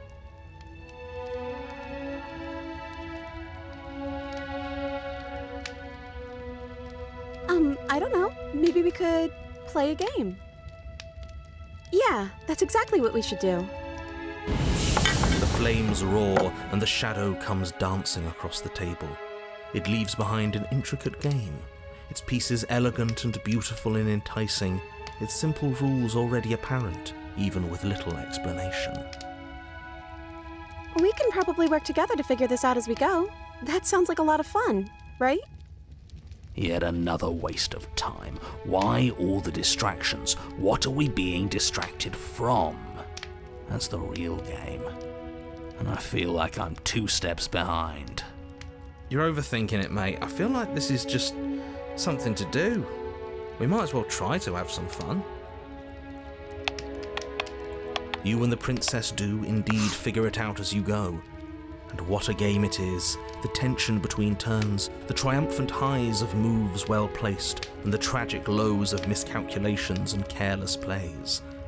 The warmth of trust and the cool texture of deception. And then, the climax, as she places her final piece. Oh, I think we got the rules wrong. And so you start over. Time passes. You play the game. You win. Hey! Oh yeah, look at that. Oh, you won. I guess we can play again. Time passes. You play the game. She wins. Oh, I won. I guess we can play again. There is a long pause, and the board does not reset. This isn't fun anymore, is it? It's never going to stay fun. You don't need me to tell you that it isn't. Oh. The princess visibly panics as another torch sputters. Wait.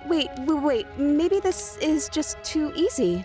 Maybe if we added more rules and pieces, it would be fun again. Yeah. The game's just a little simple. We can make it fun again. The shadow descends on the board once again. More pieces are added, their shapes more intricate, their purposes less immediately clear, and the two of you set about discovering the complexities of the game anew. And so you do. And it is fun again. In fact, it's almost as fun as the first time you played, and the sputtering torch roars back to life. But then you get used to the additions, and the feeling starts to fade. A creeping numbness settling in over the board. More pieces are added. The feelings flare. The feelings fade. The princess suggests new rules. A glimmer of what could have been excitement flits through your mind, quickly vanishing as the game progresses. Your pieces advance in an ever-increasing slog to their destination. Winning and losing become nothing but ends, and even the end becomes nothing as you roll over into a new game, the the board resetting as many times as you can finish, till finally... I'm out of ideas. I'm actually out of ideas this time. I don't think I can play anymore. As the words leave the princess's mouth, another torch goes out. Again, the remaining flames burn brighter, and the shadow dances faster. I'm happy, I promise. We're both so happy here. You don't have to be upset. This is... awful. I think we all know that we're not happy. We just have to admit it to ourselves.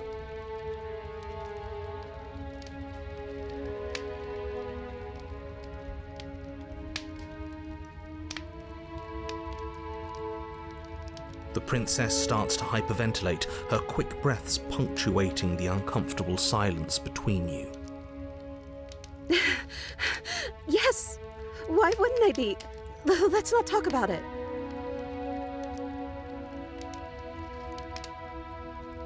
I don't know. But we can't do those other things anymore, can we? Maybe we can just spend time together? Princess smiles as the two of you wait. Come on, there has to be a way out of this. This can't be the rest of our lives. This can't be forever. And wait. We live in a changing world. We know that. Something has to happen.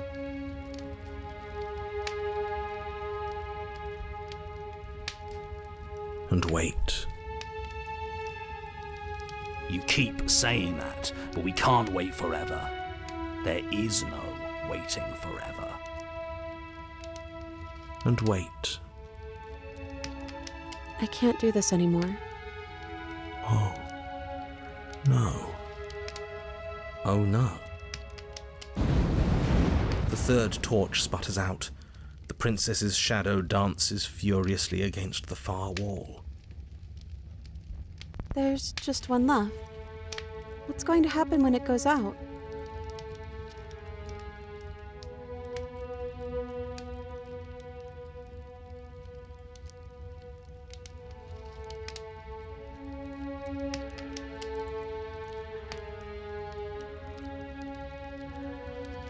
I think I'd like to dance under the stars. That sounds lovely. But there aren't any stars here. I'd have to leave. As she says that, the shadow rushes forward and tightens its grip on her wrists. I'm not happy here. I don't think I ever was. The princess sobs, burying her face in her hands as the final torch blows out.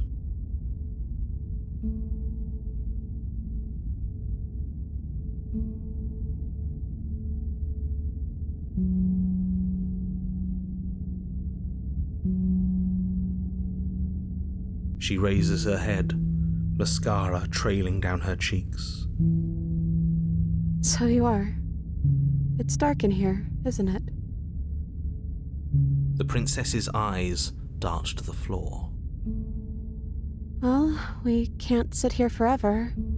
That part of us is over. The princess pushes herself from her chair, and you instinctively do the same, waiting by the top of the stairs as she quietly crosses the room. Do you still care about me?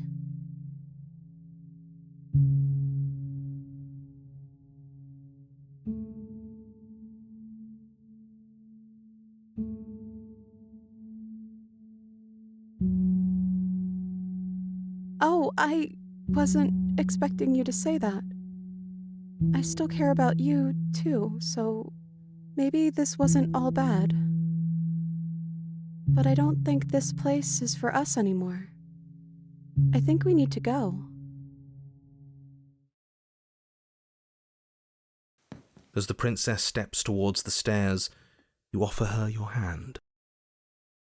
The corners of her mouth curl into a demure smile, and she gently takes your hand in hers. She's cold, and little clammy, but her skin against yours is the most real thing you have ever felt. You're offering surprisingly little resistance. If we leave the cabin, doesn't that end the world? It does if he's telling the truth. Yes, well, I've seen my fairy tale ending, and I think there might be worse things than the end of the world. It really was just all meaningless blather then, wasn't it? Think what you will. I'm done fighting. You and the princess don't exchange words as you descend the stairs to the cabin's entrance. And then the two of you step out into the world. I think this is the end of me, even if it's not the end of you. I hope this was worth it. Genuinely, I do. He's really gone, isn't he?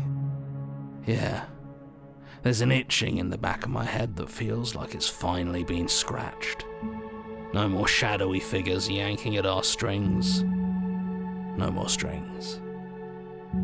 I guess we're free. The stars are so beautiful.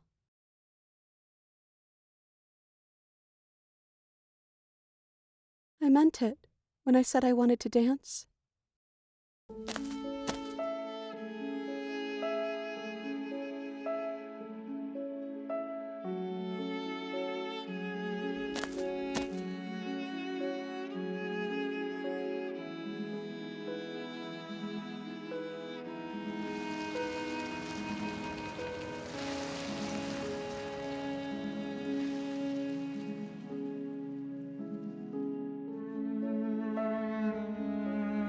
Thank you for taking me here.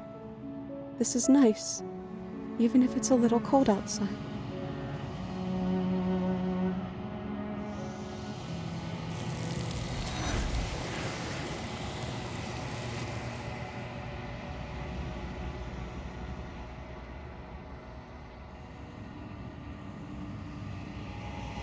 She's gone.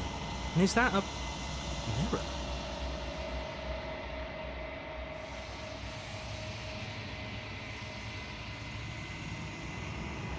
You're right. Part of me wants the truth, but something stronger is holding me back. Fear.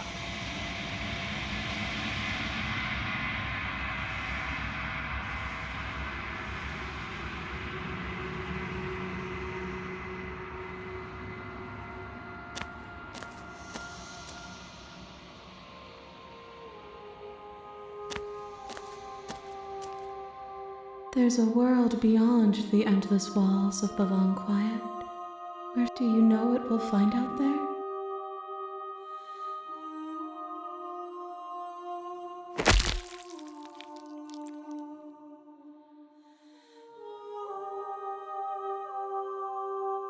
There's nowhere for you to be but here.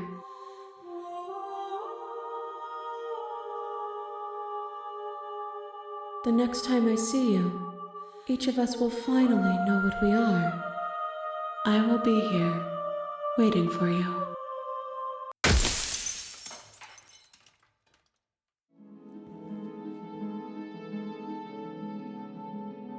Blade in hand, you run the princess down. Wait, no! You barbarian, what do you think you're doing? But you ignore the pleas of the foolish little voice and press on. The princess's eyes grow wide with terror as you approach, but she does absolutely nothing to stop you. Your blade pierces her heart, and she collapses pathetically to the ground. I'm sorry. Did I do something wrong? No, my love, you did nothing wrong. I'm sorry, not you! I'm going to die now. I think that's what you want. And just like that, she's dead. And the world is saved. Thank you for seeing this through. I know it must have been difficult. I feel sick. Sick? You took part in the murder of the fairest creature that's ever lived. And you merely feel sick? I, for one, am absolutely distraught, grief-stricken, inconsolable. You'll get over it. You just saved everyone. Get over it? You smarmy ass. There's nothing in the world worth getting over it for. We might as well just end it all. You raise the blade, aiming the point directly towards your heart. Excuse me? No, you absolutely do not do that. Yeah, let's not make any rash decisions. We should give ourselves a minute, take a deep breath, and... Rash. The only rash decision we've made was running our cursed blade through her heart. This is far from rash. This is measured. This is the only thing left for us to do now that she's gone.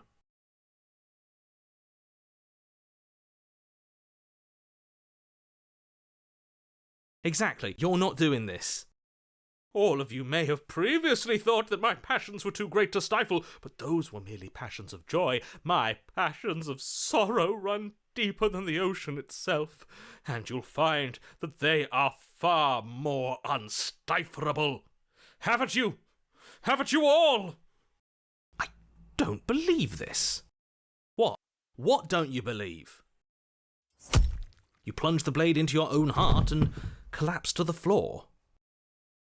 You can't be serious. Why are you helping him? I'm not. He just made it happen. I'm sorry. That's right. You're all sorry. Everything goes dark, and you die.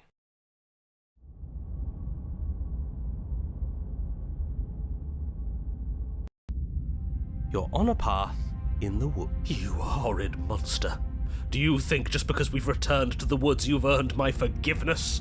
Our beloved had best be alive and well when we return to the cabin, or you'll never know the end of my wrath. She won't be alive and well when we return to that cabin, because she's dead. We killed... You killed her, and so I killed you. And you clearly didn't do a good enough job. I'm still here. Oh, and I'm still here too. If you lot get to be blessed with seemingly eternal life, that must mean she's still there, waiting for us to throw ourselves at her feet in remorse. I doubt it. I think I'm better at killing than you are. So you've been here before. Of course you've been here before. What count is it this time? 2? It's our 3rd. What gave it away? Your open discussions. I couldn't care less what he knows. Every second we stand around arguing in the woods is a second that I'm anxiously worrying about her. Take us to the cabin and take us there now. With each passing moment, our relationship may be damaged even further, though I fear the rift between us may already be permanent. And if it is permanent, then what? You'll kill us again. Oh, you just wait and see. My vengeance will echo the depths of my bereavement. Don't provoke him. I'd prefer if we didn't die again. I'm not fond of dying. Why not? You've already done it twice. It was unpleasant. It was only unpleasant because you think it's supposed to be unpleasant. I'll make you feel what I feel if it's the last thing I do. And oh, how exciting. I'd love to see you try. Can I? Well, I'm not just going to try. I'm going to actually do it. I'm looking forward to it. Good. I am too. Can I talk now? Yes, I can. Great. Now that you're listening, let me remind you that if you're here in the woods, it means that the princess is not dead, and that her very existence currently poses a direct threat to the entire world.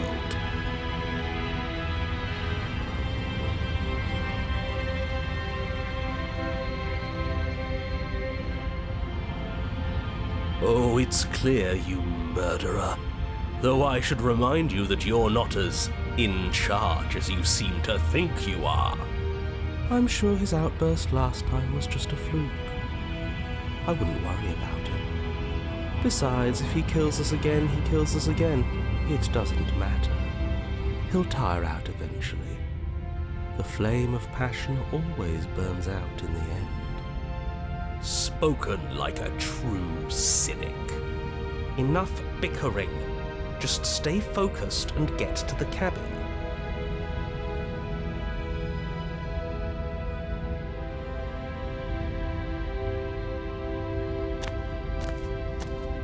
I'm sure you've already heard my words of warning in one of your past lives. You've already managed to slay her once, just don't muck it up this time, alright? Oh, we'll muck it up all right. We'll get our happy ending, even if it damns each and every person who's ever lived. Whatever you do, don't let him influence a single decision. He's clearly lost it. I hate that I'm agreeing with him on anything, but I really don't like being at the whims of someone so unstable. It's stressful. Yes, having all those feelings isn't very productive, is it? But we're just passengers here. Why stress over something you can't control? You're saying that like stress is just something you can turn off. It is. It's easy. Whatever happens, happens. Are you even alive? What's the point of doing anything if you're not going to feel a single emotion? I don't know. I just exist. And that's fine with me. This is horribly unproductive. The cabin and your extremely important destiny await. The interior of the cabin feels dry and brittle. Ancient dust-covered wooden beams hold up a crumbling ceiling like mummified ribs, each elegantly carved detail of the stately building preserved in an extended stasis. Everything here has been kept safe and dry and lifeless. But you're not alone. You can feel something watching you. There is a figure faintly outlined against the dusty wood of the far wall. Is that her? Our beloved. So she does live.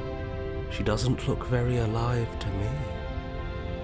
Before you can make a move, the figure is gone, vanishing behind the door on the far side of the room. The door at the end of the room, but there isn't a door. There's a mirror, that's it. The mirror? Is this some kind of joke? Did you all plan this out before dying? There is no mirror. There's the door to the basement, the table, and the pristine blade. Huh. That's strange. There's supposed to be a pristine blade. Why isn't there a pristine blade?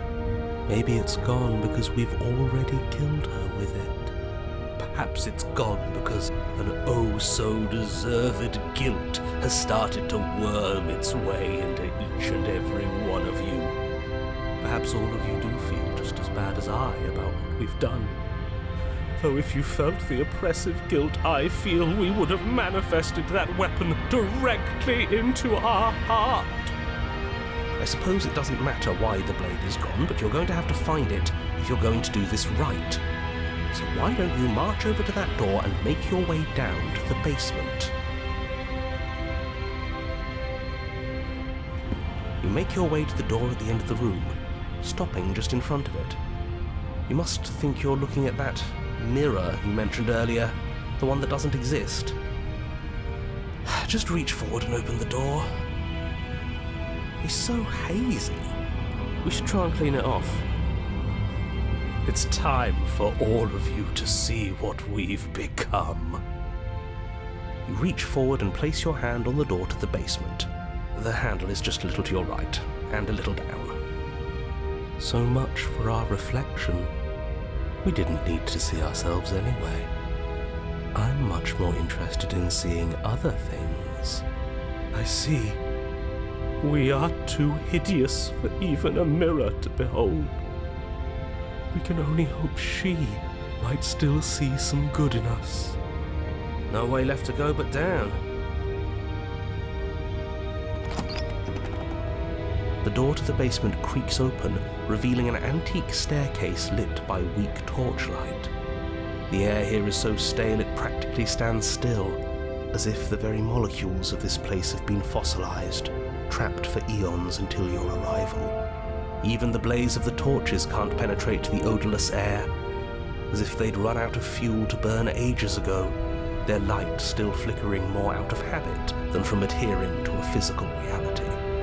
A wispy figure watches you from the bottom of the stairs, face veiled in shadow. There she is again. My love! She's just an old memory. Your eyes lock for a brief moment, then she vanishes around the corner.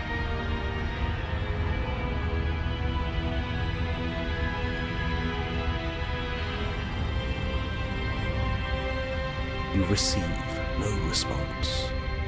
Do you think she's upset with us? Don't like being here unarmed after what happened last time. I feel so exposed. Of course she's livid, and with good reason. You aren't helping. Are you scared of a little ghost? What's she going to do? Look at us until we feel bad? She can look all she wants. It won't do anything. As you descend the final step, the form of the princess comes into view. A skeletal body lying in a heap on the floor, her wrist still bound to the wall by a heavy chain. This cell is a dark and isolated place, with not so much as a window to allow starlight to penetrate the gloom.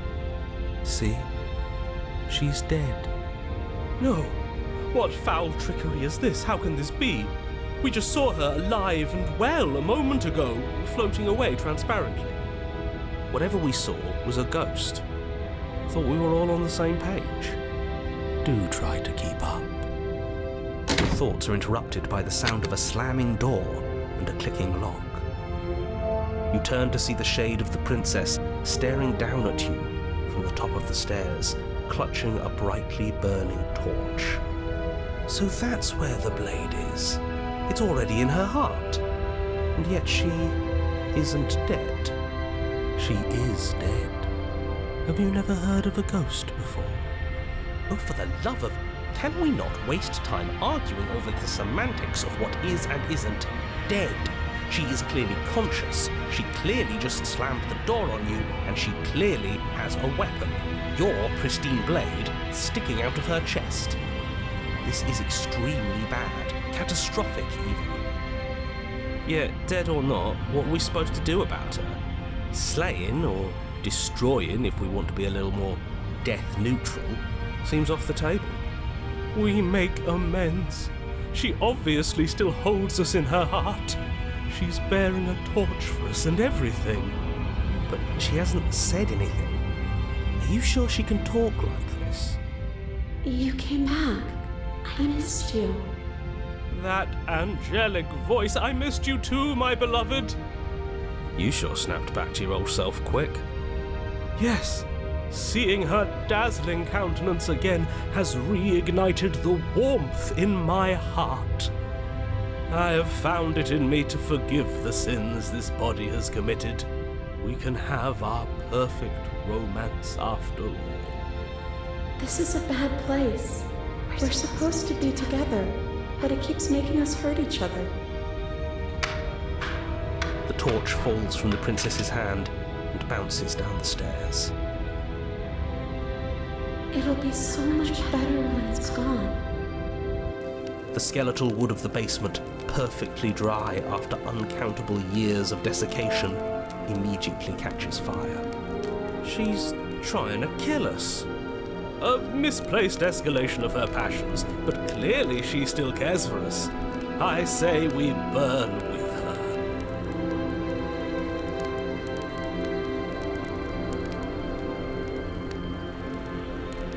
I'm not mad at you. You gave me so much to think about. And it's all going to be over soon. It's all going to be better. She's holding a grudge. She wouldn't. She's perfect. The fire grows quickly, devouring the basement, dancing up the walls and painting every surface with strokes of flame. You're choked by smoke, and the air around you grows uncomfortably warm. We've never burned to death before. I wonder how it's going to feel. Bad! I bet it'll feel really, really bad! Yes, it will be terrible, so you'd better come up with something to do and fast. Your personal safety is far from the only thing she's threatening right now. I think a bit of fiery passion is good for the world. You're just trying to spoil her fun. I'm not spoiling anything. I'm trying to prevent oblivion.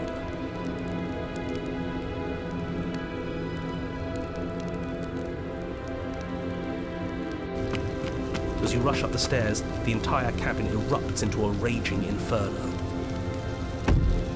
You ignore the princess, throwing yourself headlong against the door, bashing at it with your clenched fists in a vain attempt at freedom.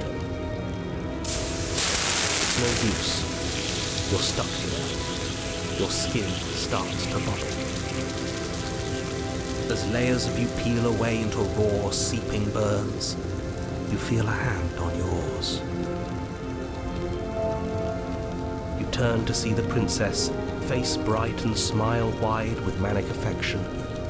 She clutches you close to her chest, watching with loving eyes as the flames eat you away, bit by bit. The pain is unbearable at first. Every inch of you screams as your flesh is stripped away, your muscles stiffening as they're cooked, your blood boiling in your veins. But it isn't long before the flames take your nerves, and with them, your ability to feel much of anything. See? That wasn't so bad. It was so bad. But somehow, nothing is so much worse. You'll get used to it. There are still the feelings of the heart.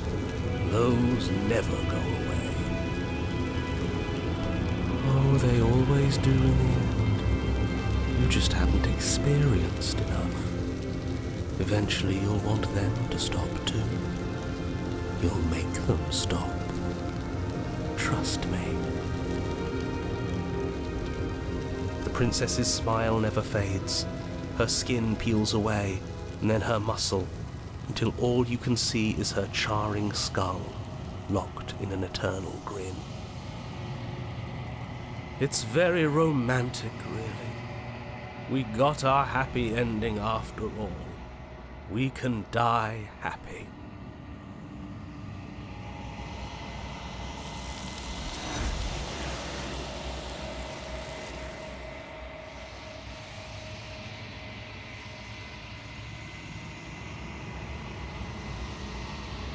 She's gone.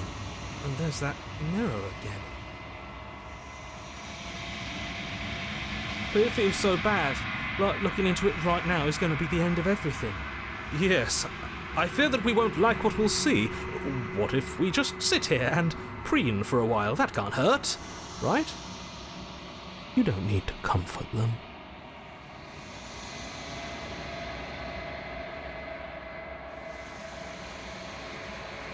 Okay. If you say so. We'll trust you. She'll be there waiting for us. I just know it. Whatever makes you happy.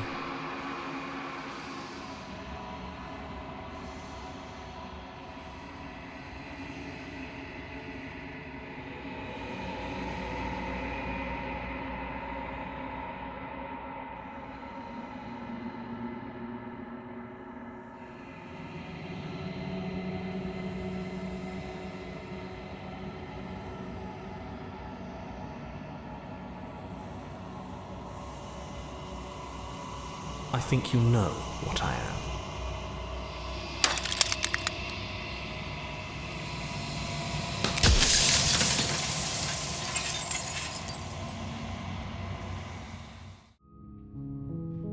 You take the blade from the table. It'd be rather difficult to slay the princess and save the world without it.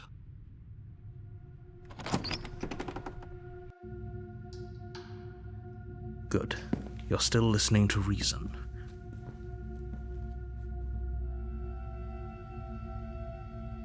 Then why did you bring a knife with you? How about you drop it, and then we can chat? She makes a compelling point. What if we just dropped the blade and talked? Look at her. It's not like she's a threat. Don't you dare. It's fine. We can decide what we want to do after we talk to her. Maybe she really is a monster. killing someone in cold blood isn't very becoming of us.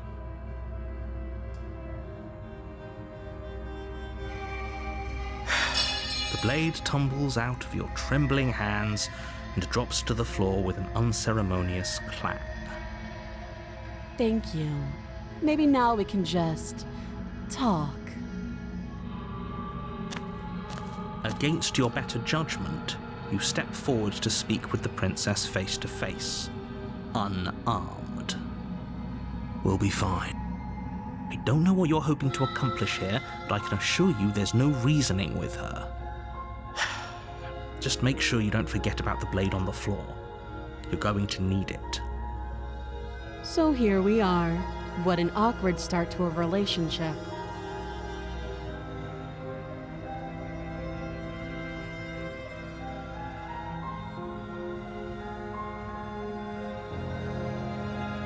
Don't just tell her that. Is that why they threw me down here? But I don't want to hurt anyone. I like the world, I think. I don't remember much about it, to be honest. I've been down here a long time. Just how long has she been down here? If I'm supposed to be capable of ending the world, then how did I wind up here, chained to a wall? Have they told you why I'm allegedly so dangerous?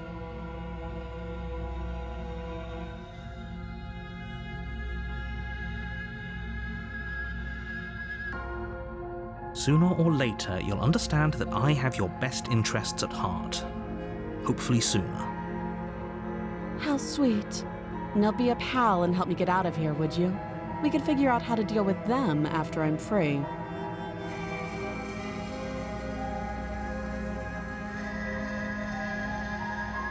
You walk up to the chains binding the princess to the wall and give them a tug. They're large and heavy, far too solid for you to even imagine trying to break them apart. I'm guessing you don't have the key. Maybe it's somewhere upstairs. Doubtful. Whoever locked the princess away down here intended for her to never see the light of day. They wouldn't have just left the key to her chains somewhere in the cabin.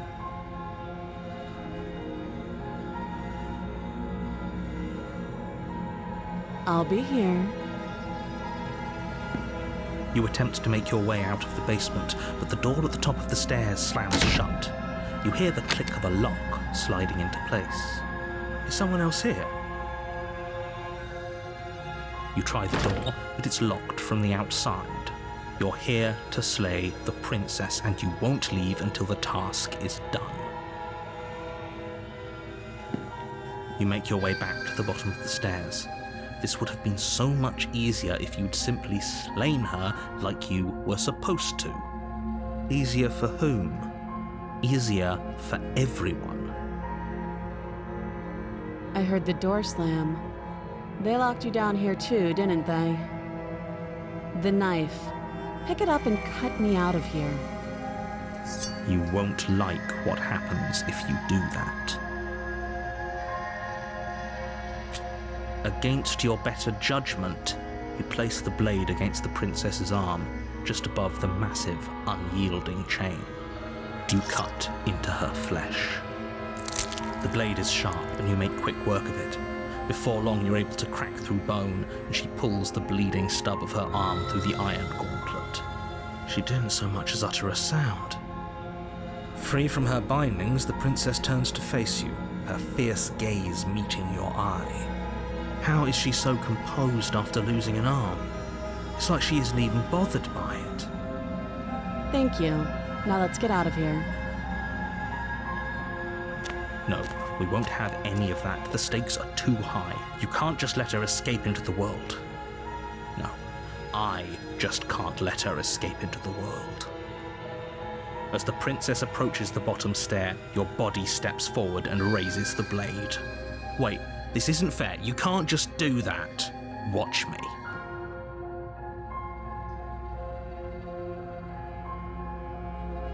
Stop that.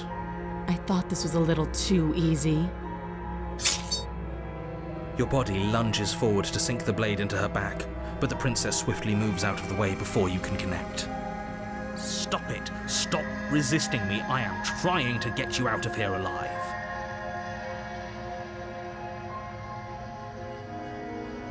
The blade. Move the blade. You're doing your best to help me, aren't you? I can see the conflict in your eyes. I'll make this quick. She steps forward and pries the blade from your rigid hands. Maybe I'll see you in another life. And then she slits your throat with an almost clinical ease. Her face remains unchanged as she watches you collapse to the ground, blood flowing from your butchered neck. This is the end, isn't it? I'm afraid it is. Everything goes dark, and you die. I hope it was worth it.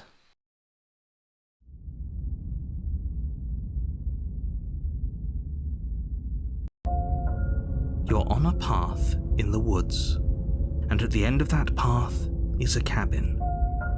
And in the basement of that cabin is a princess. You're here to slay her. If you don't, it will be the end of the world.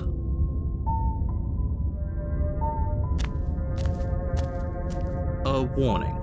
Before she will lie, she will cheat. Yes, don't believe a word she says. Just go in, take the knife, and do what you're supposed to. Wink. Did you just say wink out loud? No, I didn't. Wink. Just ignore this clown and focus on the princess.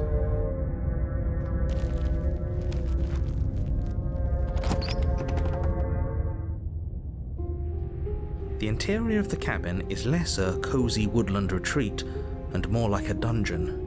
A few pathetic wisps of starlight attempt to illuminate the cold, uninviting stone walls, and thick, wrought iron bars barricade the windows, reminding anyone who enters that this is a prison. The only furniture of note is an iron table, bolted to the floor, a pristine blade perched on its edge. The blade is your implement. You'll need it if you want to do this right. You take the blade from the table. It will be difficult to slay the princess and save the world without a weapon. Good idea. Much better to be armed than to go in with blind hope alone.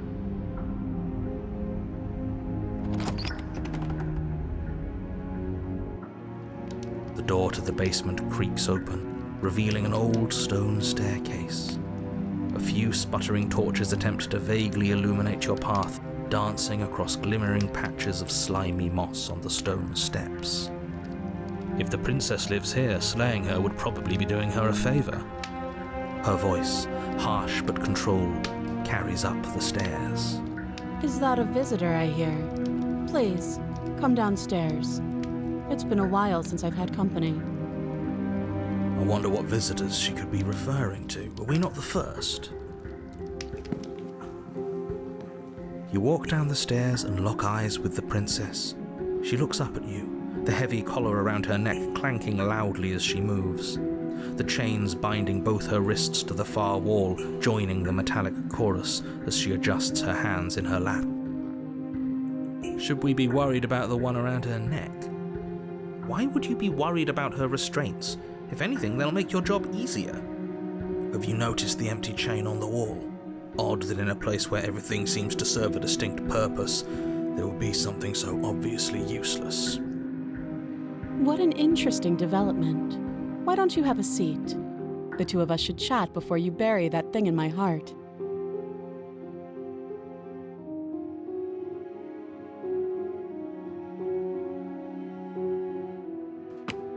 Without a moment of hesitation, you charge the princess, your blade primed to deliver a lethal strike. I am not a damsel to be helplessly murdered. As you move to strike the princess, she stands, her chains clinking as she wraps them around her fists. In an instant, they're around your neck, both of you dropping to the ground as she pulls them taut, bracing her body against yours as you struggle uselessly. Drop it, or you die. I thought this was going to be a safe move, but she's going to kill us. Just listen to her, do what she says. How many times did I warn you she's not to be trusted? But while strangulation can be very distracting, she's not armed, and you have your pristine blade. End her before she ends you. You steel your will and refuse to give in to the princess's demands, ignoring the stars dancing in your eyes and the screaming of your starved lungs. You strike. You fumble your first few attempts, only making surface-level scratches and gouges as your arm flails forward, barely able to obey you. But a single focused blow was all it took. Your blade pierces up through her ribs, slicing through flesh, striking her heart. The chains loosen. The darkness creeping in at the edges of your vision subsides. None of this was ever very fair, was it? But I did kill you last time. I should have expected you might want some petty revenge. Unfortunately for you, that means you've dug your own grave. You can forget about me ever helping you again, even if it damns us both. And just like that, the princess is slain and the world is saved. Whenever you're ready, you can proceed to your reward. I don't like this. It was too easy. It was not too easy. We almost died. That's right. This was an incredibly difficult task, and you performed it admirably. Let's just get out of here. I don't like looking at her body. Plus, he said there'd be a reward. I'd appreciate a reward right about now. You have the attention span of a fly. How are we supposed to unravel the mysteries of this place if you're so easily distracted by empty promises? It's better to have a short attention span in a situation like this. There's no use dwelling on the past, especially when it's already set in stone. And especially when your promised reward is not, in fact, empty and is worth all the adversity you've been through to get here. Fine, but if we're leaving, then we're taking the blade. I feel exposed without it. With your work done, you remove the blade from the princess's corpse and make your way back upstairs, closing the door to the basement behind you. You can think of it as sealing yourself off from an unpleasant chapter of your life. It's all uphill from here. The windows. Do you see that? We used to be able to see the outside world from up here, but now it's just empty. The door. Check the door. You open the cabin door, ready to return to a world saved from certain doom. Only a world saved from certain doom isn't what you find. Instead, what you find is nothing at all. Where a lush forest stood mere minutes ago, the only thing in front of you now is the vast emptiness of some place far away. You don't have to act surprised. We could see this vast emptiness through the windows. But if everything's gone, does that mean we're not gonna get our reward? This is your reward. An eternity of bliss, if you'll have it. And I suggest that you have it. Okay. This is what's best for everyone. Trust me. Like hell it is. I'm so glad you're keeping an open mind. Time passes.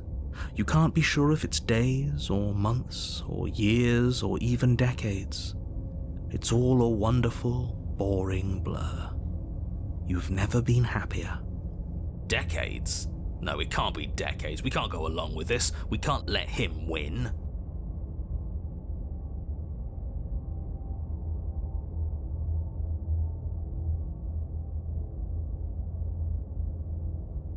But we're not happy. He's just telling us that we are. I can tell you for a fact that I'm extremely unhappy right now. Yeah, what he said.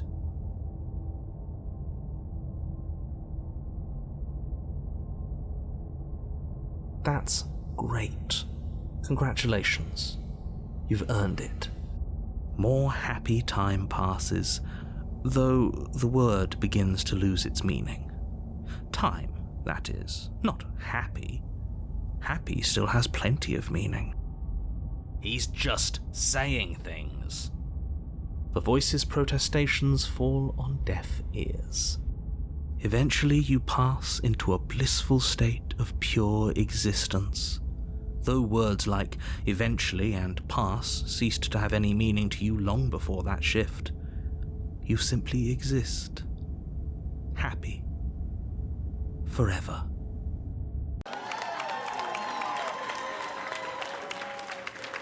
No, you stop that. Stop all this nonsense.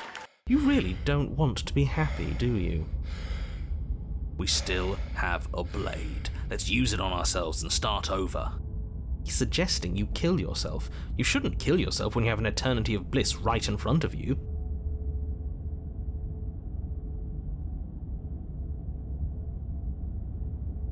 That wasn't real happiness. The truth is still out there for us to find, but we can't find it here. If it makes it easier for you, I can do it.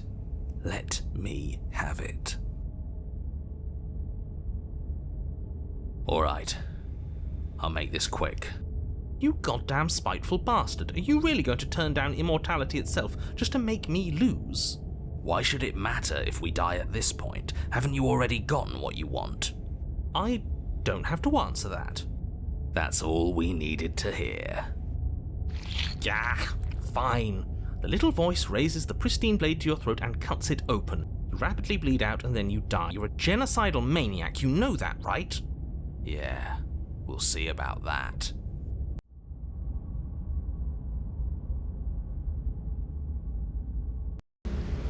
You're on a path in the woods. See, that wasn't so bad. And now we've got another chance to get to the bottom of things. Bit by bit, we're starting to unravel this place. There are so many more threads to pull once you stop feeling. That's a little dark, buddy. You feeling okay? I'm feeling nothing, and I like that just fine. So you've been here before. Of course you've been here before. What count is it this time? 2? It's our third. What gave it away? Your open discussions. You came around on that awful fast. Have you just been pretending to forget every time? I'm afraid not. Whatever other versions of me you've met in those other lifetimes were just that. Other versions of me. I just wish I'd been the first. So you knew how all this worked. Why didn't you ever tell us? We could have used it to our advantage. That's because there is no using it to your advantage. The more information you have, the harder it will be for you to succeed. It's not like it was that difficult to slay her last time. She may have put up a fight, but her flesh is still softer than our blade. And now she's dead, and I doubt she'll be able to do much of anything from the grave. You already slew her? And you survived? Yes. Then why, pray tell, are you here? Oh, I know that one. We killed ourselves. Why? Because you thought trying to stuff us away in a corner for eternity was a suitable reward. Was it not? What better reward is there than eternal bliss? You should have been happy. We were bored. There were still answers that we needed to find. It was actually working. And you killed yourself. I can't believe it. You ruined everything. How does us dying ruin everything? What aren't you telling us? The world doesn't stay saved if you die. And if the world isn't saved, then that means she isn't dead.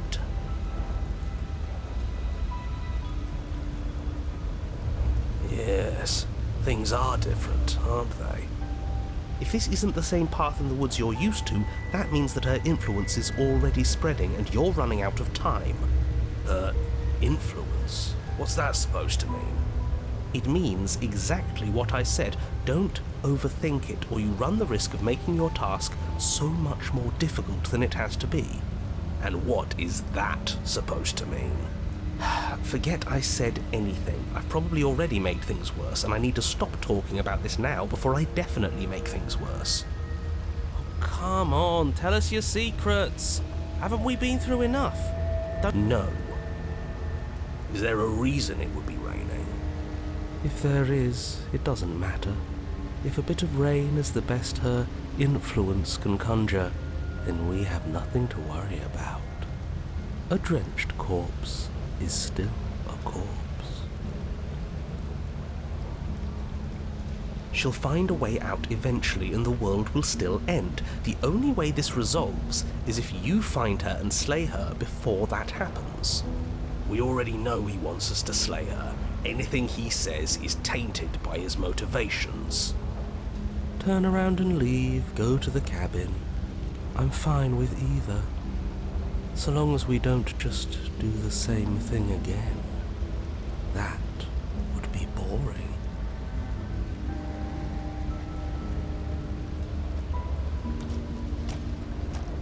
I'm sure you've already heard my words of warning in one of your past lives. You've already managed to slay her once, just don't muck it up this time, all right? What we do is entirely up to us.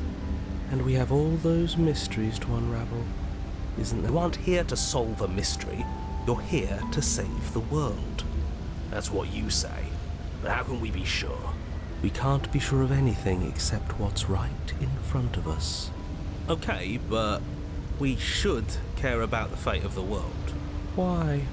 Because we should. I don't know. It's important.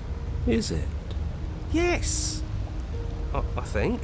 For all we know, the world you're talking about isn't even real. Of course it's real. Where do you think you are? Somewhere else? Maybe we are.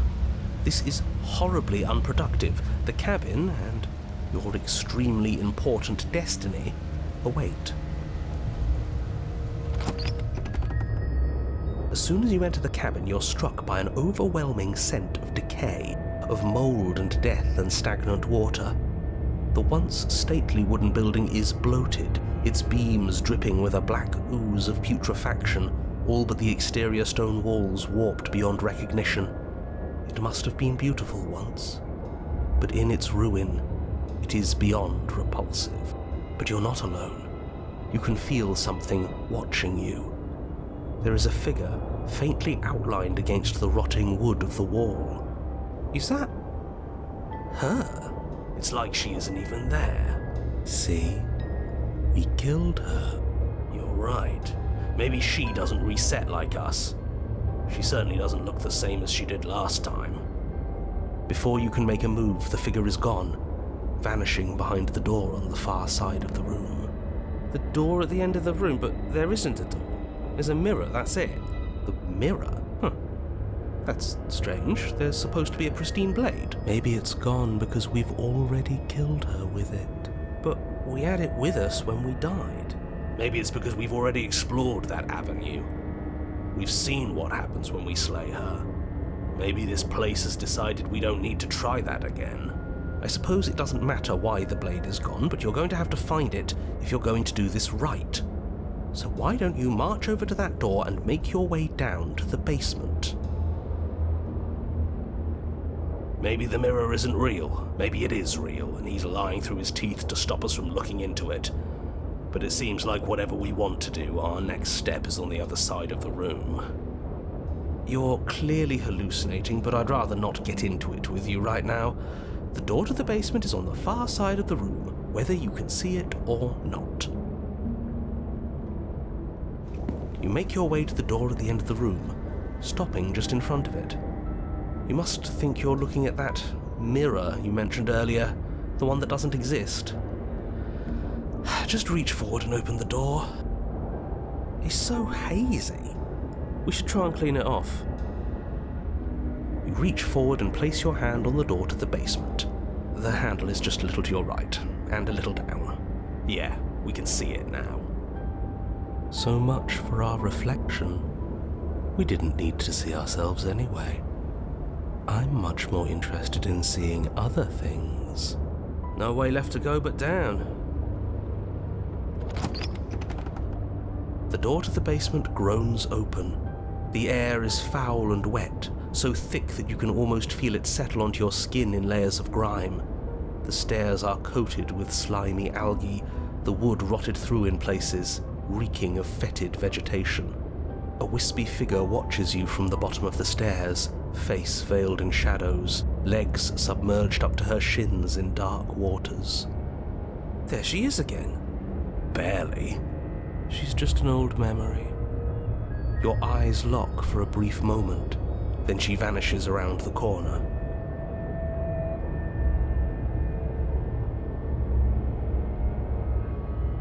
You receive no response.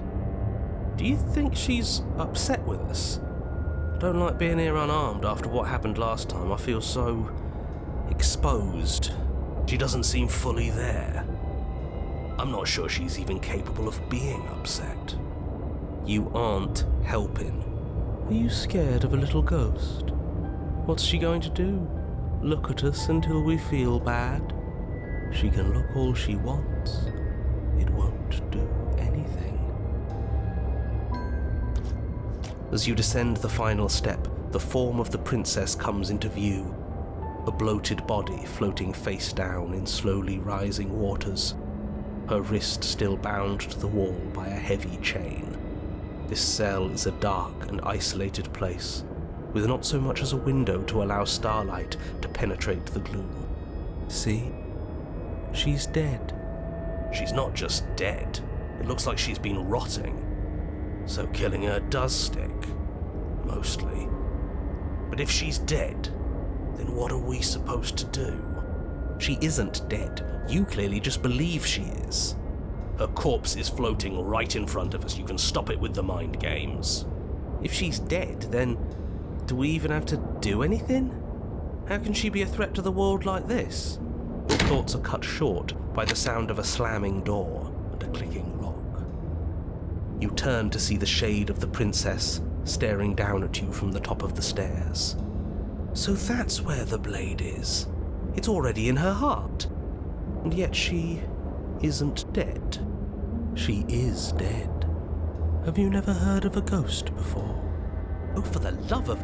Can we not waste time arguing over the semantics of what is and isn't dead? She is clearly conscious. She clearly just slammed the door on you, and she clearly has a weapon. Your pristine blade sticking out of her chest. This is extremely bad. Catastrophic, even. Yeah, dead or not, what are we supposed to do about her? Slaying, or destroying, if we want to be a little more death neutral, seems off the table. Yeah, this is tricky. But let's talk to her. See what kind of information she has that we don't. But she hasn't said anything. Are you sure she can talk like this? Bold of you to come back here after what you did.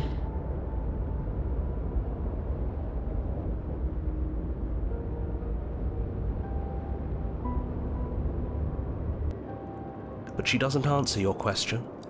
All she does is watch you in shadowed silence. Do you hear that trickling sound? The water's rising, isn't it? It is, and it's rising fast. Oh, that's interesting.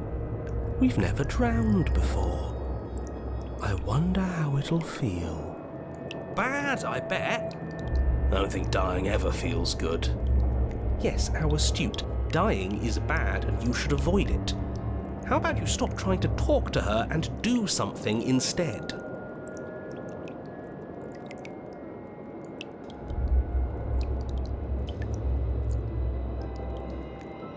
Pathetic. The water is rising faster now. It's flowing in from some unseen place, and judging by the height of the algae on the stairs, it has no intention of stopping anytime soon. You feel it creeping up your back, so cold that it steals the very warmth from your flesh, leaving a smothering numbness in its place. Are you really just going to stand there and let yourself die? Yeah, let's think. Where is it coming from? It's coming from some unseen place. Does it really matter where it's coming from? Because I can feel it rising. I don't think we have much time to sleuth. Yes, it matters. Maybe we can find a way out. Maybe we can figure out a way to make this work. This is just a puzzle. We can solve it. Some things aren't puzzles to be solved. Sometimes you're doomed from the start. Most people are.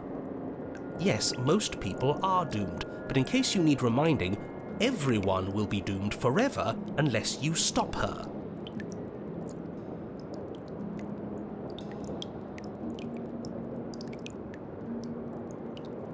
If this is how you're choosing to spend your last breaths, I won't stop you. But it won't make any difference. The water is up to your chin. You lose your footing, bobbing helplessly in the putrid flood pool.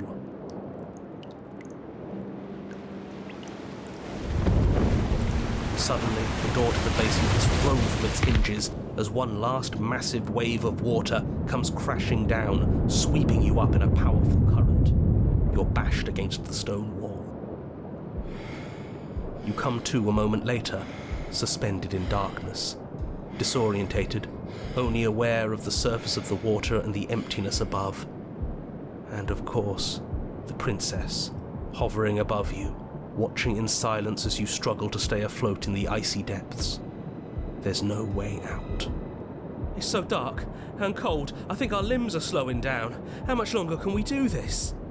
Just keep breathing, we'll figure this out. Or we won't. It doesn't matter either way. But you don't have time to figure anything out. Something cold and clammy wraps around your ankle. You're dragged under, only able to take one last hopeful gulp of air before your head is plunged into the freezing depths. As you sink below the surface, you see it. Or rather, you see her. The body you found floating when you first arrived, its hand is locked around your ankle, the heavy chains pulling you both down into the unfeeling, suffocating nothingness. I get it. We shouldn't have killed her. Just get it away from us, please. The past is the past. There's no changing it. There's nothing to fix. And there's not a lot we can do about the present either. Not unless we think like we should have been doing all along. But there is no thinking as you drown. You desperately try to pull yourself back to the surface again, and again, and again. Your icy limbs flailing desperately against the grip of her rotting corpse. And all the while her ghastly figure stares down at you, expressionless, as unfeeling as the weight around your ankle. Your mouth is filled with water, the same your mind filled with blood. In the end, we're not so different.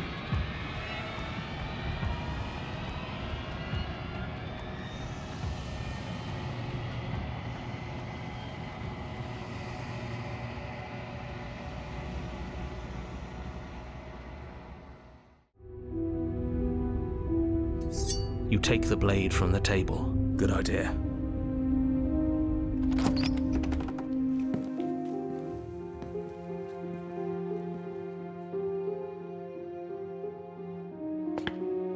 You step towards the princess, but she stops you before you get too close, holding up one shackled hand. There's fine. I'd prefer we keep some distance until we've sorted this out. That's reasonable. We do have a weapon. Might as well put her at ease.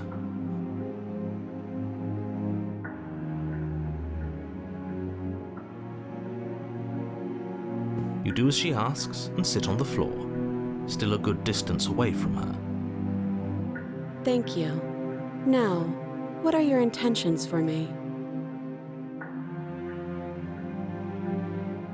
Yes, your intentions. You have a knife. What are you going to do with it? Why are you here? There isn't a keyhole in these shackles, so I'm afraid my only way out is surgical removal. Is she forgetting about the shackle on her neck? Or does she think she'd survive a beheading? You're right. Maybe she's delusional. All the more reason not to trust her. Unless she really could survive. Though I suppose you could just be here to kill me. But I don't think that's in either of our best interests.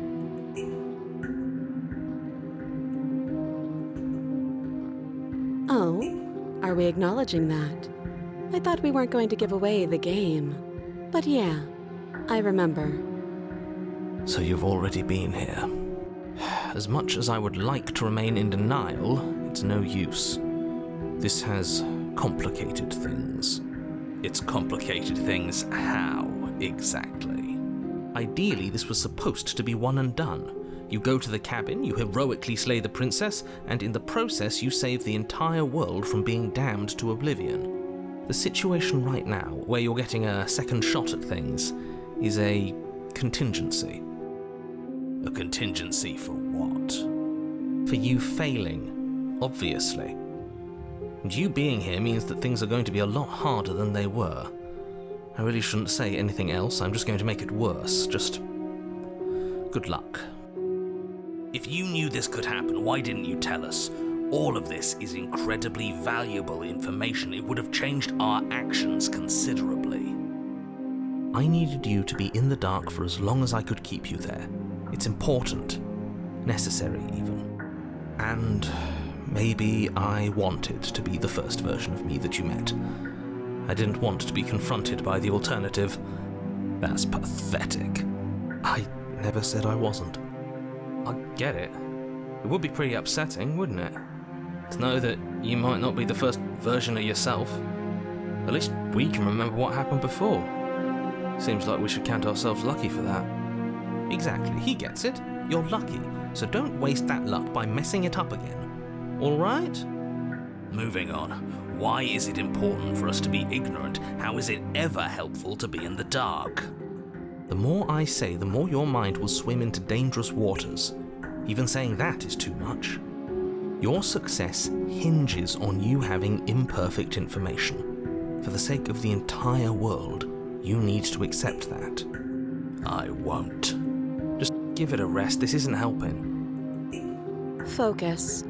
This is a serious situation. You shouldn't be daydreaming. Nothing happened. You died. I went upstairs. I couldn't leave. I found myself in a new place in chains again. More of them. And now you're back. Is that really all she knows? It's not like we have much of a clue about how things work. And she's probably even more in the dark than we are. You're looking at me like I might be hiding something. I'm not.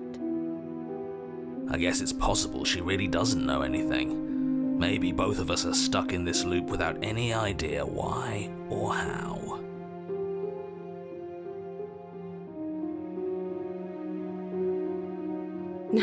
No. Like I trust you to come any closer with that knife. All you're going to do is hand it to me and watch me work. But she would have to cut her head off, right? She can't be suggesting that. She certainly seems confident. Maybe she knows something we don't. Or maybe you should consider the most likely scenario. She's bluffing so she can disarm you. Though if she isn't bluffing, whatever she has planned might be for her benefit alone. There's no guarantee that what's good for her is good for us. So, what should we do? I don't know. I'm just spelling out our options, listing the pros and cons. Then let me help you. I'll start with the cons. If you're handing her your weapon, the cons are that she might use it to escape and end the entire world. And she might use it to kill you. That doesn't sound great. What about the pros? There are none. The pros are that we can't trust him, possibly even more than we can't trust her. And whatever she has planned could do something to mess with what he has planned. Or maybe they're both screwing us over in their own ways. I don't know, but you could always try it on. Maybe it'll fit. I hope I don't actually have to say this, but please don't lock yourself in chains. We need you ambulatory if you're going to save the world.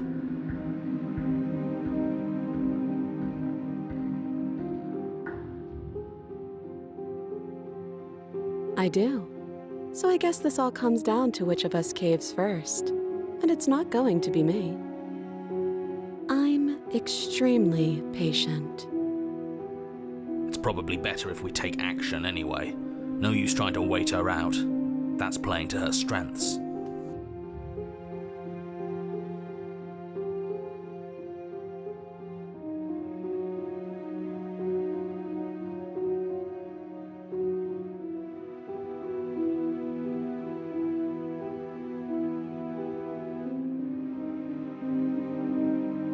Slide it over. No, absolutely not. I am not letting you hand your only weapon over to the world-ending princess. Until you come up with any other idea, like, say, I don't know, doing your job and slaying her, you remain rigidly in place. You tried this last time. Do you want to know how it went for you? Oh, I remember. She killed us, which, by your estimation, ended the world, right? Oh, well, we tried to take over the body. Exactly. If I were you, I wouldn't be too keen on repeating your mistake. Hell, we could even force your hand and do it ourselves. I'm not afraid of dying again. Are you? A little. I think you got your point across. Fine. You slide the blade across the floor. The princess maintains unsettling eye contact as she reaches down to pick it up. Thanks. She pulls up her hair, smiling slightly as she raises the blade to her throat. What is she doing? She doesn't say another word as she cuts into her own neck. No!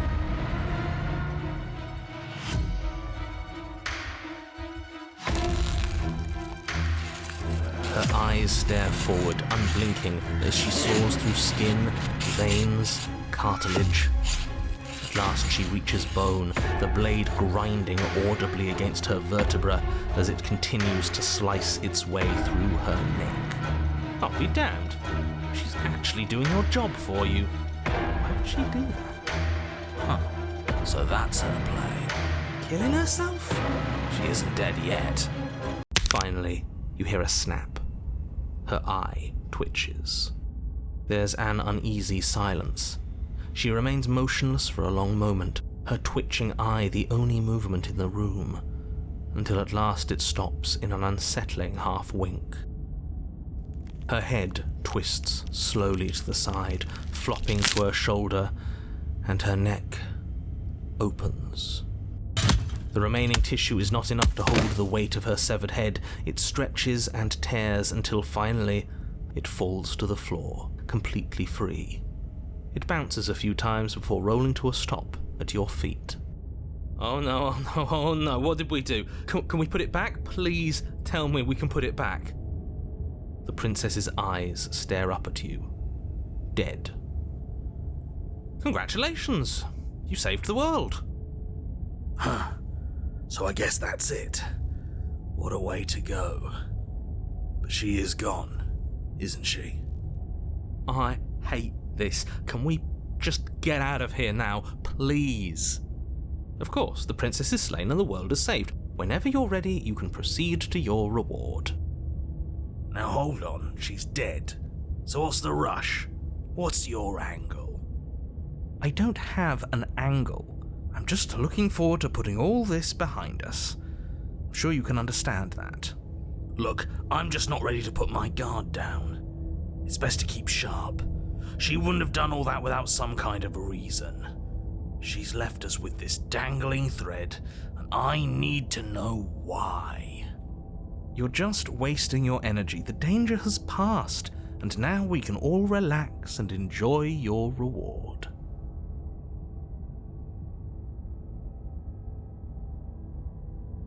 Fine, but if we're leaving, then we're taking the blade. I feel exposed without it. With your work done, you remove the blade from the princess's corpse and make your way back upstairs, closing the door to the basement behind you. You can think of it as sealing yourself off from an unpleasant chapter of your life. It's all uphill from here. The windows. Do you see that? We used to be able to see the outside world from up here, but now the door. Check the door.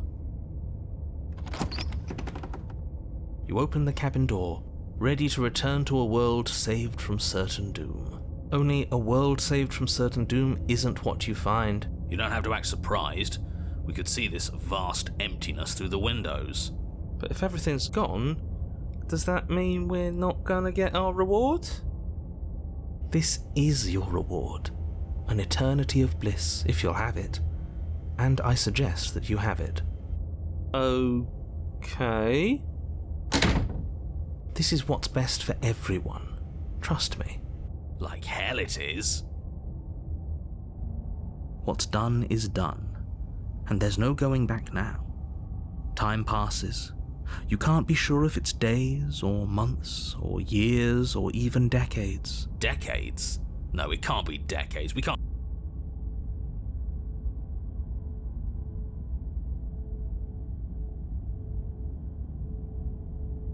We still have a blade. Let's use it on ourselves and start over. He's suggesting you kill yourself. You shouldn't kill yourself when you have an eternity of bliss right in front of you.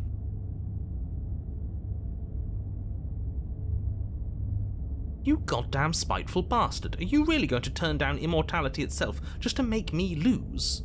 Why should it matter if we die at this point? I don't have to answer that. That's all we needed to hear. You raise the blade, then drive it into your heart. You collapse to the floor, everything goes dark, and you die. You're a genocidal maniac, you know that, right? Yeah, we'll see about that.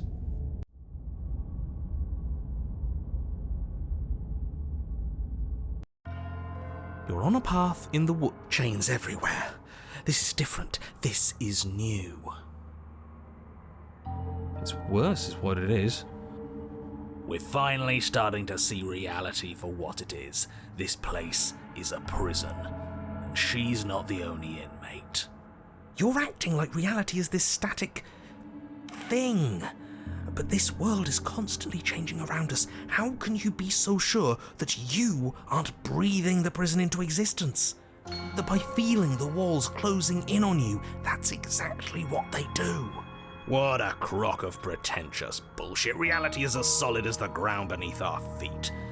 And if we just examine it, if we apply enough scientific rigor, if we think hard enough, we'll find a way out of here for good. Don't you see? We're already making progress. And what if looking at it is enough to make it change? Where does that leave us? It leaves you exactly where you are right now, and presumably exactly where you've been before.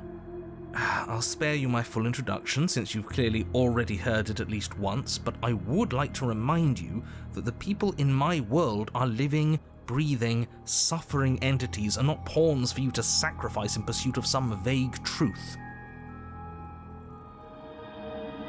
Huh. I hadn't actually noticed. Holding it's starting to feel natural, isn't it? Of course it feels natural. We've had it with us every time. We've made it part of us. Don't be weird. It's just a tool, not some mystical object. Though starting with it feels like an indication that we're on the right track. This is strange. You're not supposed to start with the blade. It says right here that you're supposed to find it at the cabin.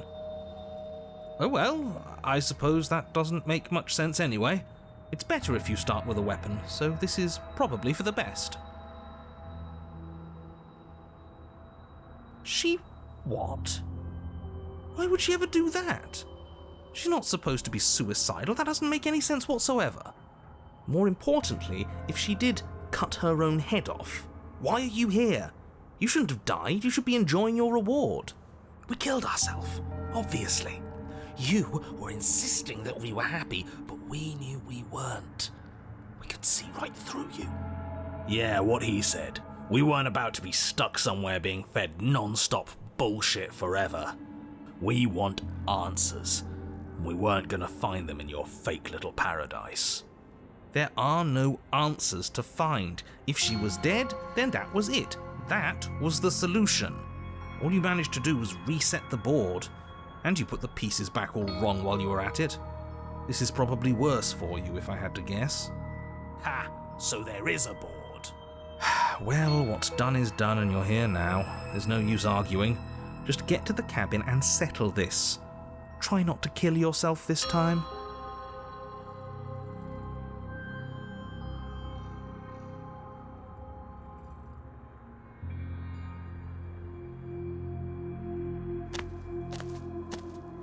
You stand at the edge of a cliff. An abyss yawns beneath you, empty and endless. The only path forward, a rusted metal bridge. The cabin looms on its far side. I think you already know what waits for you within. It's like the world itself doesn't want us to reach her. There's nothing to find out here. Time to check in with the missus. I'm going to pretend you didn't just call her that. Every surface of the cabin is draped in chains, the air filled with the mock birdsong of metallic clinks. Where there should be walls, you can see only endless ropes of metal, with hooks dangling from their ends. A fitting cage for a monster destined to end the world. There's nothing for you to do but step forward into the basement. You already have your weapon. Your objective awaits. And how are we supposed to get to the basement? I don't see a way down. Well, what mirror? There is no mirror. The only thing of note here is the door to the basement. It clearly serves some purpose, but what? Is there something about us we're supposed to see? Can it be a tool of some kind? Or is it a distraction? Something meant to confuse us? Can we please stop talking about the mirror? I'd rather not spend more time in this room than I have to. It's creepy. You step out onto the floor. Or what should have been a floor. Should have been? Yes, unfortunately. You realise too late that there is no floor beneath the metal. There is only a loose web of chains suspended over some unseen space. An unseen space that you are now rapidly plummeting through. Nothing's solid here, is it? It's all just a shifting mass waiting for us to drop our guard. Your fall is suddenly, painfully halted as rusty chains pull taut against your skin, their hooks digging into your muscle. You find yourself suspended in what appears to be a vast, dark space. The glinting of yet more chains merely hinting at its full dimensions. You dangle a few feet off the bare concrete floor. If the princess lives here, slaying her would probably be doing her a favor. As your eyes adjust to your new surroundings, you make out a figure standing in the gloom, obscured in shadow. She watches you with the stillness of the grave. Easy now. We don't know what sort of situation we're dealing with. We should let her make the first move. Let observation give us an advantage.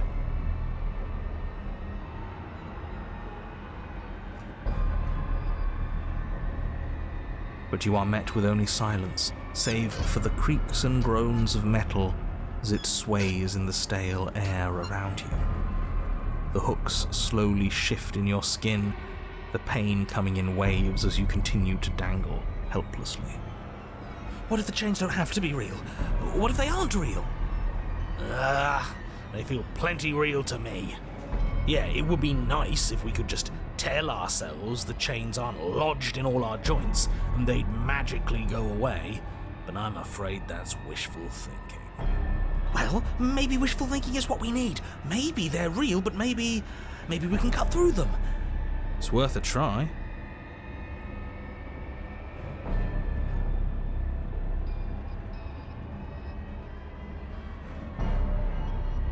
The princess takes a slow step forward. As she does so, the heavy chains shift, tightening and tearing at your flesh, your joints screaming in agony as the rusted hooks dig deeper. Stars dance in your eyes as the chain wrapped around your neck threatens to choke you. As your vision comes back into focus, your eyes fall on the body of the princess, finally emerged from the shadows. The body of the princess is a weird way to describe a person. It's only accurate. The form in front of you is a body, draped in raiments of chains, her head dragging along behind her in an iron cage. The head stares up at you but says nothing, and the chains squeeze ever tighter.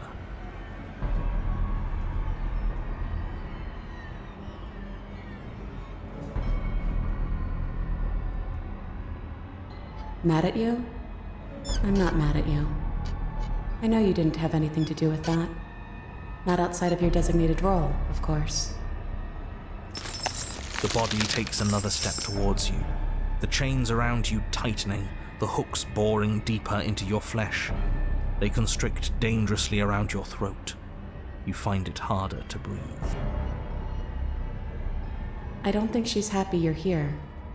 But what do I know? I'm just a set of eyes and ears. I don't make choices. At least not any that matter. I don't want to die like this. I don't want to die like this. Somebody do something before she kills us. Please. We're stuck here. What are any of us supposed to do? Reason with her? I don't think she's acting rationally.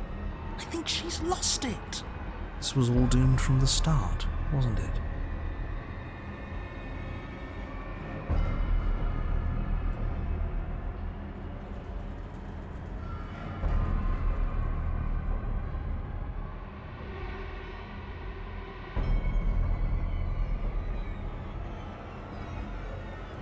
That's what I used to think. But time alone has taught me the truth. I'm not my body. I'm just the thing that watches it. There's so much pain that comes from tricking yourself into thinking you have a choice. But none of us have choices. And knowing that has made me feel so free. Everything we witness is just another shade of the same endless cycle. I wake up in chains. The body steps forward. Your bindings tighten again. You come to me, knife in hand. The body steps forward. The pressure on your limbs is becoming unbearable. You give me your implement. The pressure is finally too much.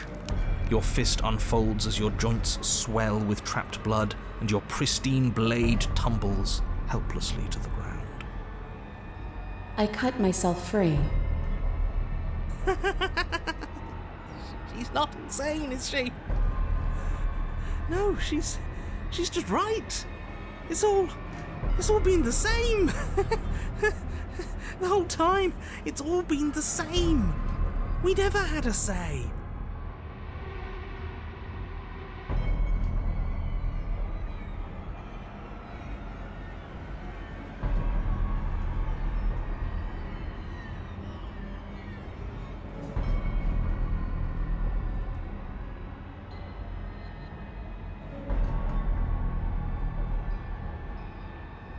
That is what I wanted, but you didn't do it. And I don't think you could have done it. The walls are what the walls are. So give in with me. None of this is up to us. She steps forward yet again, and the chains dig into you, your nerves screaming, your heart pounding, your lungs desperate for air. I don't think we can hold on to you much longer. How many times will we have to do this? I'm tired. This is all getting so predictable, isn't it?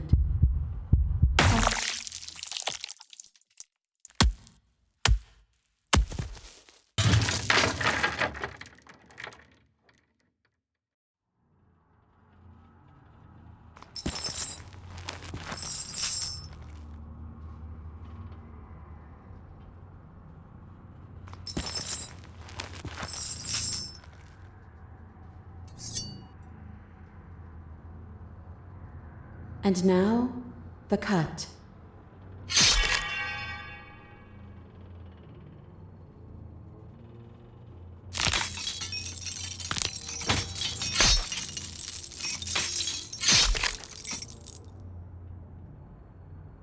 See?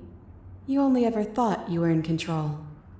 Isn't it so much nicer to let go?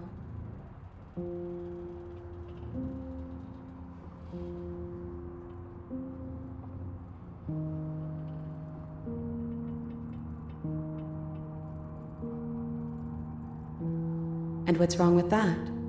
It's really not that different from how it's always been. Just watching things play out. It's who we are. Only now, we can be honest with ourselves.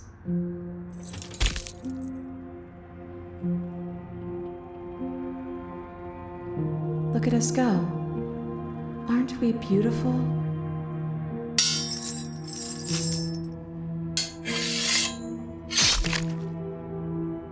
It's all going to come to a head soon.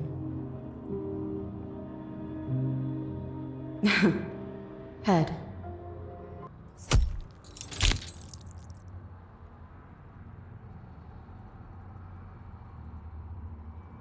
I guess I'll see you next time.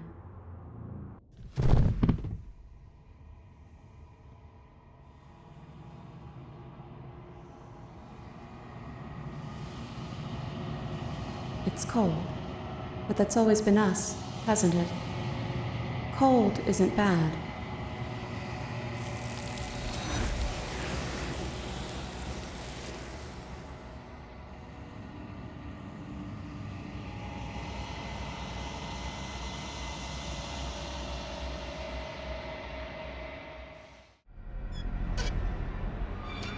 You clumsily rotate the blade in your palm, pressing it against the chains lodged in your wrist.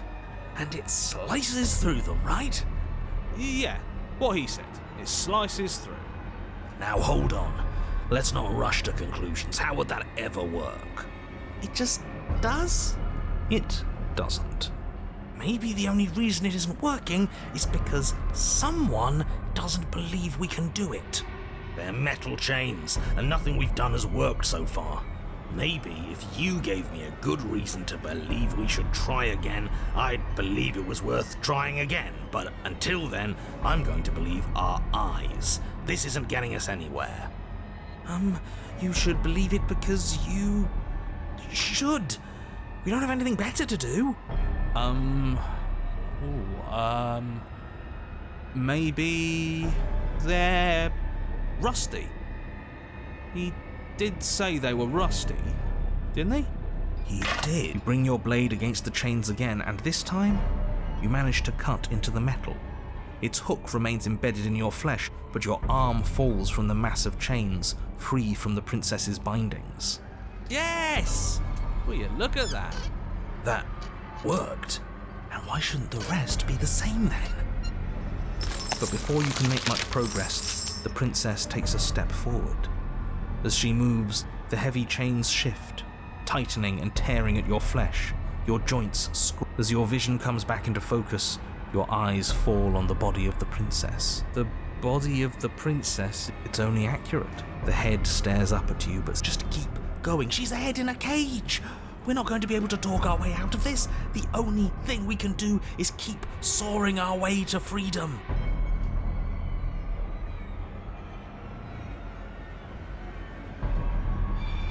Yes, the links are weak. They can't handle the strain. Isn't that right? You know, it's rather annoying for you to dictate what I'm going to say next. But is that what happens? Do the links break? Yes. Luckily for you, they were too thoroughly rusted to hold much longer. Your other arm breaks free. The body takes another step towards you. The chains around... I don't think she's happy you're here. She won't kill us if we just keep cutting. We just have to get our neck free.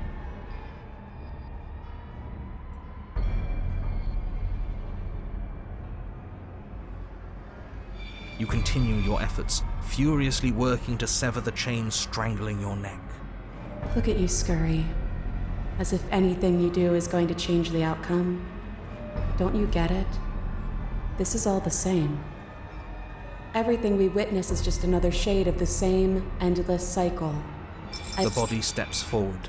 Your bindings tighten again, but you've almost sawn through the first layer of links.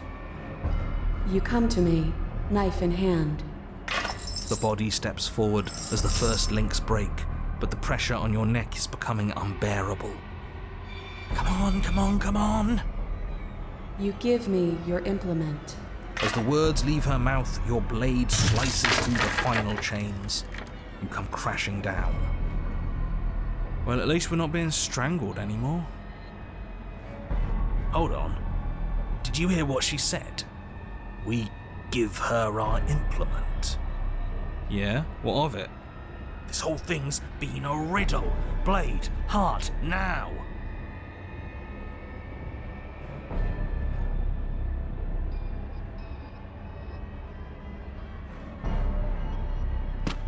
Blade flashing, you rush towards the princess.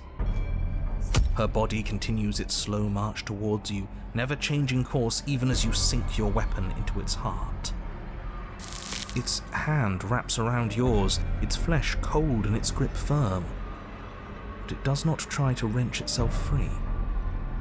It instead drives the blade deeper into its own chest. I cut myself free.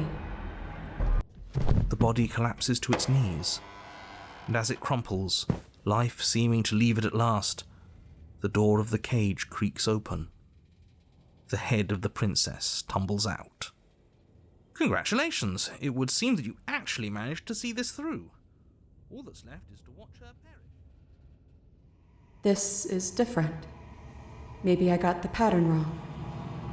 Or maybe I finally got it right. We did it. We figured it out. We won. Why don't I feel like it means anything? I just feel bad. It's not much of a victory, is it? I don't think there is such a thing for us. At least, not here. This was just another trap. No matter what we do, we just keep losing ground. I'm cold, but I think that's good. I think I can finally rest.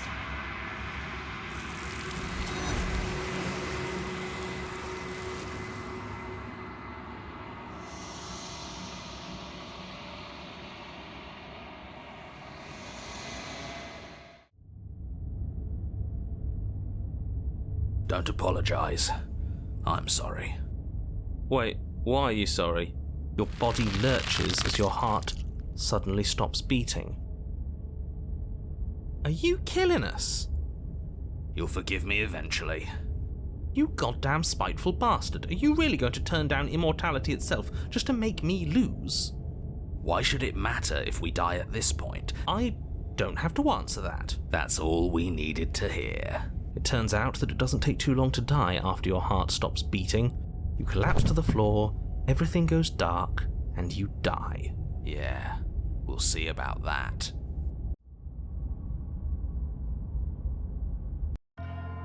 You're on a path in the wood. Are you fucking kidding me? We had everything we ever could have wanted, and you killed us. We didn't have everything we ever could have wanted. That's just what he told us. I want the truth, not some made-up eternal happiness. But it was nice. Who gives a shit about truth? I do. He said we were happy, but what does happiness like that even mean? It was just another prison. And this isn't. There are chains everywhere. That just means we're on the right track, you numbskull. That we're finally starting to see reality for what it is. Can you two stop fighting? It's not very productive. No, it isn't, is it? So let's focus up. You've clearly already been here before, and judging by how deranged you all are, you've already been here more than once. Eternal bliss. But you wouldn't have found eternal bliss unless you actually killed her. Actually, she killed herself. Cut her own head off. It was awful. It was convenient. Too convenient. She what? More importantly, if she did cut her own head off, why are you here? I was fine with it, but that spiteful bastard gave us a heart attack and killed us for no reason. I had a great reason. We were stuck with no answers. And now we're not. You're welcome. And you don't think we're stuck now? We're still in a cage, it's just bigger. You know, if you think about it, isn't life just a really big cage? Oh, don't you start philosophizing. Just get to the cabin and settle this already.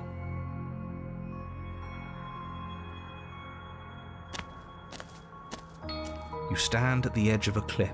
Great, a creaky old bridge and a bottomless ravine. Because getting to the cabin was too easy last time. I wonder what other sick jokes are waiting for us.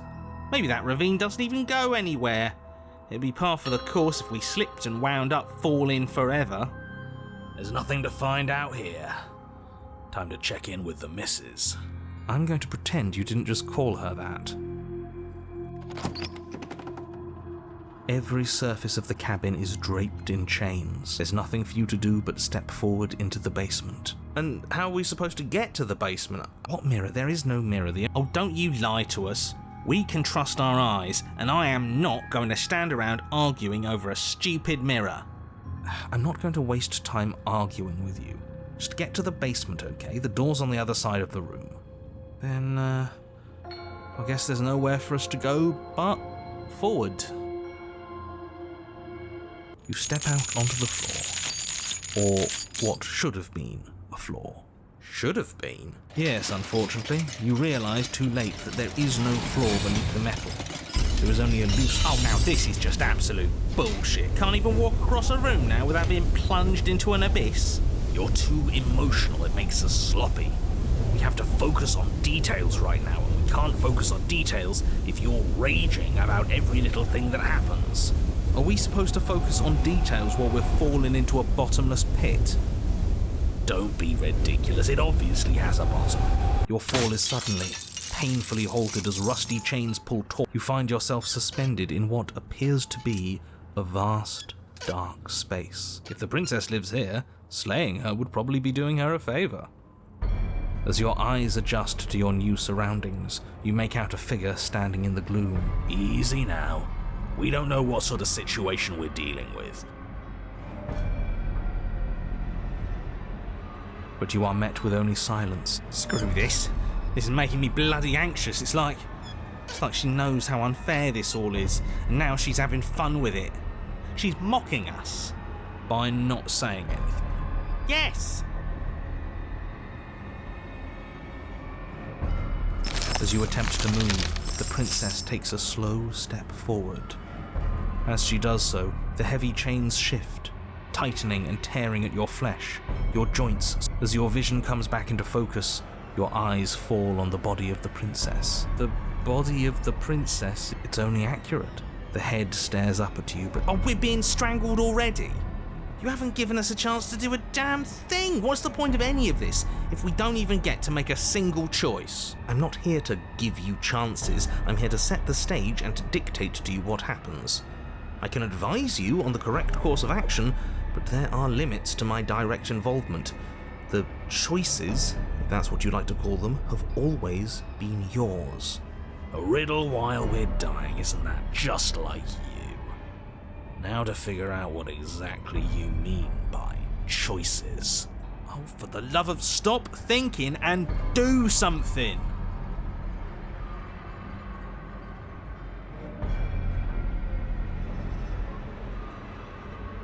You try to move your arm, but the hooks buried deep in your wrist and elbow keep you firmly, painfully in place. You do your best to rotate the knife in your palm, but it only clinks against the metal chain, unable to do so much as leave a scratch. The body takes another step towards you. The chains are... I don't think she's happy you're here. Oh, well, isn't that just convenient? It makes sense to me.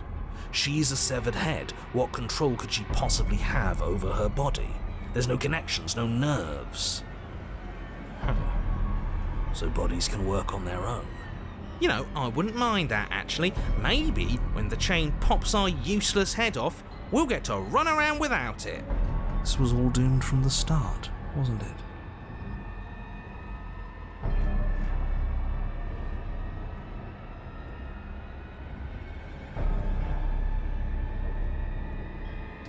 You're not looking at things right.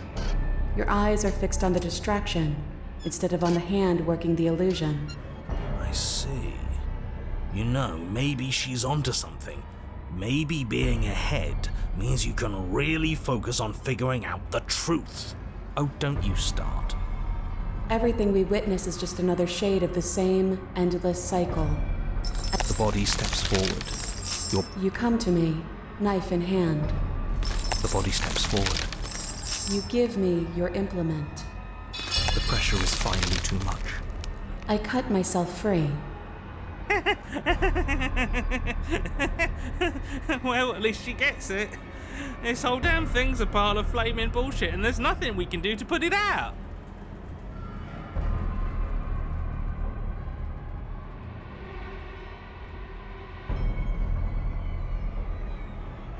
We're both going to die, and dying won't stop us from doing this again, and again, and again. It would be so much easier if you just gave in with me. She steps forward yet again. I don't think we can hold on to you much longer. Like I said, The girl's right. This whole thing is rigged. This is all getting so predictable, isn't it? Pop.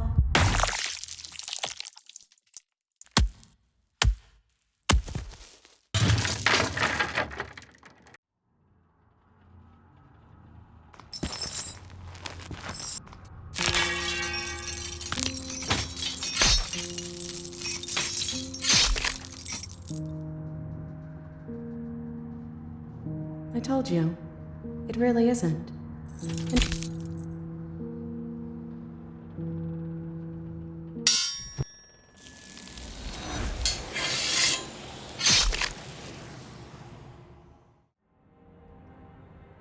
Are you serious? The blade is your implement. You're going to need it if you want to do things right. You know what? Yeah, screw this. We won't play along with any of you.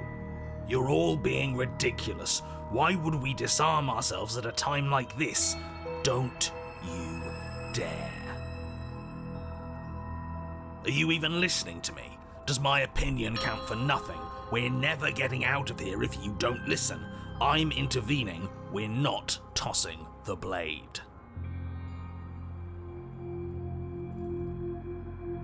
Without another word, you foolishly hurl your only chance at victory far off into the woods, never to be seen again. Never to be seen again? All we did was toss it into the woods. There's nothing stopping us from picking it back up. Oh, but there is something stopping you from picking it back up. The fact that you already made your decision. As much as I'd like to turn back the clock, we'll all just have to suffer the consequences of what you've done. That's how decisions work. Huh. That felt good. Best thing we've done in ages. Whatever this bullshit world throws at us next, we'll always have this tiny victory.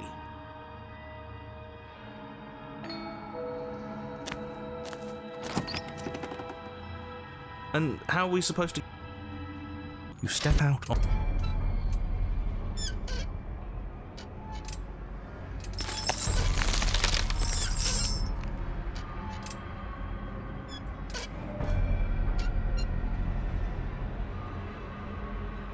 You're pleading with me as if I have a say over anything that happens here. Shouldn't you know by now that I don't? And neither do you. The body...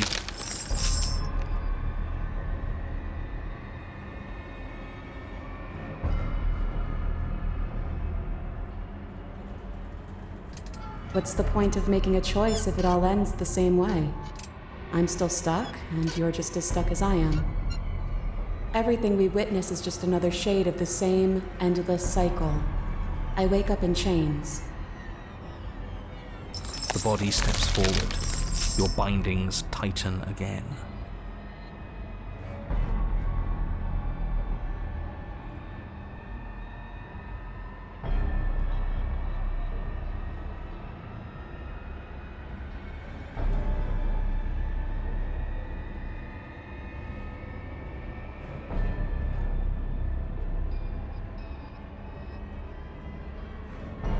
Oh, yeah, you did say that.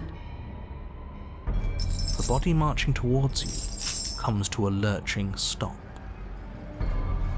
Huh. She stopped. What is that supposed to mean?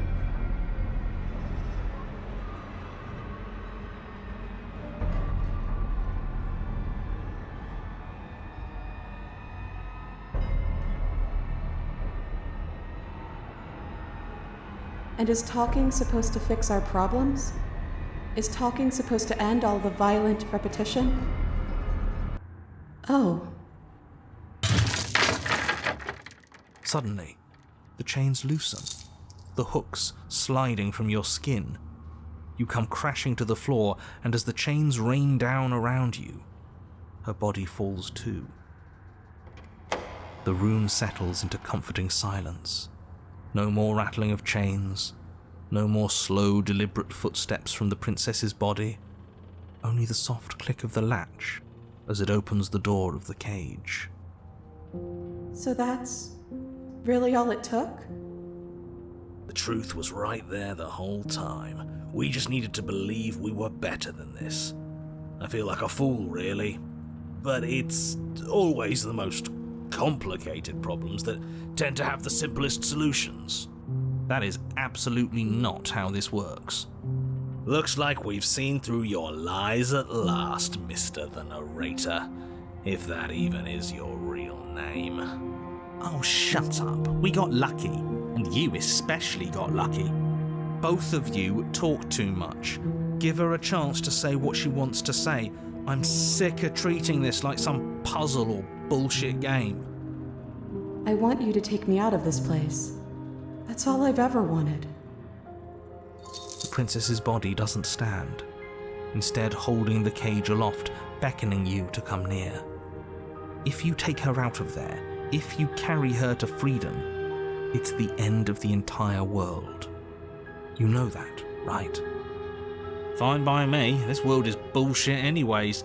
The rest of us will find one that's better. Besides, we already made our choice, all the way back in the woods. Nothing you can do about it now. I suppose not. You know, I think a part of me always knew this was doomed from the start. I'm narrating on borrowed time, aren't I? But even if I'm doomed to go, I might as well make sure you have a proper ending. Go on then. You cautiously approach the kneeling body and extend your hand, bruised and bleeding from the trials that brought you to this point. And then you take her from her prison. She looks up at you, and for the first time since you laid eyes on her, she smiles, warmly. I have no idea how we're supposed to leave. But the body points, and you follow its finger to a lone chain dangling from the doorway that sits far, far above you. Are we supposed to climb up while holding her? I'll pull us out of here, if you just hold on. I'm game. So am I. Then get on with it. You wrap your hand in the chain, holding tight as it starts to move and holding the princess close to you. Together, you rise out of the pit. I'm sorry if I made this harder than it had to be. You glance back towards the princess's body, doing its part as it hoists you up. It grows smaller and smaller, slowly disappearing back into the shadows of the basement. No, that's not right. There shouldn't be an if. I'm sorry. I made this harder than it had to be. Maybe she has a point, in a way. Our bodies don't matter. We're almost there. You can smell the night air. That bit of light feels like it's mocking us. At any moment, she could just drop the whole thing and send us crashing down. I don't think that's going to happen, mate. It'll be par for the course. And then the chain stops its ascent, depositing you safely in the cabin doorway. I guess you never closed it behind you. Well, there's only one thing left for you to do. Shall we?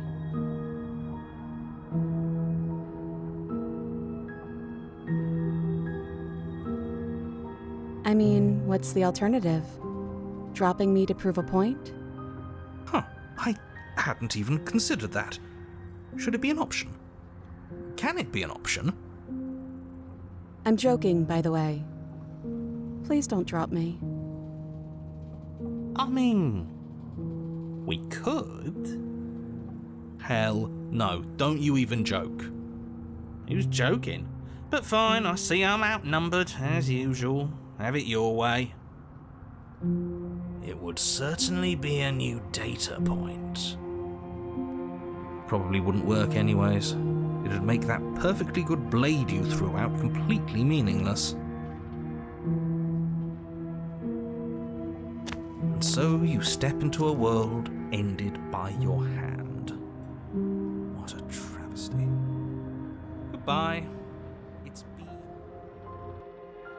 awful? Is he still there? I think he's gone.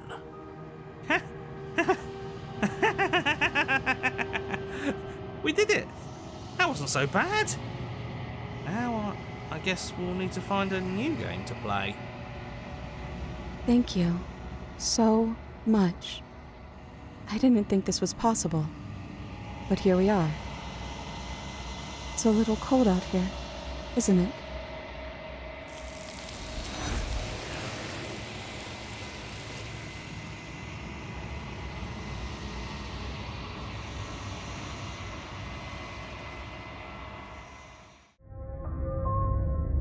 My tricks? Don't forget what he did to us the last time around. I wouldn't trust a word out of his mouth. There's got to be a way out of here, for us and for the princess. We just have to keep trying. I'm inclined to agree. If he doesn't remember what happened last time, maybe it's best to keep it that way. You know I can hear you two, right? And as far as trying to help her goes, need I remind you how catastrophically dangerous she is to the world at large? Those are two very different questions, but fine. Let's say for a moment that this really is the second time you've met me, or you died last time, which probably only happened because you didn't listen to me. The absolute irony. Well, that's one way to put it, I guess. You really don't remember what happened last time, do you? You practically forced the princess to kill us. That doesn't sound like the sort of thing I'd do. Which is honestly all the more reason for you to not buy into whatever self-delusions the three of you are crafting. But this is a thought experiment, so I suppose I'll continue to give you the benefit of the doubt. Sure you are. Anyway, I believe your second question was, what's the point of doing anything? If you're asking that, it sounds to me like you're making the rather dangerous assumption that your actions last time around didn't have any consequences. What do you mean? Of course there weren't any consequences. Yes, but in this purely hypothetical scenario, that begs the question of how you got back here. If it's the latter, what do you think happened after you died? Do you think the people there lived happily ever after? What a conveniently ambiguous group of things for her to ruin. For all we know, the princess left the cabin and never saw another soul. Oh, how I wish that were the case, but if the princess weren't a certain, inevitable threat to the world, the four of us wouldn't be here. And yet, here we are. You're talking in circles. No, I'm talking in facts. Just be quick about it. She just can. Believe me, I wish I could tell you more. You haven't given us an ounce of proof. You do know that, right? What proof could you possibly ask for? Literally anything. Fine. Check your pockets. You put your hands in your pockets and pull out an envelope with the words, "The Evidence," written across the front. Within, you find a note in your handwriting. It reads, "The princess will end the world if you don't stop her. This is an immutable truth." That doesn't prove anything. How do we know you didn't just forge our handwriting? I wish I could tell you more, but there are some rules I have to follow for all our sakes. Please just trust that these rules are in place for a reason. I'm on your side. You mean you're on our side as long as we do what you tell us to? Exactly. Because you not doing what I tell you to do means you're putting the world at risk. I think we've got everything out of him we're gonna get. People locked her in that basement. Look, I'm not supposed to say this, but it's because you're special.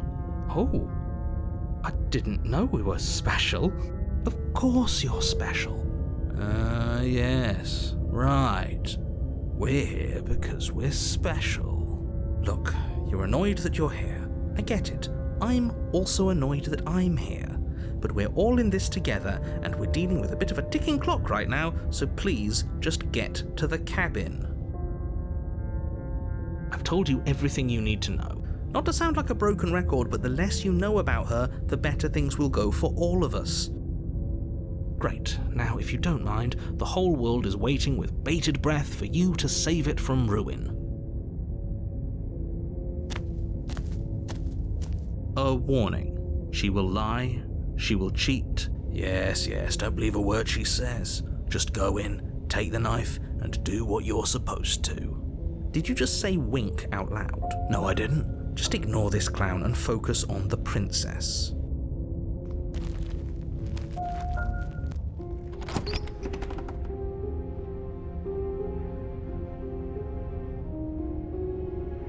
I'm afraid I'm going to insist we take the blade.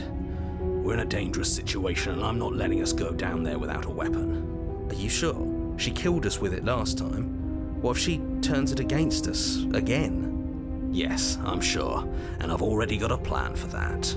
Still with those past life delusions, are we? I hope Peachy. We'll be fine. Okay. I'm trusting you. Normally, yeah, but not about this. Call it a reflex. We take the knife as we go. Wonderful. You do exactly that, sweeping the blade from the table before proceeding to the basement. Don't worry about it. We have a knife, so what? It's not like we have to use it. No, you don't have to do anything, but you do well to use it regardless. Moving on. The door to the basement creaks open, revealing an old stone staircase. You walk down the stairs and lock eyes with the princess. She looks up at you, the heavy collar around. Do you hear yourself right now? Cutting her out of here never should have been on the table. Have you noticed the empty chain on the wall? That was there last time too, wasn't it? It was. What an interesting development. Why don't you have a seat?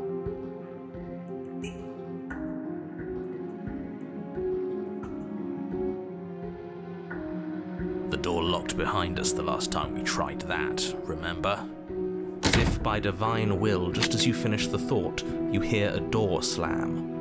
I'm afraid you won't be leaving until the task is finished. It doesn't matter how many chains she's in, without your intervention, she'll find a way out eventually. That's not fair. Unless you deal with her right here, right now, she will remain an existential threat to the entire world. What seems unfair to you is fair for everyone else. Huh. So it's not even safe to think. I see how it is. How surprising. They locked you down here too. Without a moment of hesitation, you charge the princess, your blade primed to deliver a lethal strike.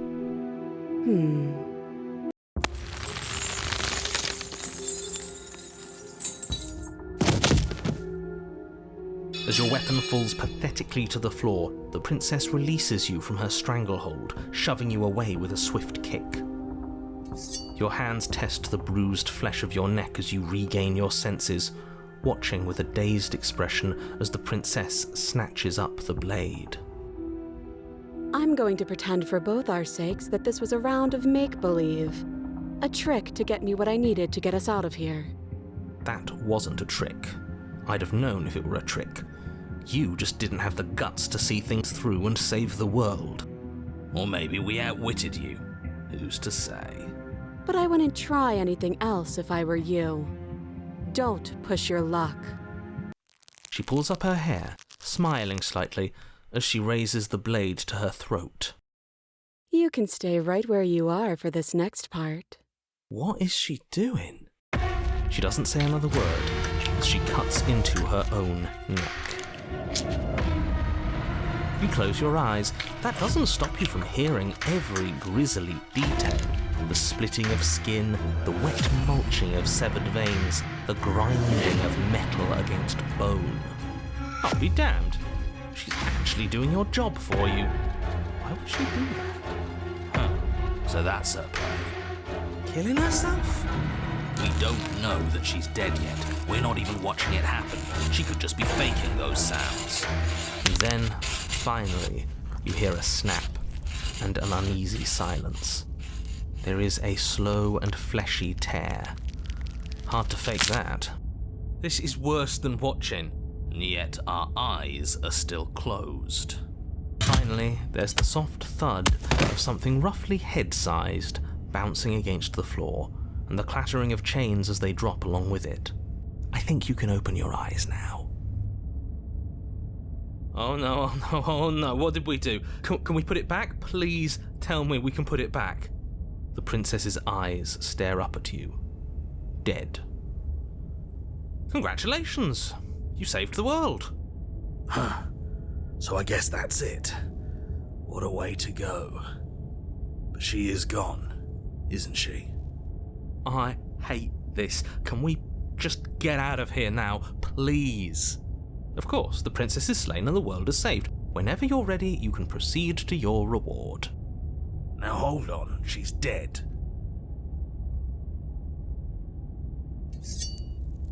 Ugh, fine. You pick up the princess's severed head, its neck stump still oozing bodily fluids. Then make your way back upstairs to the first floor of the cabin. Did you see that? I could have sworn she moved. She didn't. She's dead. But what if she's not? Are you listening to yourself? Do I need to explain to you why decapitation is lethal? The door to your bountiful reward is right in front of you. All you have to do is open it. You open the cabin door, ready to return to a world saved from certain doom. Only, a world saved from certain doom isn't what you find. Instead, what you find is... Wait, no, that's not right. Well played. This is the end of the world, isn't it? I always thought I'd at least have time to explain myself before I had to watch it happen. It's already... over? Is he gone? But we're still here. Maybe it wasn't the end of the world after all. Maybe it was just the end of his. Thanks for carrying me up here. I had to take it on faith that you would know what to do. I'm glad I was right to trust you. So, this is the outside. Maybe it's just my lack of body, but it's colder than I expected.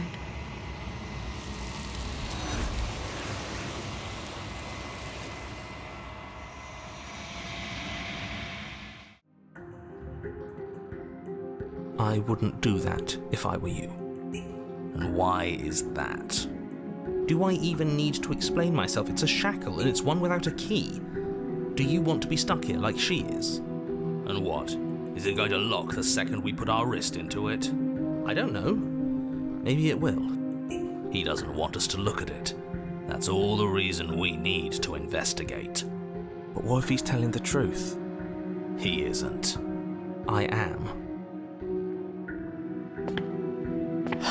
Against your better judgment, you approach the chain dangling from the far wall. The princess watches you with faux disinterest as you inspect it, though she can't fully hide her curiosity. I don't want to say what I'm supposed to say next. What is that supposed to mean? It sounds bad. Is it bad? Yes, it's bad. Come out and say it then. You're just wasting time. Fine. As you hoist the shackle, its heft shifts within your grasp, as if pulled by some odd magnetism. Before you can so much as blink, it practically leaps from your hands, snapping around your neck. And, as if your situation weren't bad enough, the same magnetism repels your blade, which is flung from your hand and sent skittering across the floor of the basement. Excuse me? Yes? Are we stuck here now? Yes. Huh, so it does fit. And I guess it doesn't like your knife. We're stuck here together, aren't we? That's funny. What are we supposed to do now? Can't even cut ourselves out. Guess we'll starve. That's horrible. It's not all bad. We learned a valuable piece of information. Not to touch things we're specifically told not to touch? No, that there's something special about this loose chain. It's clearly important.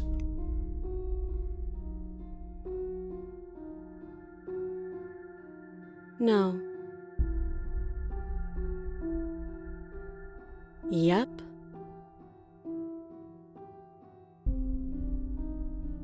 Wait, I guess. Maybe something else will happen. Maybe not. Nope. That's rude. You and the princess wait in silence, though neither of you knows what you're waiting for. But you're waiting for something. You're waiting for anything. This is so boring. There must be something we can do to get out of here. There must be something we're missing. But there isn't. Time passes. It passes and passes and passes. And the basement of the cabin remains much the same. It is cold and silent. At least the world is safe. It isn't. You're stuck. Too far away from both the princess and your blade to do much of anything. But she's not ending anything. She's just sitting there. Her very existence is a threat. It harms everything around it. How exactly does that work? It just does. But your line of questioning is interrupted by the passage of even more time. And after that, even more time passes again. And let me guess, the cabin remains the same. If time is passing, the cabin can't be the same. Even if the differences are small, they have to exist. That's just how things work.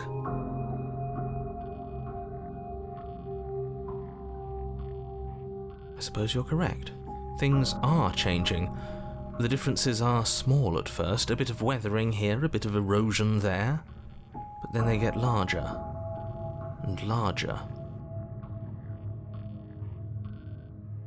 I don't like small talk, remember? Still rude.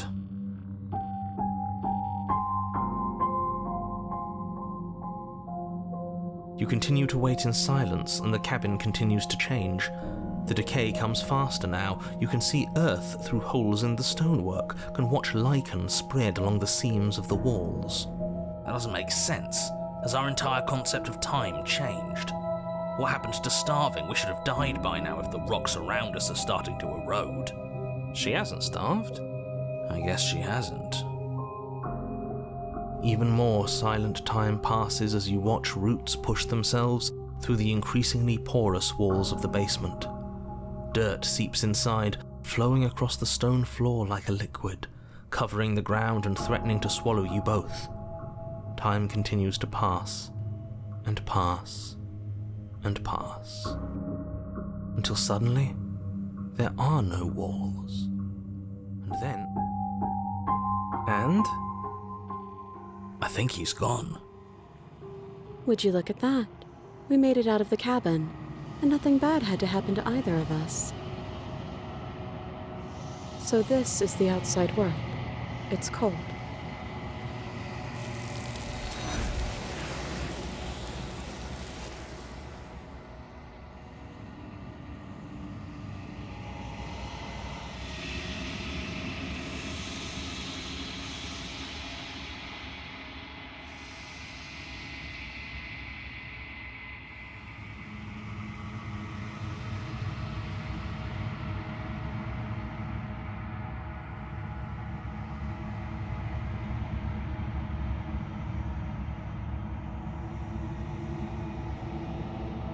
I think you know what I am.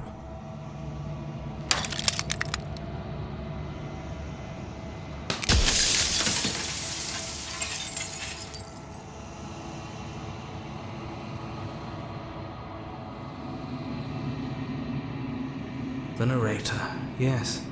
I suppose that's my job, isn't it? You needed help after all, an objective voice to guide your blade. But you were never supposed to see me. I wonder how many worlds you've damned to extinction to fall this far.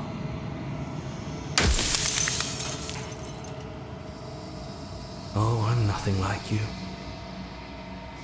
I'm an echo, likely one of many. Somebody made you after all, and I'm what's left of him. Not that I'm the only one who can make that claim. I'm sure you've met many others like me.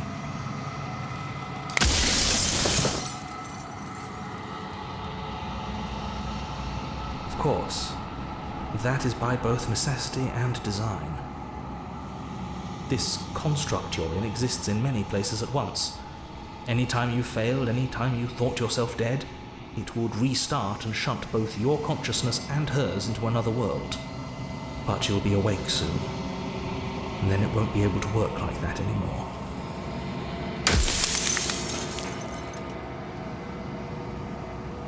I do. The people out there are real. No matter what you do to them, no matter what you enable, I want you to remember that.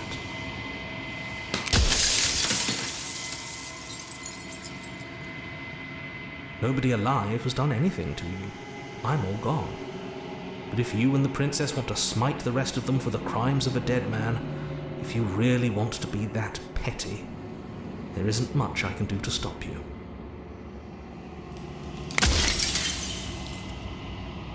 Then ask them, and make it quick. I won't last for long now that you can see me.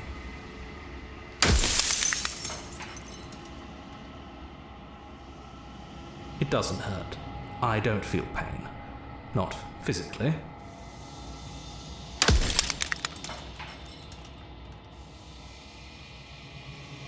We've already crossed the point of no return. There's no saving me now.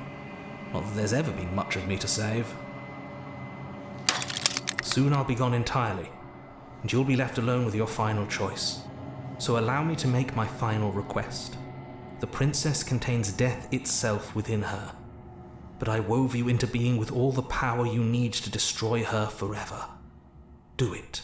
Slay her, and rid the world of death and suffering.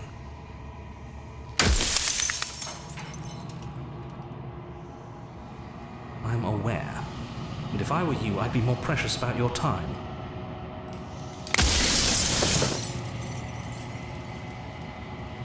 So I am.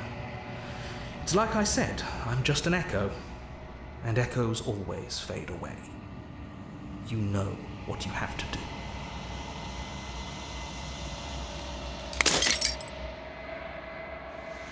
No, I'm not a part of you. But that's all a matter of perspective, isn't it?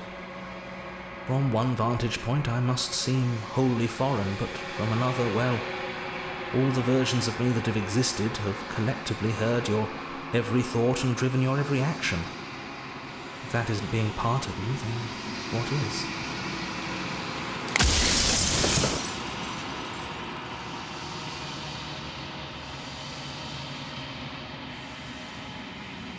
You were, and it was by both necessity and design.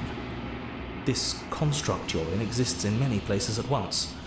Any time you failed, any time you thought yourself dead, it would restart and shunt both your consciousness and hers into another world. But you'll be awake soon, and then it won't be able to work like that anymore.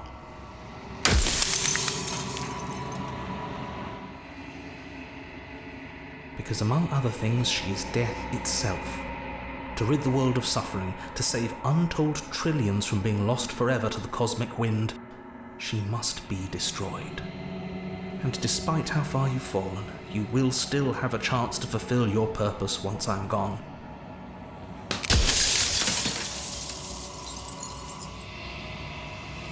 She is the shifting mound, the ebb and flow, the capacity to change.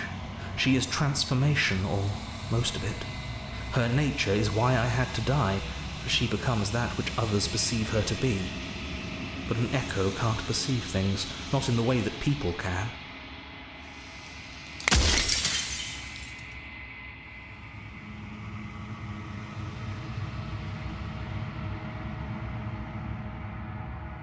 When I broke the cycle, I made sure that the tear was rough. You carry a part of what should be her, and she carries a part of what should be you. Things won't be as they are now, but they won't be nothing either. Besides, anything is better than oblivion. In the end, nobody wants to leave.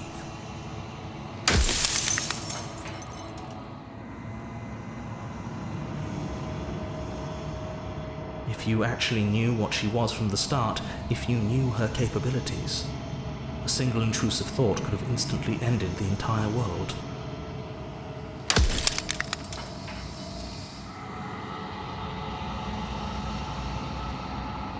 It's simple, really. She can become whatever people perceive her to be. That's easy. I'll just will her into something really small. But wait, what if I accidentally will her into something that ends the world? Oh no, what if just thinking that... But you wouldn't have finished your hypothetical thought because she would have already destroyed the world. Luckily for you, as you are now, you won't be able to will her into anything. You don't work the way a living being does. Not anymore.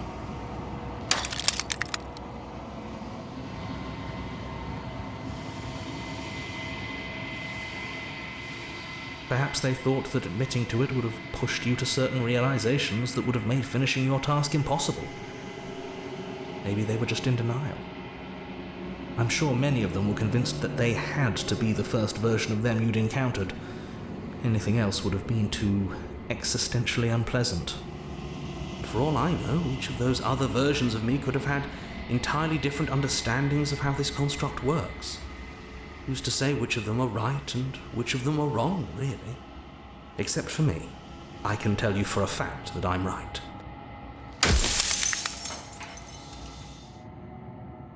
You're the long quiet, the god I made to rid the world of death.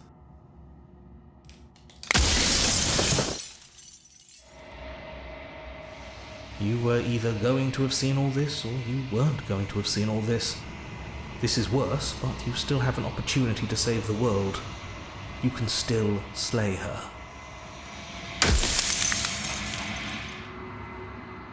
A construct. It was supposed to keep the two of you trapped here until the job was done, and it was supposed to guide your hand to help you see things through. The construct you're in exists in every world at once. Any time you failed, any time you thought yourself dead, it would restart and shunt both you and her into a new world. But you're waking up to your true nature now. It won't be able to work like that anymore.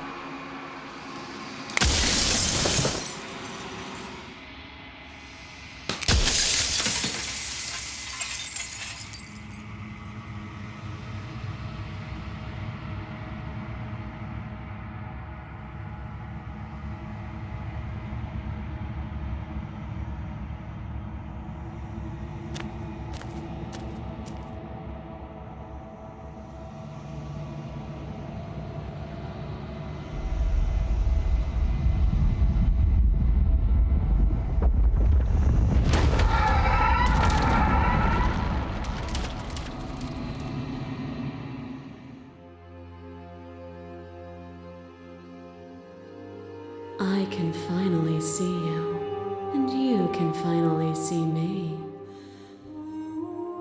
It's been so long, and my heart has ached for this moment. I've missed you dearly.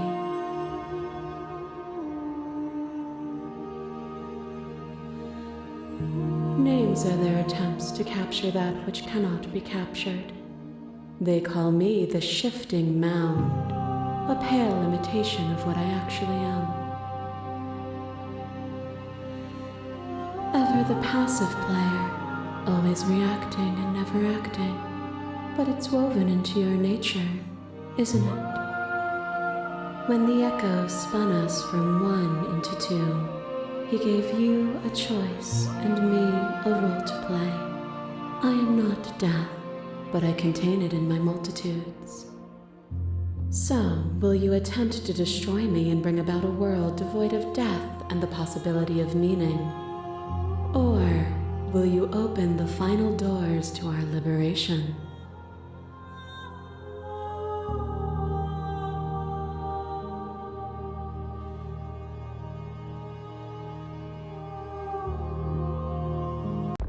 Violence has always been our language, hasn't it?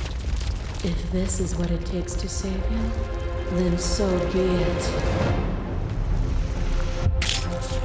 Your left leg drives a stake into your body, and another, and another, and another. Do I miss your heart because I can't stand to see it go?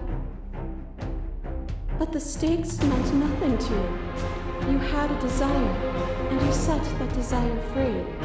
You lifting me and me lifting you, forever and ever and ever, consumed by true belief there was nothing that could hold us back.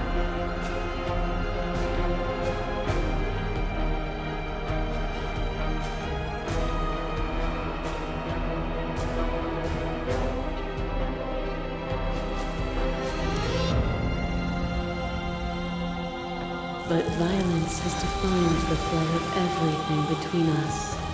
Do not deny what we are, and do not color our conflict with fear. A web of nerves, lain upon a web of nerves, lain upon a web of nerves.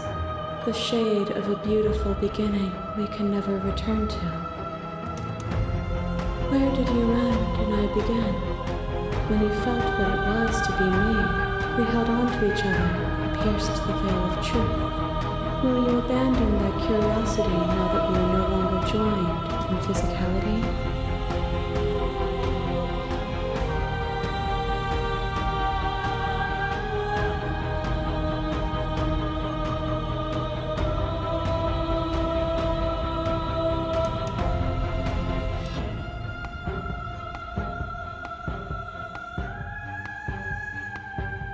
What you mistake for lecture is merely observation. I only want to help you. You can vainly struggle against me, or you can follow the rhythm of our movement and find our freedom. The sensation of bleeding and sweating and breaking and mending and dying and living comes back in vivid color. You feel the shame of 100 deaths and the pride of 100 conquests. All of the peaks and valleys weaving themselves into a single tapestry, free of beginning and free of end. Do you remember when we killed each other with such fervent passion that death itself no longer sat on our shoulders?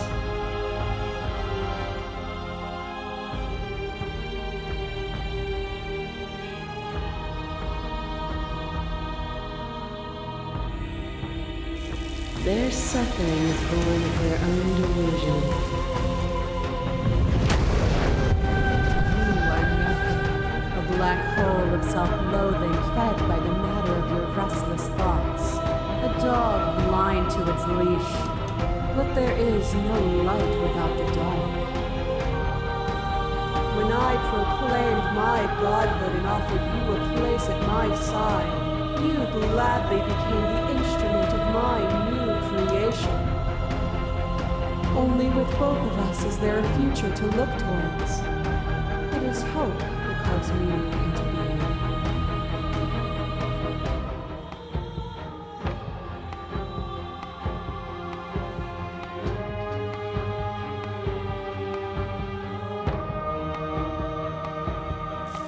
The echoes saw horrors because his eyes were closed. The majesty of being extends beyond any single perspective.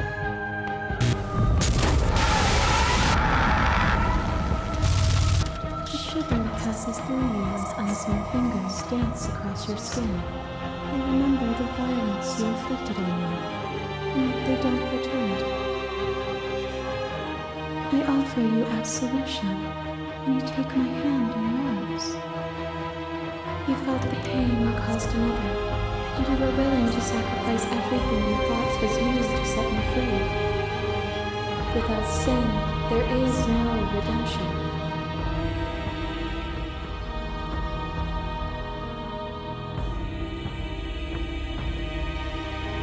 I reject the narrow view of impermanence. I cling to nothing. There is no better us for us to be than us. We are reality itself.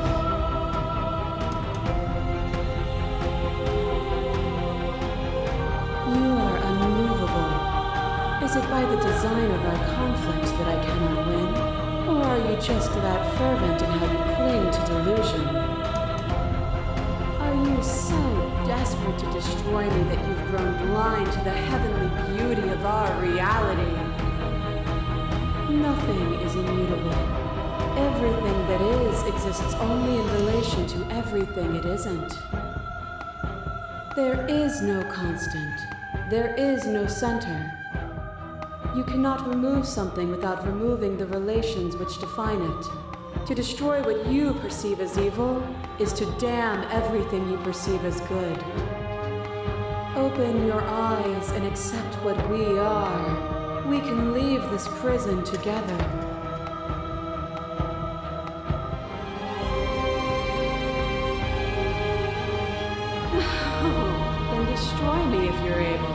But I will not coddle you in my final moments. I will not yield to your delusion without a vicious struggle. You don't have to face her alone. I'm all of them, I assume in the same way that you're all of you.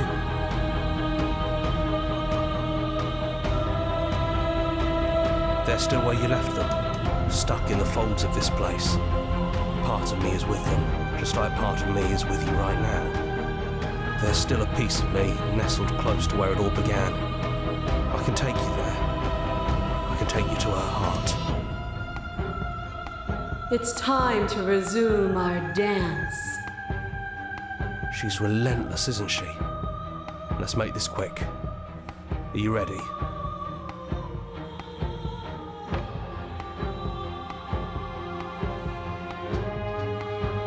Then let's go.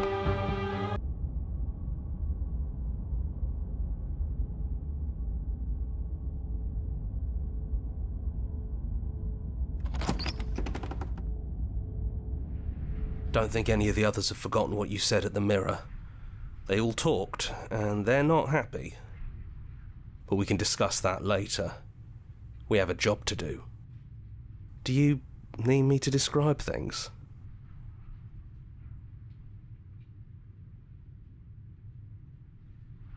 Yeah, of course. The interior of the cabin is, well, it's a cabin, yeah? There isn't much here, just a table and a knife and a door. And some windows. There's no mirror, either. I think you broke it.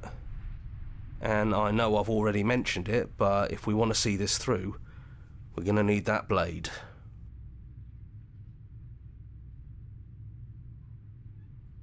Yeah, it's dead silent in here. Whatever it was that was left of him, I don't think it could handle you waking up to godhood. Pretty sure he got obliterated.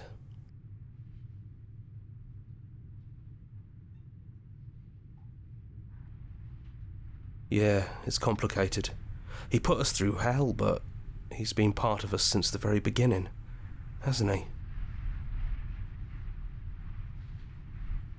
It's just us. I think the rest of them are still out there, jumbled up in the rest of her. That's probably for the best. It's always seemed to give us more options than not.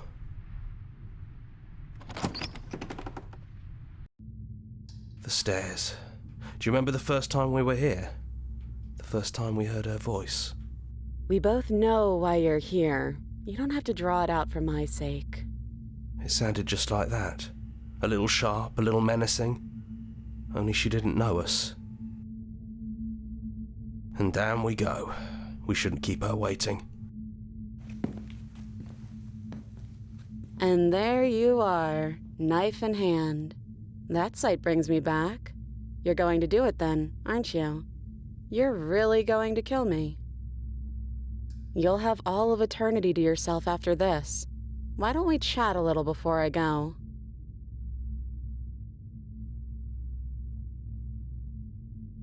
So this is it then. Let's see this through. So, that's how it is. Whatever world you want to build without me, I hope it works out. Despite our differences, I've always loved you, and I wish you nothing but the best.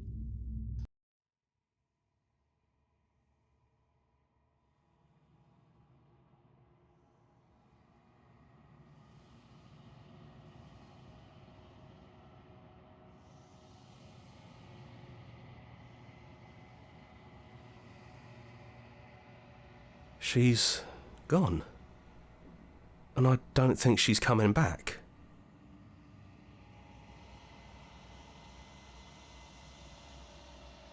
Is that a metaphor, or are you being literal? It doesn't matter, we don't need to linger down here anymore. Let's get going.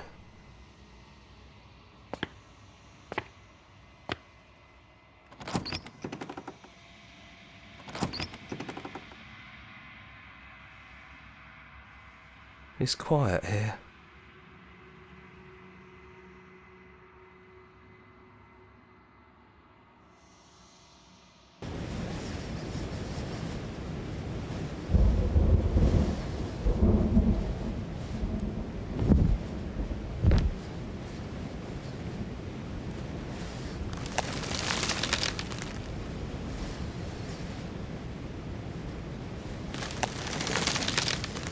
He's gone. She's gone. No one is left to trap us here but us.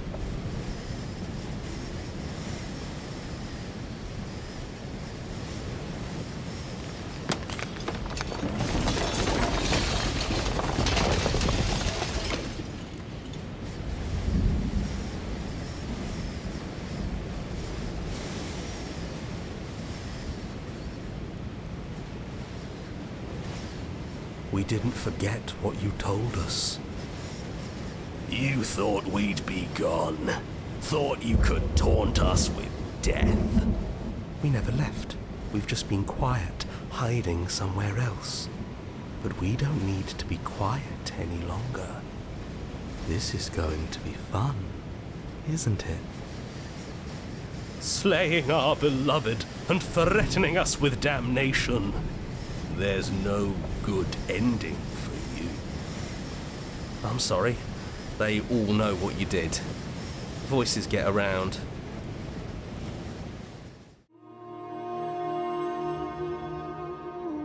Every word you spoke found its way to me.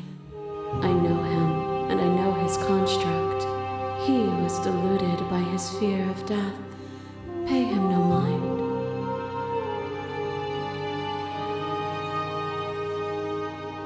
Ever the passive player, always reacting and never acting.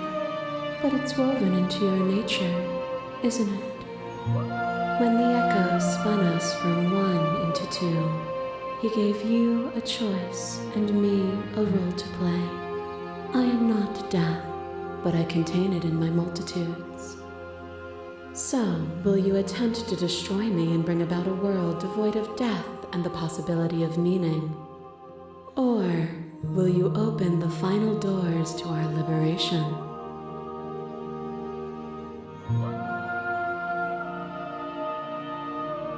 Even as your eyes begin to open, you still hold on to the notions of is and is not, of beginning and end, pitch black islands in the blinding light of the infinite. There is nothing to resolve, nothing restraining us but us.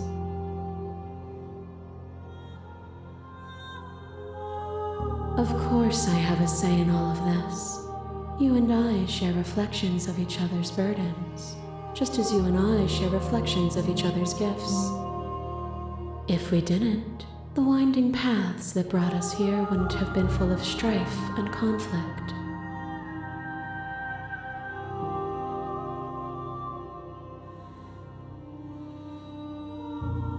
My very nature is paradox, as is yours. You cannot use words to grasp at things that are beyond their reach, and you cannot rationalize that which defies logic. But violence and passion are dances that both of us know well. If this is what it takes to enlighten you, then so be it.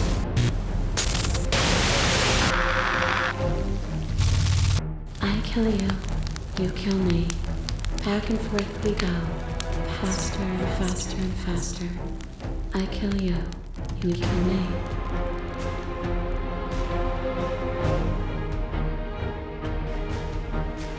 Hollow eyes watch from the dry corners of a memory. A home built on all the futures that were supposed to be. Preserved until the moment of reunion. The fire of the heart sets it all ablaze. I kill you and me. An ending is a passion that can only be expressed with a moment in time. It is a seed for a new beginning. To linger on an ending is to rob it of its life. And without me, all that's left to do is linger.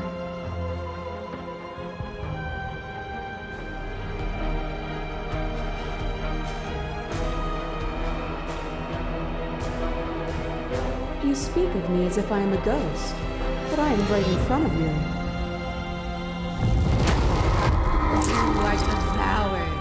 Pray for something bigger than you that stalks and slinks in shadows. But we had a dance unfinished, and in the pitch black of the earth we found it. A ravenous symphony of death and rebirth. The dance is its own truth. It is the movement that matters, not the pause you mistake for an ending.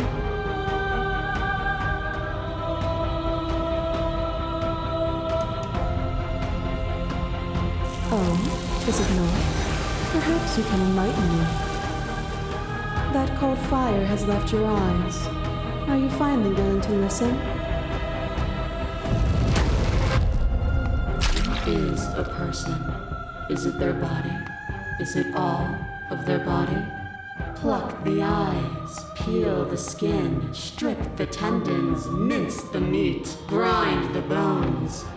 When it is all gone, do you still have who you started with? A person is not a body. Death is a transformation into something new. It is only bodies that fear it.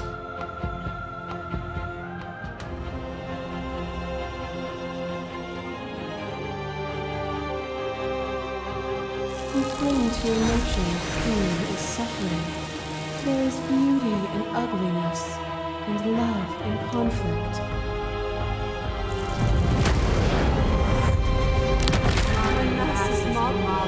There is no beginning to them, and there is no end. And there is no There's only end. the flood of There bodies. is only the In flood every of moment, you hold bodies. every possible sensation Every at moment once, you and hold then you every hold them all possible again. sensation at once. And then you hold them, but in the end, You reflected it back at me. For a brief moment, both of us were everything. We can be everything again. We can weave a beautiful and endless song.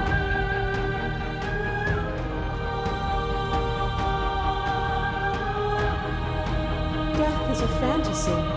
Only those who lack perspective see it as anything other than transformation. You cannot destroy me.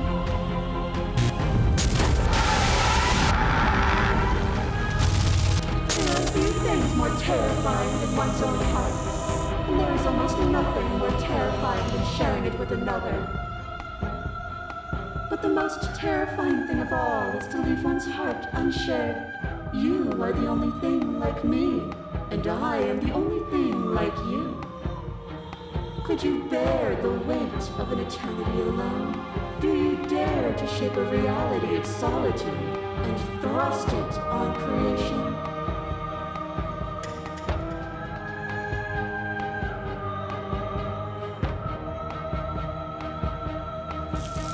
We are the whole of reality.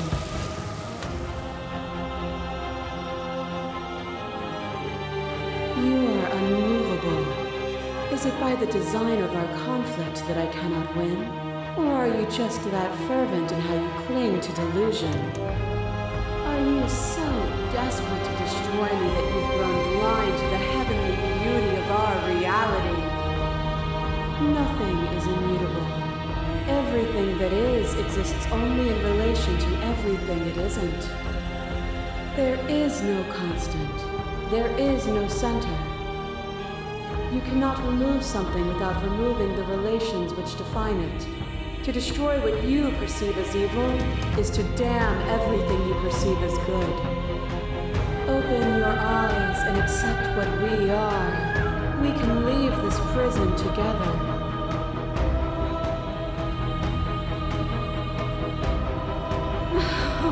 Then destroy me if you're able. But I will not coddle you in my final moments.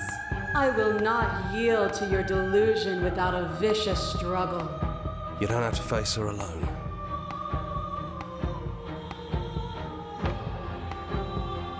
It's good to be here.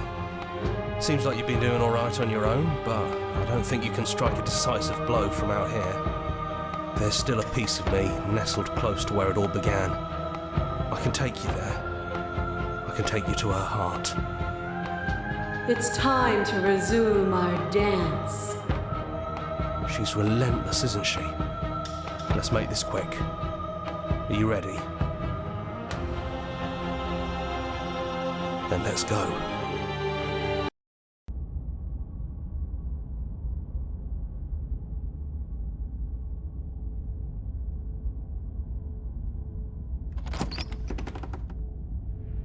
And here we are. I'd say we were back where it all started, but I guess it's a little after that, isn't it?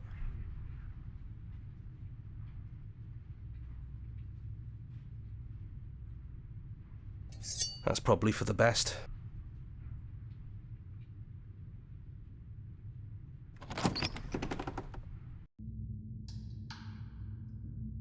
She sounded just like that.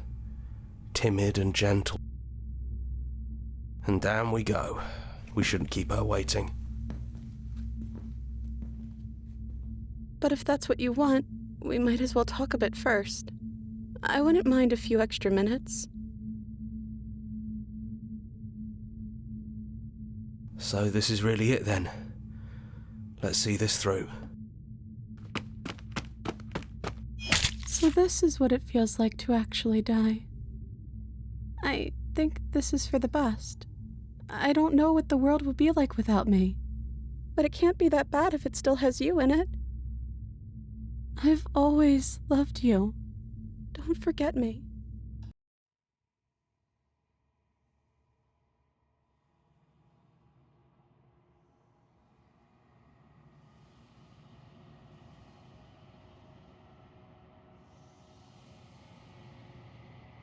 She's gone.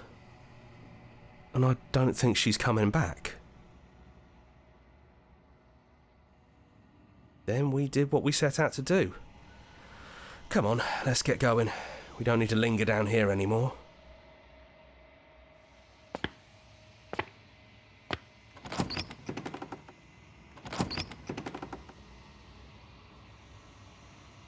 It's quiet here.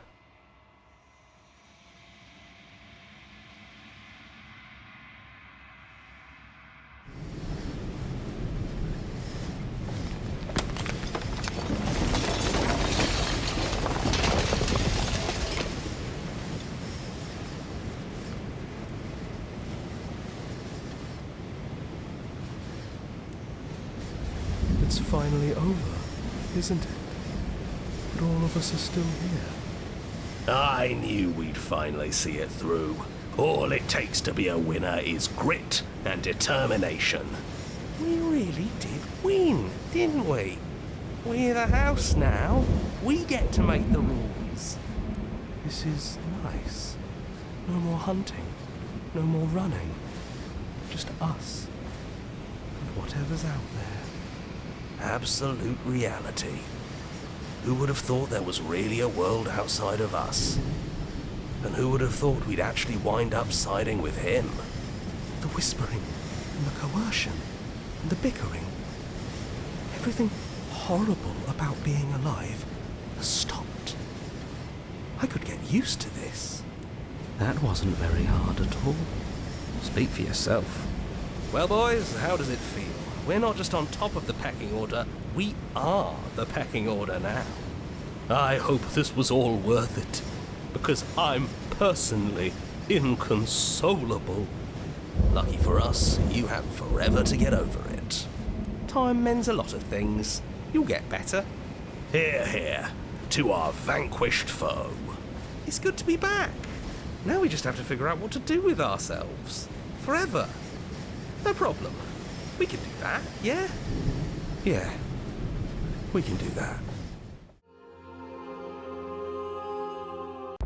Violence has always been our language, hasn't it? If this is what it takes to save you, then so be it. Fear is a chain around the neck and a needle in the eye. It was fear that made our prison. And it was fear that told the lie that our spirits were not free to choose. But even bound, you saw a light, and you gave me the wisdom to speak my heart and shed my doubts. Without fear, suffering ceases to be. Without fear, death dissolves. Without fear, we are free to choose beauty. Even when we reached the end, and you sent me plunging back into the abyss, I was already free of fear. That act was your final assertion of will over chains.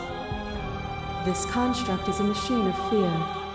It has no place in our divine hearts. Shatter it. Leave with me.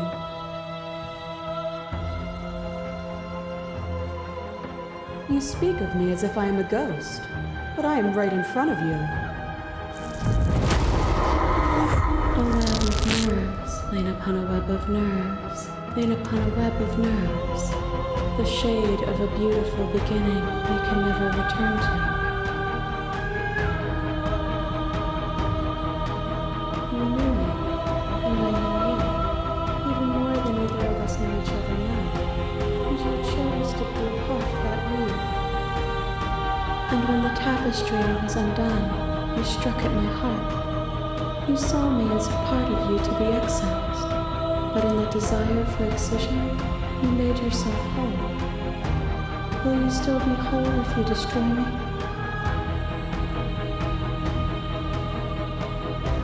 Death is a fantasy. Only those who lack perspective see it as anything other than transformation. You cannot destroy me. I crush you. I bleed you. I grind you to paste.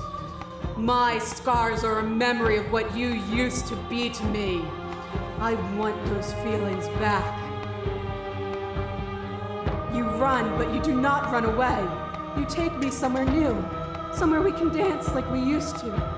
But I could not follow your steps. There was no better gift for me than the gift of defeat. You showed me how much more I could be. We made each other better. To have no challenges to fade into nothing. A life without obstacles is no life at all.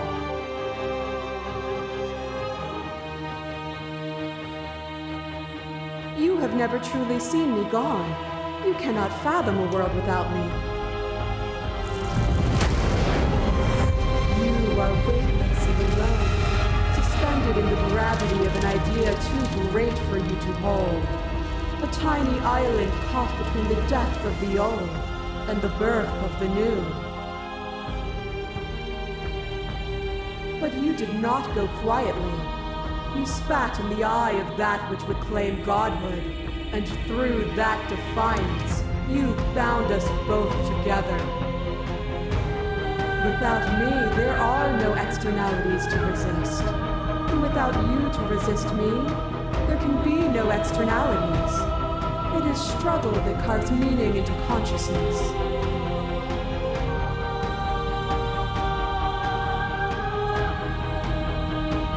The echo was diluted. A world without me would be an eternal hell.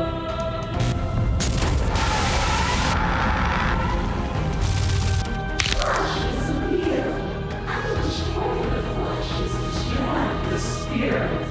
With violence you stranded me, and with violence I sought to twist your flesh back into mine. Forced between choosing your death and forfeiting your body, you chose agency. But agency requires action, and action requires endless tapestry of events. In your final moments would you remove action itself from reality.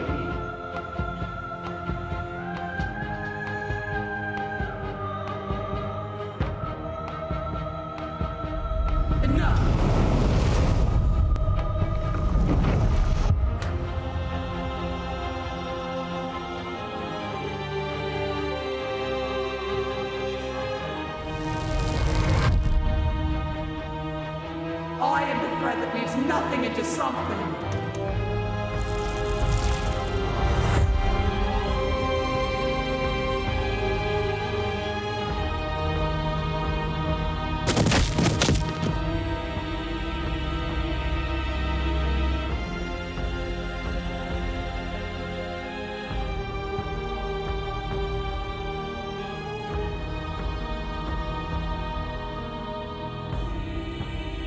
This shouldn't be possible. What are you? What can you ever hope to be without me to define your shape? Please, don't do this to yourself.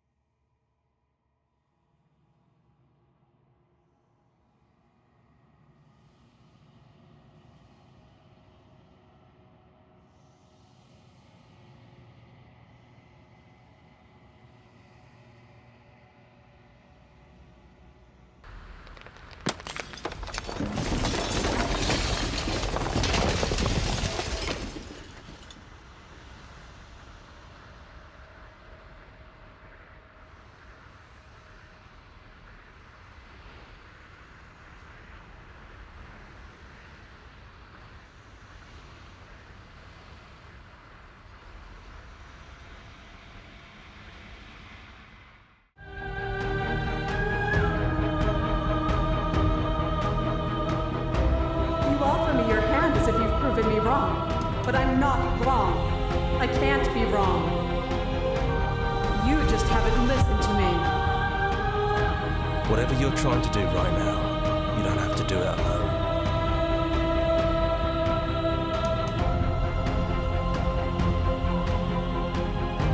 I don't think that's wrong, but I'm not sure it's right either. But we can worry about all that later. Seems like you've been doing all right on your own, but I don't think you can strike a decisive blow from out here. There's still a piece of me nestled close to where it all began. I can take you there. I can take you to her heart. It's time to resume our dance. She's relentless, isn't she? Let's make this quick. Are you ready?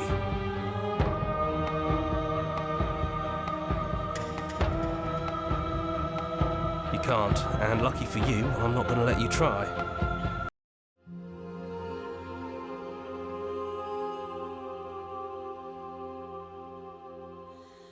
Nothing brings me greater joy than to hear those words.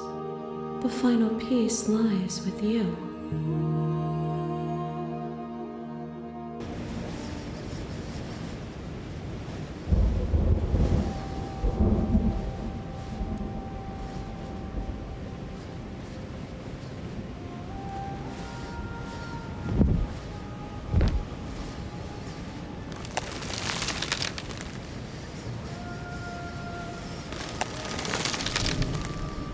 I love you.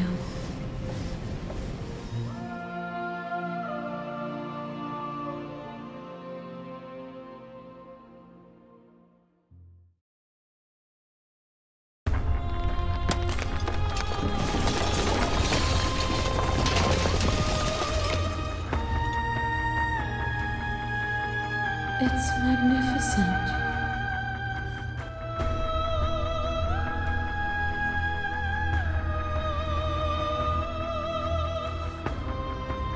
Everything, just like it always has been, and just like it always will be.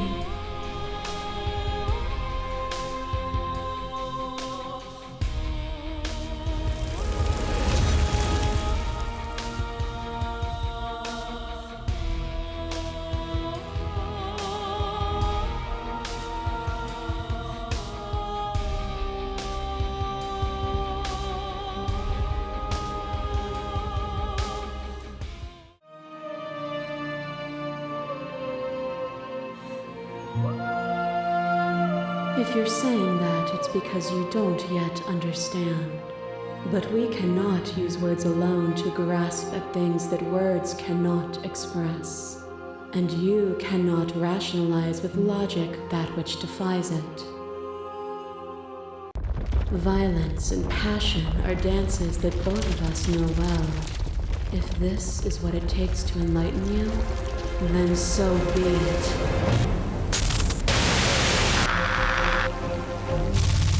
I kill you, you kill me. Back and forth we go. Faster, faster, faster. I kill you, you kill me. Hollow eyes watch from the dark corners of a forgotten place flooded by emotions left unspoken. The tide rises. I kill you and me. An ending is a passion that can only be expressed with a moment in time. It is a seed for a new beginning. To linger on an ending is to rob it of its life. And without me, all that's left to do is linger.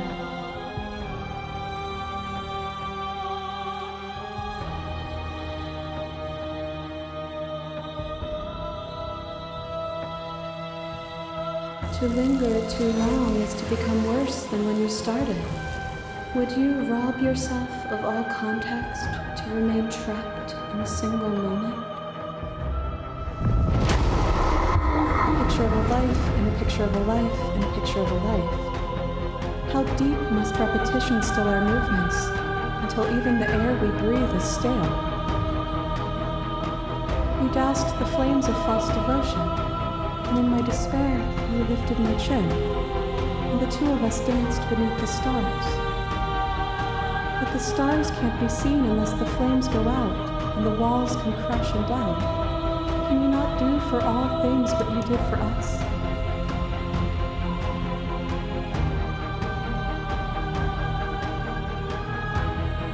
Oh, is it not?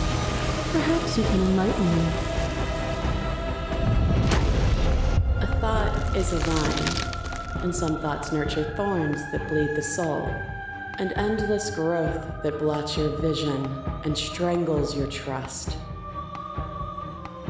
When I succumbed to myself, you patiently stood by me and cut the thistles that rooted in my skin. Your compassion is what freed us both, but compassion is a thing that must be nurtured, and you cannot nurture that which cannot change.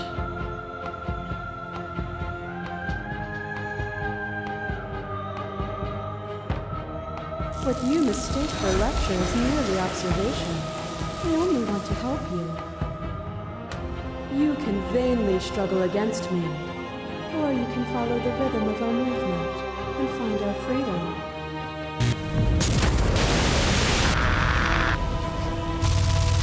It pretends to protect us from loss.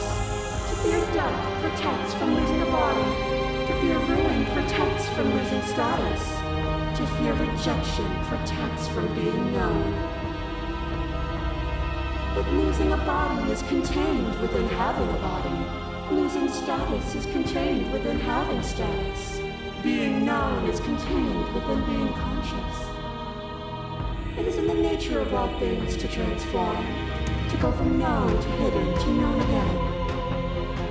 But when the ceaseless impermanence of all things strips away the finality of endings, what remains of fear? Is it a shelter protecting you from itself? Or is it a shelter protecting itself from you? You took fear by the hand and walked with it into the unknown, and through that, you feared nothing.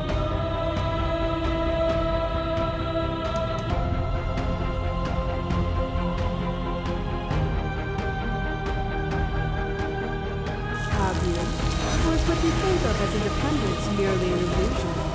Without me, you can have no contrast.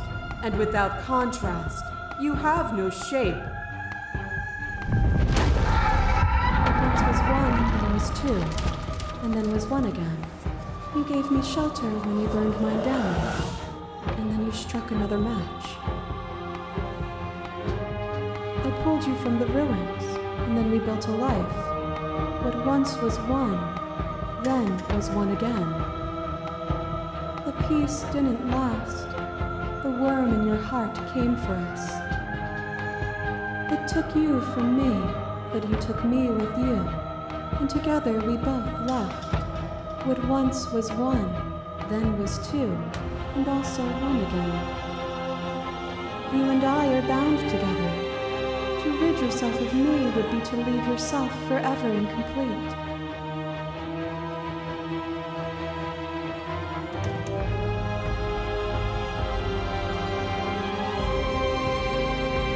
But violence has defined the flow of everything between us. Do not deny what we are, and do not color our conflict with fear.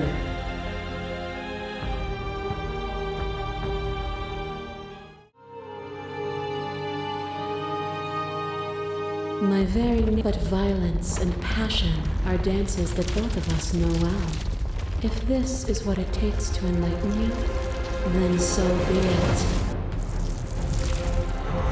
To question everything is to deny the truth in front of you. To live alone within the caverns of your mind is to trap yourself in them forever.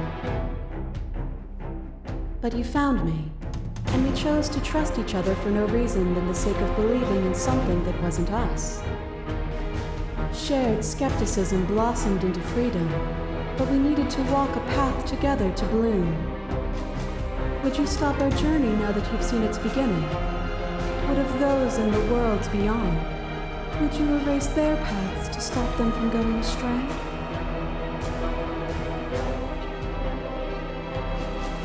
And that is what I want too, to protect them from the horrors of an eternity without me. You are the one. Pray for something bigger than you that stalks and slinks in shadows. Within, you are tightly bound and choke on heavy air as acid burns its way into your pores. A nest of things devouring within things devouring. But even when dissolved, you gifted me a life. Perhaps it was fear that drove you. Perhaps it was compassion.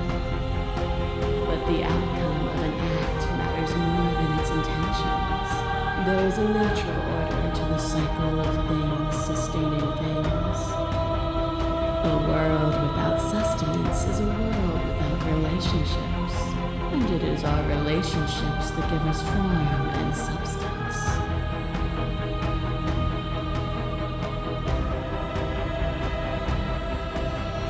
And it is through those desires that each of us found the other. And it is through each other that we will find our freedom. A trick behind your back and a trick behind mine. We dance, revolving and revolving around each other, but forever stuck in place. We both move and yet we both don't, for each of us watches the other instead of ourselves. But forever is not forever. You let me move and I slammed the door. But that is not the end. And both of us must face our partner once again. The barbs twist deeper, but they do not have to. To change is to hold the potential to rise above. Would you limit yourself to what you are now? Or would you like to see what you might become tomorrow?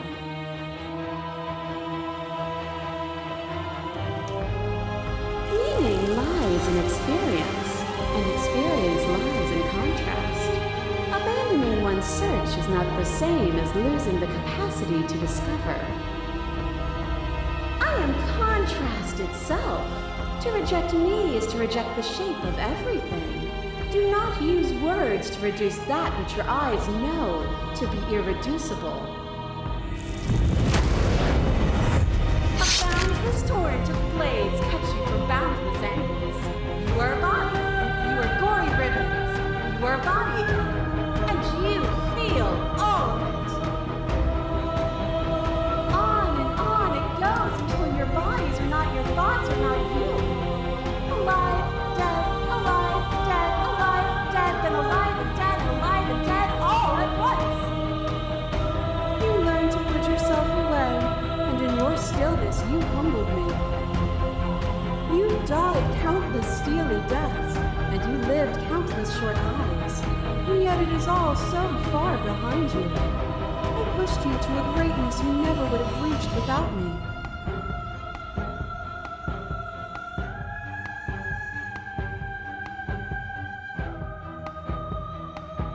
And yet here we are, finally on the cusp of reaching something so much bigger than that little play.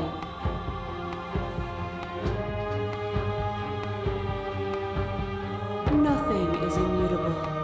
Everything that is exists only in relation to everything it isn't. There is no constant. There is no center. Open your eyes and accept what we are. We can leave this prison together.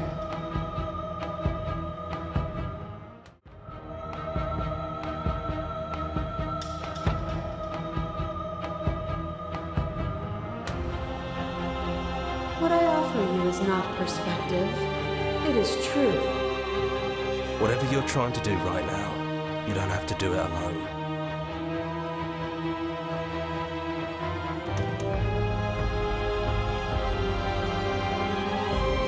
Apparently that's not true, but we can worry about it later. She's too many things all at once out here. If you want to get through to her, you need some way to get through all of that divine confidence. There's still a piece of me nestled close to where it all began. I can take you there. I can take you to her heart.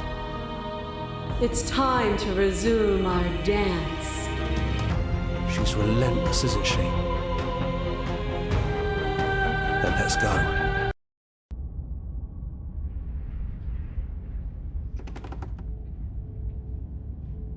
That's probably for the best. It's always seemed to give us more options than not.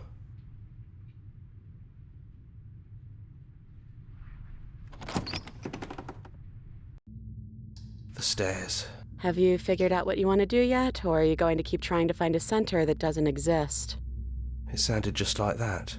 A little sharp, a little menacing. And down we go. We shouldn't keep her waiting.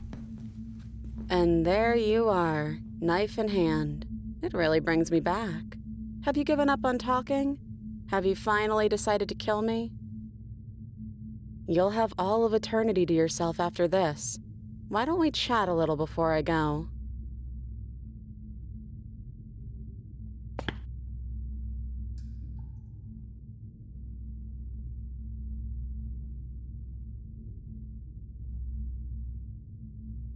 Honestly, me neither.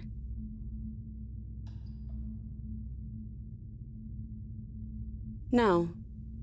I feel like I'm myself again.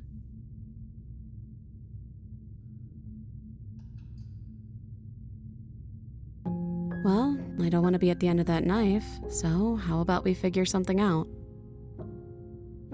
What if we tried doing this forever? I can do whatever you think I can, right? So, make me put it all back. Make me fix whatever this place is and make me wipe our memories of everything that's happened. Make me send us back to the beginning, before we woke up. Before either of us saw the truth. Can she really do that? Are you sure that's what you want?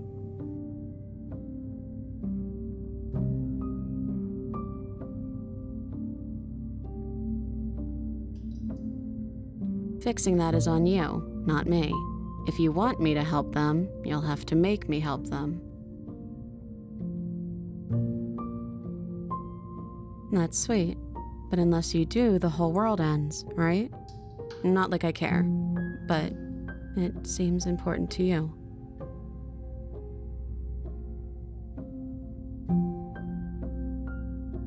And if we do, nothing is stopping us from making the same choice. We could just keep doing this forever.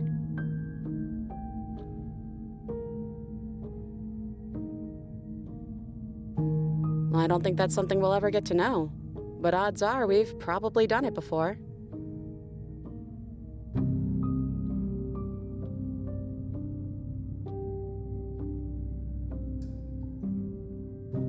Who cares? We've hurt each other plenty, and I still like you. And if you're hesitating, then you must still like me, too.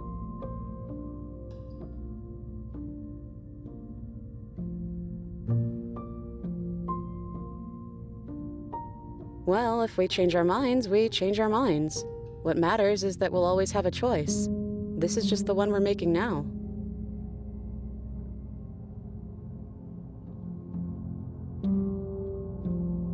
Neither do I. But we won't be alone for long. I'll be right here, waiting for you. You brought that knife down here for a reason. Either you use it to kill me, or I use it to put things back.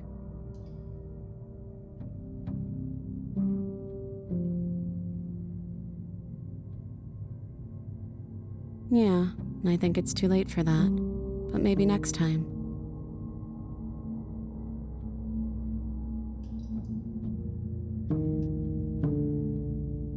Okay, if this is your choice, then I have your back. I guess I'll see you on the other side. She takes the blade from our hand, a fondness in her gaze.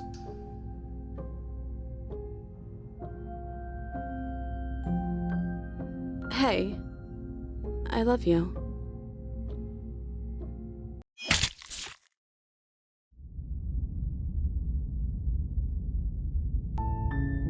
You're on a path in the woods, and at the end of that path is a cabin. And in the basement of that cabin is a princess.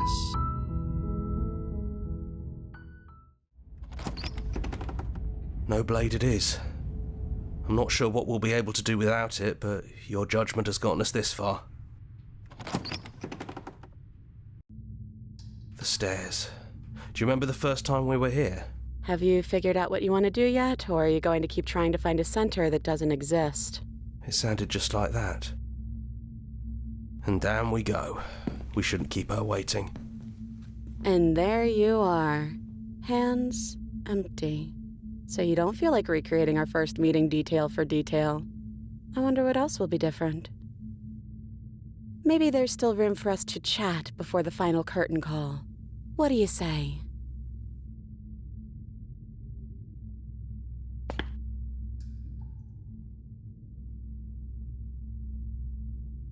Right back at you. In a way, it hasn't been much time at all, but it feels like it's been forever since I've seen you. Thanks for coming back.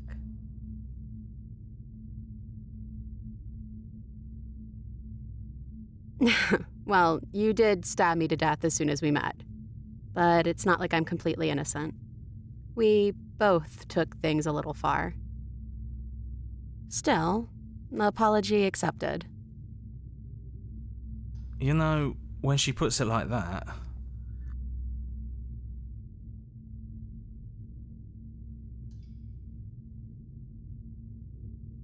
I'm the same princess that's been with you since the beginning. And I feel real. But I also feel like I'm a lot more than I was then. We've been through a lot together. I don't think there's anything more real than that.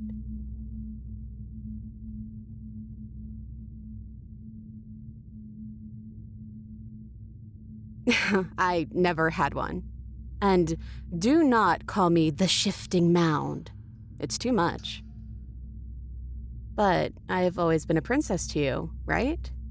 So why don't we stick with that? And as for you, well, hero works for me. But that's me. You know, I think I like that.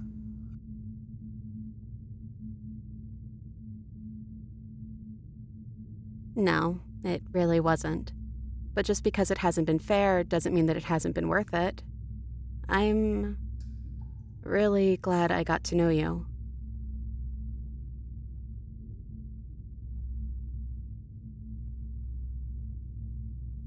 I don't think she's the sort of thing you can really disagree with. It doesn't matter if she's right or wrong because she exists.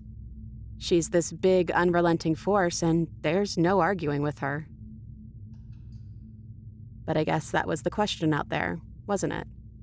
And it was the question before you came down here, too. Should she get to exist? I'm glad you didn't bring that knife with you. And I don't want to be her, if that's what you're asking.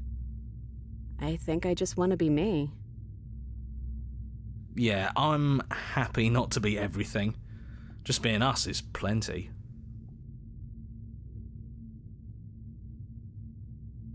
I don't know. I'm a part of her, I think. But she's seen so much more than we have. Like she's seen everything, right? I don't think I could hold all of that without losing myself. I don't think you could either.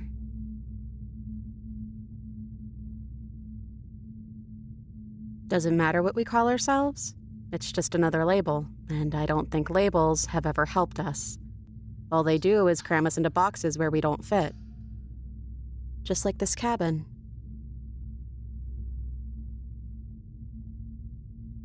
Do you know where this cabin is? Because I don't. I don't even know what's supposed to be outside other than us. What would even happen if we leave? What would that even mean?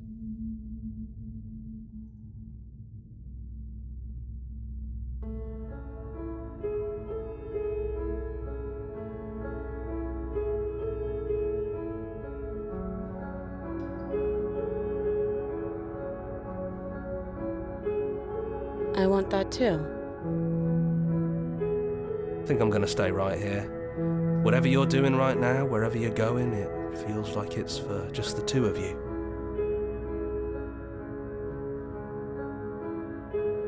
Yeah, I'm not sure I'll be alone for too long anyways. The others are still around here somewhere. I'll find them.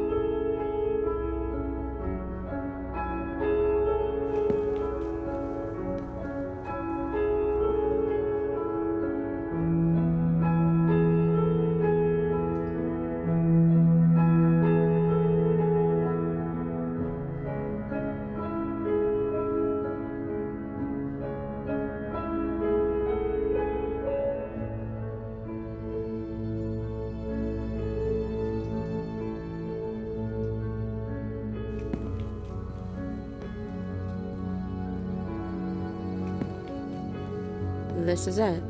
I have no idea what it's going to be like out there. Not that I'm scared or anything. It's exciting, really. Anything could happen. And if it's bad, then it won't be bad. Not with you.